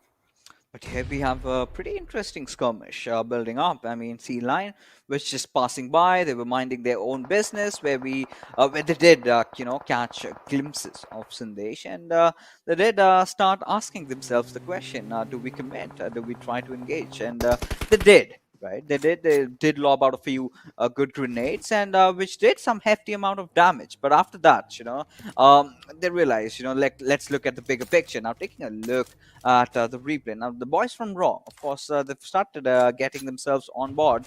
A few knocks here and there, but again, and let's take a look at the bigger picture, right? The way the circle is panning out, the next shift, the second circle, where is it going to form? That's the bigger question over here. TMI, they have managed to make it down all the way towards the military base, where they're going to have no trouble in looting so far, and I believe no one's going to bother them on the other side of bridge, because everyone's so concerned to get and have a good spot inside the circle. And this is where the shift comes in. Now T2K, are they going to be happy with the decision? Because had they had the previous had they had the original drop location, they would have been right at the center of the circle.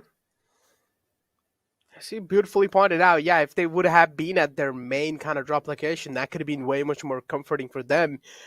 But I would also like to point one more thing out: the separation in DRS. Now, Galzon's Yeah. all the way near Yasnaya, and then Age is all the way up off north. And, well, Galzon being caught off guard. This is not a good news.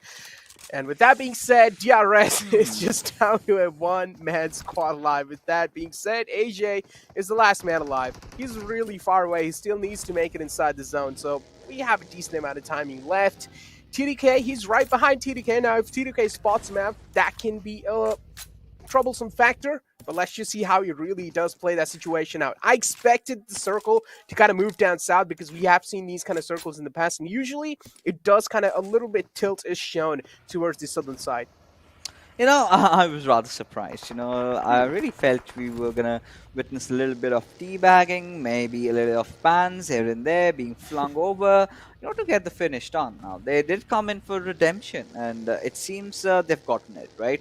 They completely shook DRS apart. Now, DRS never saw that coming from miles afar. They had no idea that they were going to be contested, and losing that early grip, that's where everything started falling down, one after the other. And the kind of a spread, I do not know what was going wrong in the IGLing department, but everything just flung by, and they could not even realize. And once they got grip of it, well, they were no more, and it all came down. Now, rather, it has all come down towards AJ, who's been apparently performing really well for this squad.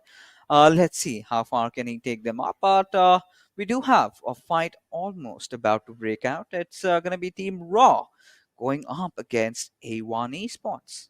I feel like that individual situation that happened with DRS, even the IGL couldn't do much, you know? It just happened so randomly. This was unexpected. Even the IGL got caught off guard. And, well, I don't really know what to say. You know, I definitely do feel bad for them, but that's it. You know, nothing really above it. With that being said, now Raw going head-to-head against Avon Esports. One man is quite close. But again, they're really looking for that opening for them to just give a little bit of wake-up call and push up against Avon Esports. Avon Esports are quite pinned down. I do like the separation coming in from the side of Raw. You can clearly do see blah, blah, blah in the back lines, who is a threat to Sinister's life. But it seems like Sinister as well is quite well aware that there might be someone behind. So he sits in his buggy and pretty much moves away. So that's a great decision.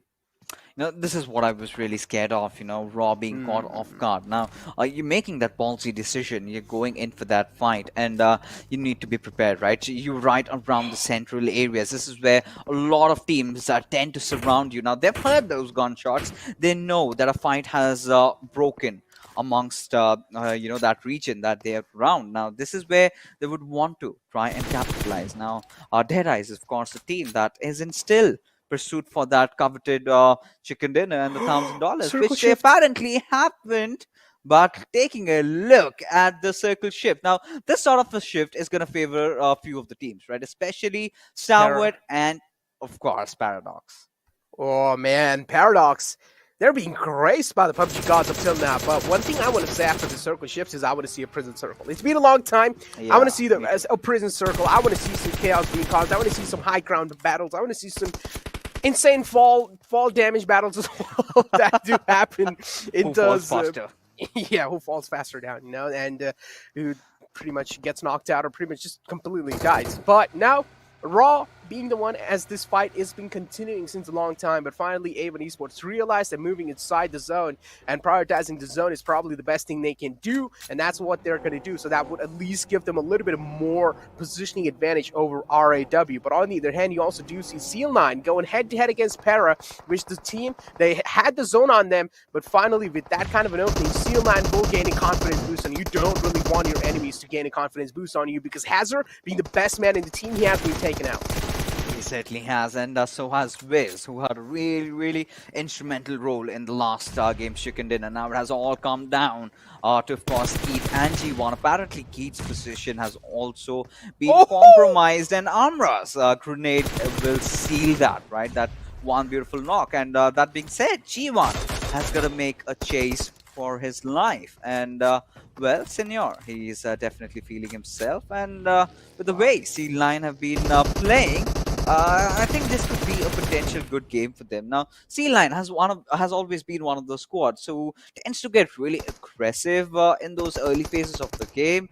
We did see semblances of it with them just wiping out Team BABLU in a matter of few seconds. Then now again going after Team Paradox, they do realize how important it is to get those territory control for themselves, and they've established that in a quite good manner. But what has always been their problem is sometimes they get too overwhelmed, right? Sometimes they overextend in those fights, leading to their early demise. Definitely. Overextending a few fights can lead into early demises, and that is understandable. As you pointed out, overextending means staying inside a fight in way much more longer time. As long as you're able to end that fight quickly, that's the best thing you can do. But if you keep on extending it, if the fight's really not coming down to a conclusion, that means just because of the gunshots, the teams will be attracted towards you, and you getting third party or backstab, the chances are so much more. So try not to extend those fights, and that's probably what these teams also try to do. But it just really comes down to what kind of distance you're engaging in, right? Mostly the close distance fights, they do usually turn out to be kind of short. In those mid-ranges fight, it just really comes down to, oh my fixes. Okay, I had to cut myself there, but that's a prison circle, and I'm so excited. Indeed it is. Now the big questions do arrive, right? Who takes the prison compounds? Because whoever does is going to be playing a big gamble, and I believe it's going to be G1, because he does not have a lot to work around with. Now if he does manage to take over that hospital building in prison, then that's going to provide him a really, really strategic advantage. He might not be able to push up as easily by other squads. Now That being said, the Deadeyes did have the better of the circle in the previous zone, but now it has shifted towards C2K, and Deadeyes apparently catching the players of Seal while the rotating did rattle them out with a few bullets, but it's the boys from Vibes that are engaging against T2K as a lot of knocks do come in, but Seal somehow have chimed in inside this battle, and Assassin, he has fallen. Legenda is down. It all comes down to where are the teammates? Suyog, what on earth is he up to? Well, it seems like he's definitely trying his best, but somewhere down the line, the struggle is being shown from their side. Vibes now. This is not really looking good. Same thing goes with Seal. Wally, pretty much far behind this time. He does realize maybe staying alive is probably the best thing, but not anymore. Even him being taken out and completely confirmed. Well, Seal in a really shaky kind of situation near the prison area, but let's just see how did they come out of this one, because Vibes is in the close lines. Even you do see one more team in the left lines, and they're just completely surrounded. They're like kind of like a sandwich team in between a lot of teams. At the same time, Vibes as well. And these kind of circles, this is why I just love it, right? So much open field. The only cover you have is those little rocks here and there and just trees going around. But now another fight panning out, and it's going to be RAW against C9.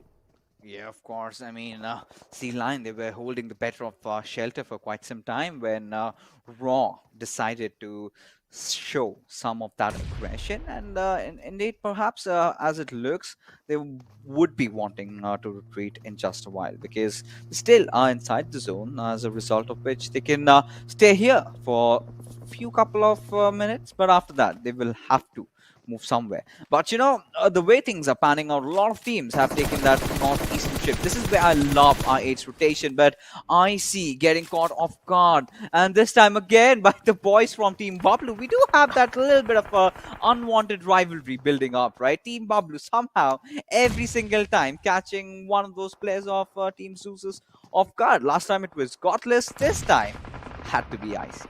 And yeah, the main problem in that fight as well is that ZEUS needs to move inside the circle like Clarity. BABLU are the one being the guardian angel of those edge lines.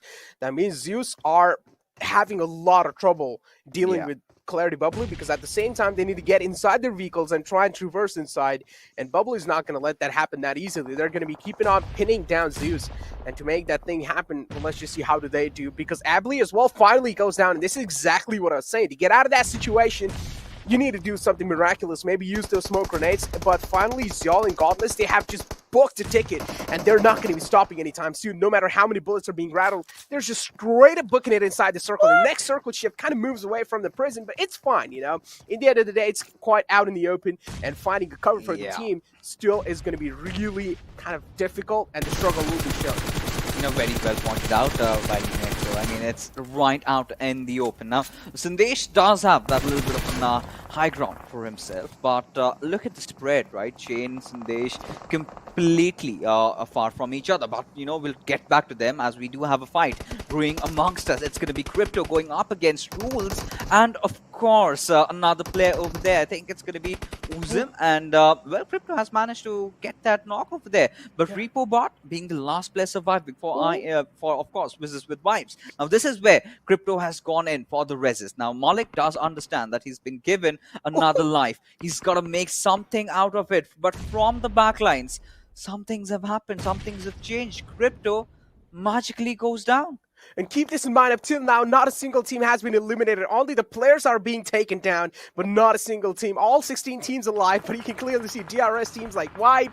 They all just have like one player, even Para, and then you have Future Station, ZEUS, TDK, Wizzes with Vibe, CL9. They have like 2 players alive up till now. But CL9 now, they're getting pressured inside this bunker. They can't really do a lot of things. Sonori's being burned down to death, and Inky, well, he is the last man alive. He's the man on mission. All the meds have been dropped down to Inky now, and he has to make a lot of things alive, and getting out of this one is going to be so tough because he's funneled in one single direction, and he's being camped by players, so making it out alive was pretty much next to impossible. But now, as the circle moves out in the open, TDK, they have found themselves in quite a split, and I don't like it, especially when you only have 2 players alive. That's not a situation you want to be in, but a lot of firecrackers blowing up here and there. Yeah, apparently a lot of kills happening across the lobby, and Godless and John, they might be together for now, but they're not scared as they are going after squads after squads. Now Sada is going to make that push onto with Dante, and he's going to be the cause for his demise. Now this gives them enough time to go in for the revive, but that certainly does not happen as Team BABLU, they have started to bag on quite a lot of kills over here. Now DEADEYES, look at them, they're completely oblivious about Killer's positioning, who apparently is enjoying himself in this shroud of smoke. Imagine the situation, Necro, had they run over him.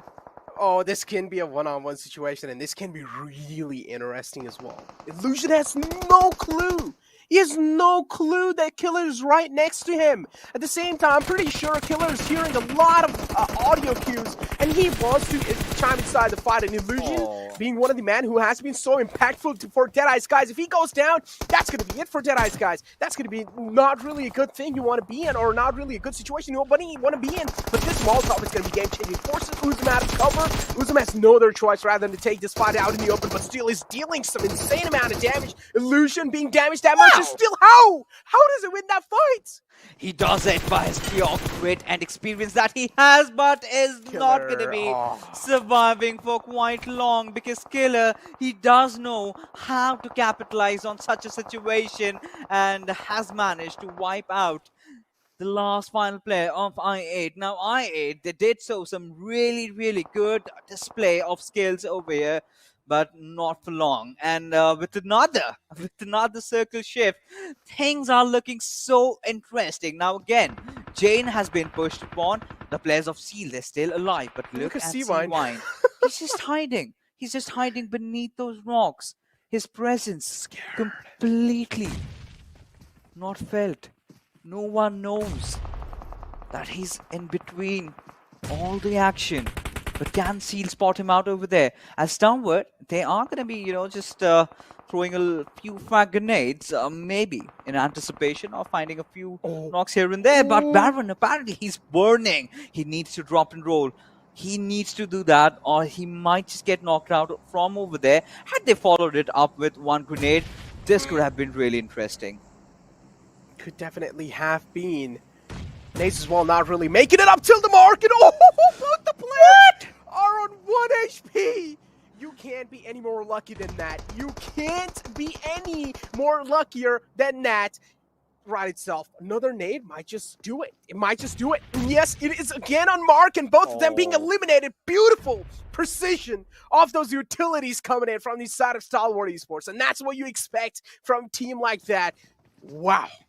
Things have started to get so tasty with all these teams. Now this is where BABLU, they are hungry as ever. 10 kills already, that nade being lobbed into perfection. But I believe it was Clutch Baba who did manage to get a grenade finish. A lot of things happening around us, and it's so difficult to keep track of all the kills. Now, High Voltage, they have a really good position, but one thing I believe they're unaware of is Pika's position. Definitely are. But I feel like Pika over here, him striking inside this fight, the chances are pretty minimal. I don't really feel like Pika over here is going to be striking that much hard, because he still needs to move inside the zone, and challenging a fight like this where you have a huge disadvantage and where they have a massive advantage, I feel like it can definitely be a lot of damaging to yourself. So trying to find yourself a safe pathway inside the circle, that's probably the best thing you can do. And that's what they're really looking for. But again, the problem here is that even if you do move inside the zone, you don't really have a guaranteed cover for yourself. Hey, pretty interesting, sitting postures by Zipiano over there. I mean, playing with your gyroscope and still be sleeping. He's definitely professional. Have you seen Crypto? Yeah, I mean, how do they do this? I mean, every single time I was playing, while you have your gyro on, you have to sit and play. Gives you the maximum precision. Now, a lot of critics do take a lot of emphasis on your sitting postures while you're playing PC games as well. That's a different discussion. But let's get back into the game. As Team BABLU, like we did mention, they're really hungry for that chicken. Now, 10 kills. Now they've started feeling it. This is where it all comes down, right? The Pakistani fans have been missing it, you know. One of their teams getting the chicken dinner, and Team BABLU are as close as ever.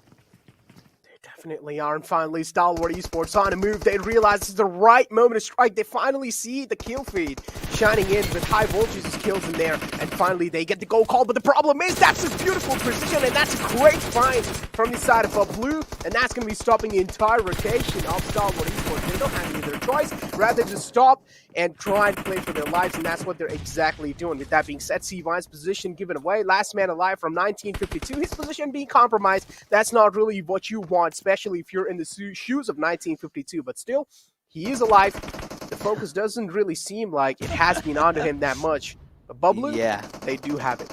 Yeah, they certainly do. I mean, having control over that visit tower, you've got a few cars to play around with. I would have, even loved it more if they sort of built that, a fortress around those vehicles, right?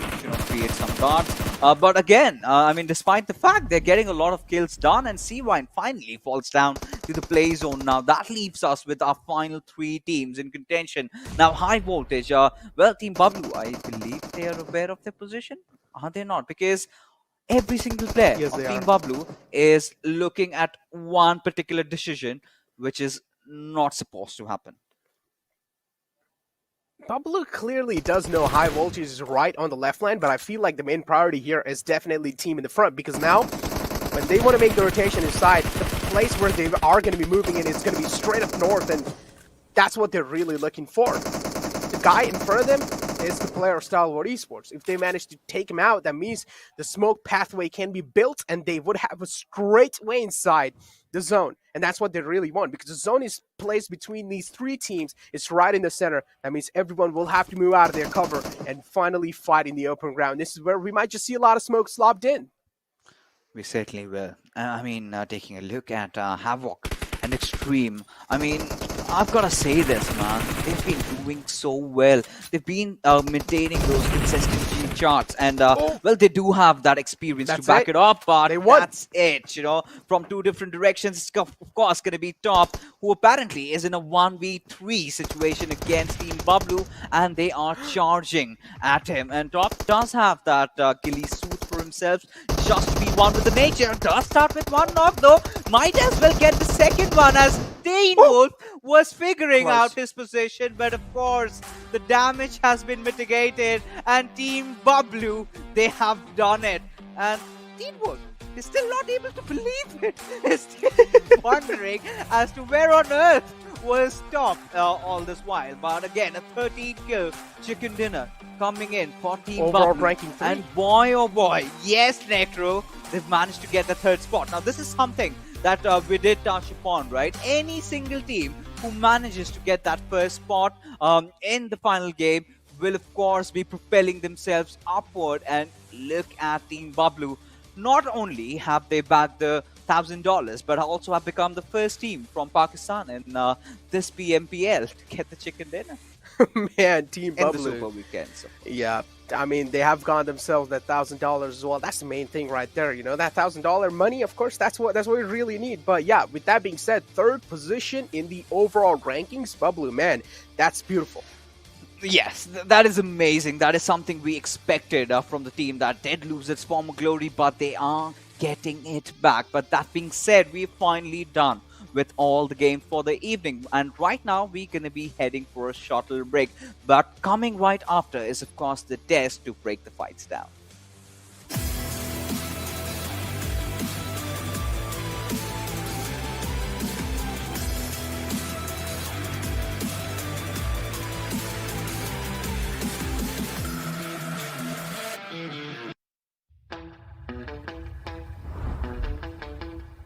Are you keeping it real? I'm calling shotgun, wanna see my baby run. Oh, what's the word on the sea? Kicking up the dust, you know what I mean. We got a good thing going. We got a good thing going on. Hello and welcome to PUBG Mobile Pro League South Asia Season 4. This is the first Super Weekend is where we're at, and the fifth game, the final game for the day, has just come to an end. And in doing so, Clarity, well, Ocean, you ought to be really, really happy, dude, because that was a dominating play coming in from that team. Yeah. That was indeed like the actual BABLU that we have seen right from the first PMCOs, Johnny. It's the same one. I still remember me and Johnny just sitting on the desk and seeing the first ever match, and I remember Johnny saying, if I, I'll just have to divert from it, and Johnny saying, BABLU maregi. And that's what happened, right? And it's the same BABLU again just coming up. BABLU's gonna kill, and that's exactly what they've delivered. Johnny. Exactly. I mean, that has been the expectations from this team from day one. But again, we know every single lineup, there is no team in the world that will not have a dip in performance after going through a roster change. And that was the same scenario with BABLU Clarity as well.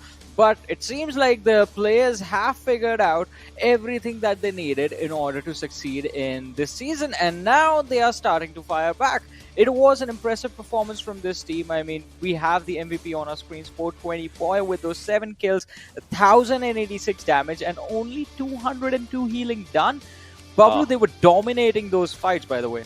Yeah, they definitely were dominating those fights, but obviously it was just not a one-man affair. There were a lot of players, just, that were just, trying to get the best of the best gameplay forward. I mean, 420 boy, we know he was in, but Zebian as well. Just think about it, right? Out of 13 kills that the team has, 12 are just here on this area. 7 for 420 boys. Zebian has 5.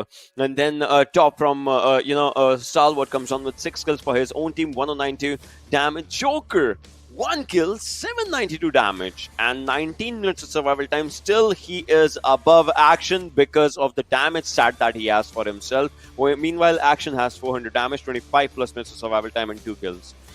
Absolutely, and again, I mean, in all of that, we can clearly see that when it comes down to Raw and their playstyle itself, it is an aggressive force that the lobby has to reckon with on the other front. As we move on forth to the match summary, we're going to be dictated with, well, again, a lot more stats. Ocean. Johnny. I mean, talking about a lot more stats, this is where, it just comes on. ZEUS, I would say they were a lot on their own rotations, here and there. I mean, Godless specifically. Now, he was kind of, actually on the role of scouter as well, as he was just, trying to scout out the areas for his team. Well, Joker with the longest distance skill and highest damage coming down 109.2, just as we said about top, but Zebian was really good with the utilities. I mean, the final moments as well, all those smokes, all those nades, whenever it was needed, he was delivering it in the rightest forms. I mean, smokes just being deployed on so the team gets cover, but last moment, I mean, that's where they did not find the last player of Stalwart. I mean, that was a different affair, though. That is so true, mate. With that, let's have a look at the match ranking coming in. I mean, it was certainly a dominating chicken dinner winner team coming in from Clarity Esports' gameplay. But on the other front, Stalwart Esports were also right up the alley with 10 kills. So, again, a wonderful, wonderful performance from their side.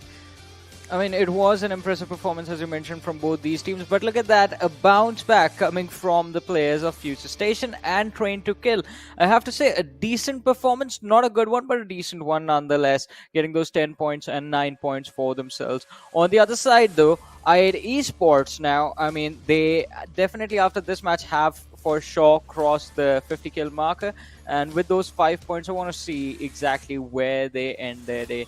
I mean, will they have a safety cushion big enough for them to actually not panic when they come back in tomorrow's matches? Yeah, that's who I would say things might just be a bit dicey. I mean, surely they will have a safety cushion. I mean, DE had 4 points, right? So I8 will be 1 step ahead of DE, but it's just that 1 step. If you want to start your day without any pressure, it should be a bit more. But it's, all about those steps that you have taken in the game as well. That just, kind of became good, bad, ugly, crazy. Like the story overall. Absolutely, and it becomes so very crucial when it comes down to each and every single game to get your rotations done right, to get your homework done right. And right now, it's time to move on with the zone analysis with Ocean.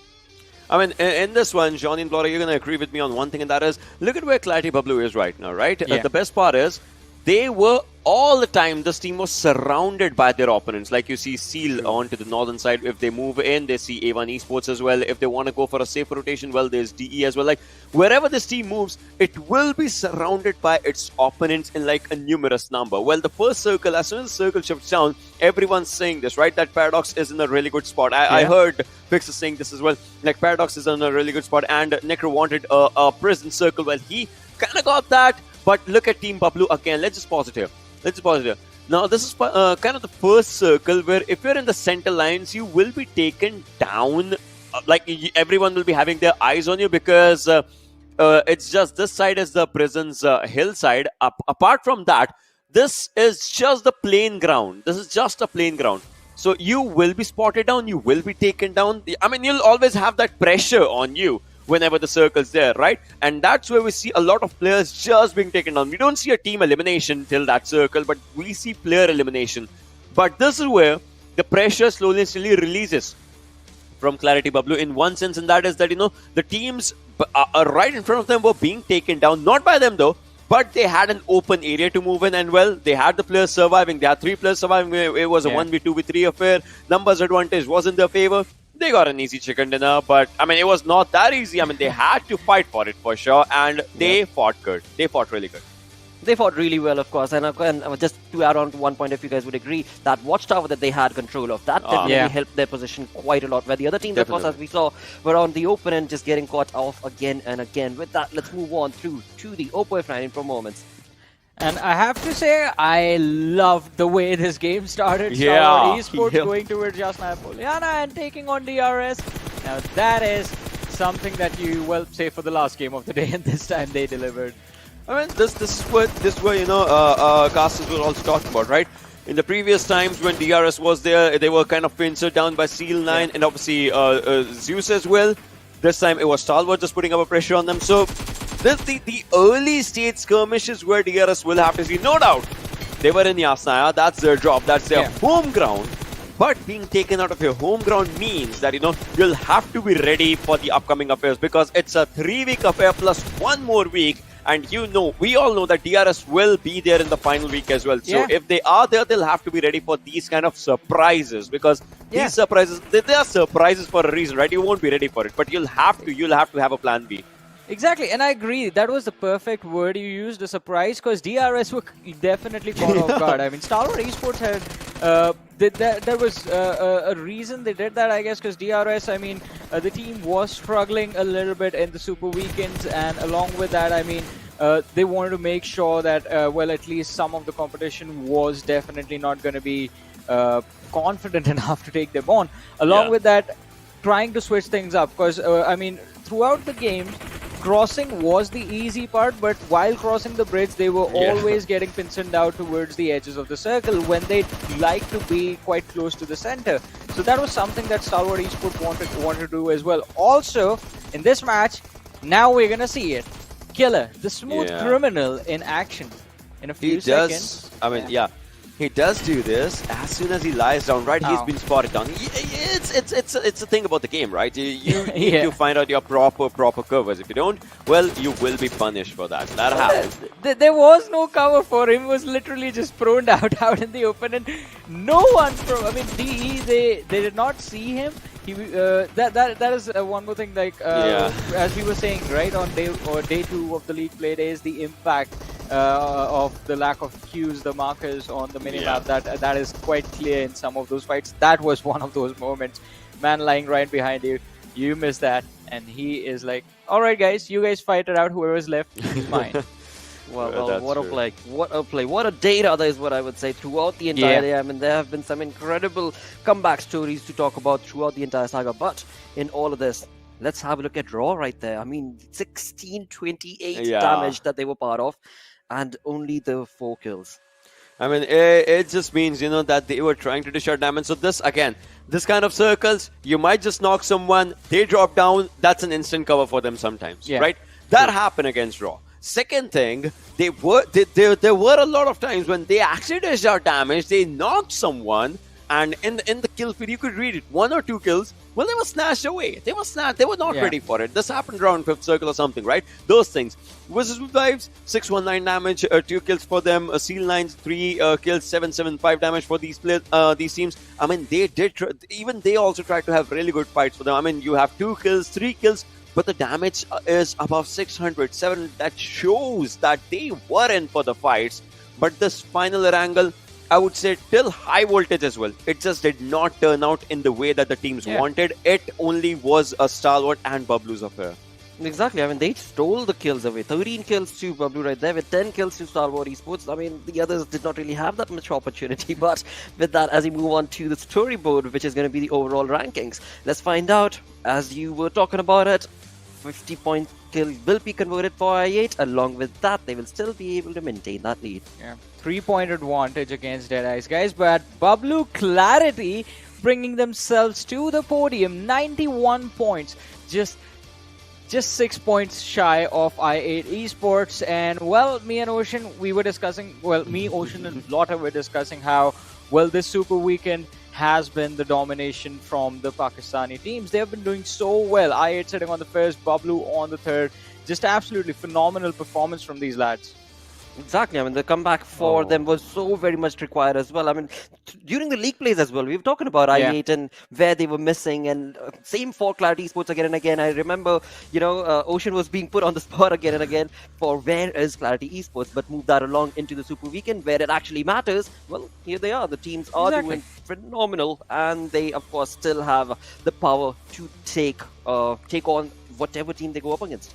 Yeah, definitely. They do have it, but Paradox. I mean, this team is an impressive team for today, to be honest. Yes. And today, I would say, has been a day of comebacks. Think about it, right? ZEUS, DRS, Paradox, the teams that everyone just wanted to see. We were asking, like, Paradox, obviously, different region coming down here. But yeah, they are delivering now. ZEUS, DRS, where are they? They are delivering now. It has been good. And again, in the final game, everyone was like, BABLU, Clarity, where are they? They are delivering now. And they are in top 3. This is just an amazing day, to be honest, for all PUBG MOBILE esports fans that have been cheering their team in South Asia. And I would say that this is kind of a day that we actually needed in the competition. This shows that every team can step up. They just need the right game for themselves.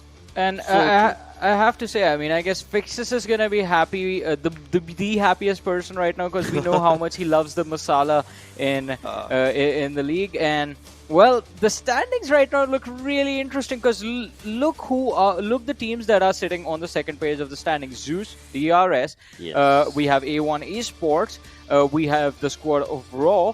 I mean, some of the biggest names from their region. And, Future Station. Well, on the second page, you have Future Station as well. I mean, yes, all of them, of course, are going to be giving us a comeback story, I do believe, because A1 Esports is one of those teams that has gotten so close to that second and has yet not been able to take one. On the other front, talking about BABLU itself, Clarity Esports, let's bring up the team card for the same and have a look at their performance itself. Right, talking about this team, talking about this team, I mean, look at 420 boy, right? The lad has been delivering so much for himself. I mean, 27 kills, 6144 damage, 1.5 KPM in 18 matches. That's amazing. Now talk about Danny right now, right? The lad has amazing survival time for himself. The thing is, he is delivering the damage department for the team, on which the entirety of the team is capitalizing. I mean, talk about Wolf. 2085 damage, 15 kills as well, and obviously his ideal skills are actually on point with the markers. Like wherever he says he needs to take the team actually follows that area, and it's good. Zibian as well. I mean, this is the team that obviously we'll have to look out for in the upcoming weeks as well. Yeah, I agree. And I mean, BABLU, they have an interesting sort of strategy as well, because the reason you see the stats for Danny the way they are is because he is always the man who is going to be the front line. I mean, just clearing those positions for his teams, making space for his team as well, followed by Wolf, and then you have 420 and Zibian just making sure that once these guys get into position, they control those positions in every single map. I mean, look at the average kills on Erangel. That's a pretty decent number. In fact, on every single map, on Sanhok, on Miramar, on Erangel, those are good numbers that this team has put on throughout the tournament so far. Absolutely, and that damage that they're match start is showcasing, right? Yeah. I mean, that just tells us that Stalwart Esports, well, they are part of those fights as well. You know, I mean, they do take on those fights head on. And with that, as we move on forth, we are going to have a look at the kill leaders coming right up. And on the first is still Yalzin from the Real Soldiers. 33 kills to the dude. But Crypto following up. I mean, it's a fact because, you know, Gyalzin, I would say he did deliver today. I mean, today DRS had an incredible game, right? That still keeps Gyalzin at the top, but they'll have to have that for themselves. I mean, wherever DRS is lacking, those are the games where i8 is performing really good, and that's the reason, you know, I mean, yesterday, if you talk about it, right, yesterday's full day, i8 was doing amazing. Today, i8 has been doing decent. We see them in top 5, back and forth, and that's the reason that Crypto is getting really close. I mean, the damage department and survival department, well, Crypto is ahead of Gyalzin. And if things go in the similar fashion, well, Crypto tomorrow, he might just be ahead in kill department as well. Yeah. I mean, it was an impressive performance from these two lads, but look at how aggressive they like to be. I mean, survival times in 17 minutes, 53 seconds, 18 minutes, 46 seconds, and then you have players with 20 minute plus survival time sitting right behind them. These two players, they like to fight and they don't shy away from the action. But talking about those fights, Vibes were a part of a lot of action today. Praveen, Killer, two really impressive players from the lineup. Although, I mean, when we talk about the players sitting on the 7th position, Stalwart Esports, Ocean, as he likes to mention, I mean, teams have the ups and downs during an entire tournament. Well, Stalwart Esports, they had a lot of ups and downs throughout the entire day. Consistency was a little bit lacking, but hey, we know Stalwart Esports. When they pop off hard, and it is those two matches that they look for every single day. Yeah. True, mate. But you know what? One team that's missing from all of this? Yeah. ZEUS. Yes. ZEUS is nowhere to be seen in the kill leaders as of now, but maybe things are going to change for them. With that, let's move on to the day summary, where we've had 5 incredible games, 1 on Sanhok, and of course, as we moved on along, it was the Real Soldiers who started things off looking pretty phenomenal and in style, but then following them, of course, we did have Vibe Esports take that second game. Ocean. Yeah, I mean, but this is where we see ZEUS as well, right? And with 11 kills for themselves, I would say obviously the numbers have been distributed. Well, I see obviously, you know, getting two games back to back, he was MVP, so he has been getting good kills for himself personally. If you talk about it, well, Vibes Esports, they had the maximum damage today. You see that in the green marker. Well, that's the maximum stats, and Vibes had good stats for themselves. 12 knocks, 14 kills, and 2,651 damage. Meanwhile, ZEUS, well, the game that they actually got the chicken dinner, they had the maximum healing amount. That actually shows that ZEUS is kind of on a seesaw, which is, you know, moving back and forth. I mean, they are delivering damage, but they are taking a lot of damage on themselves as well. Well, they'll have to, you know, tip the balance in one good scale, and that is the damage scale, if they want the game to be theirs more and more and more. Absolutely, but as we move on forward to that match number 9 on Sanhok, it was the biggest comeback story of the day, where Paradox just took us by surprise in Storm, and they had slowly and steadily been picking up that pace, but now as they moved on into Sanhok, a completely different map, and that just completely was dominated by them. So a GT play coming in from that team as well, and of course, as we saw from the Pakistan, it was Clarity Esports who took that final game with a high fragging affair. Warren, what more would you like to add on to the entire day's saga?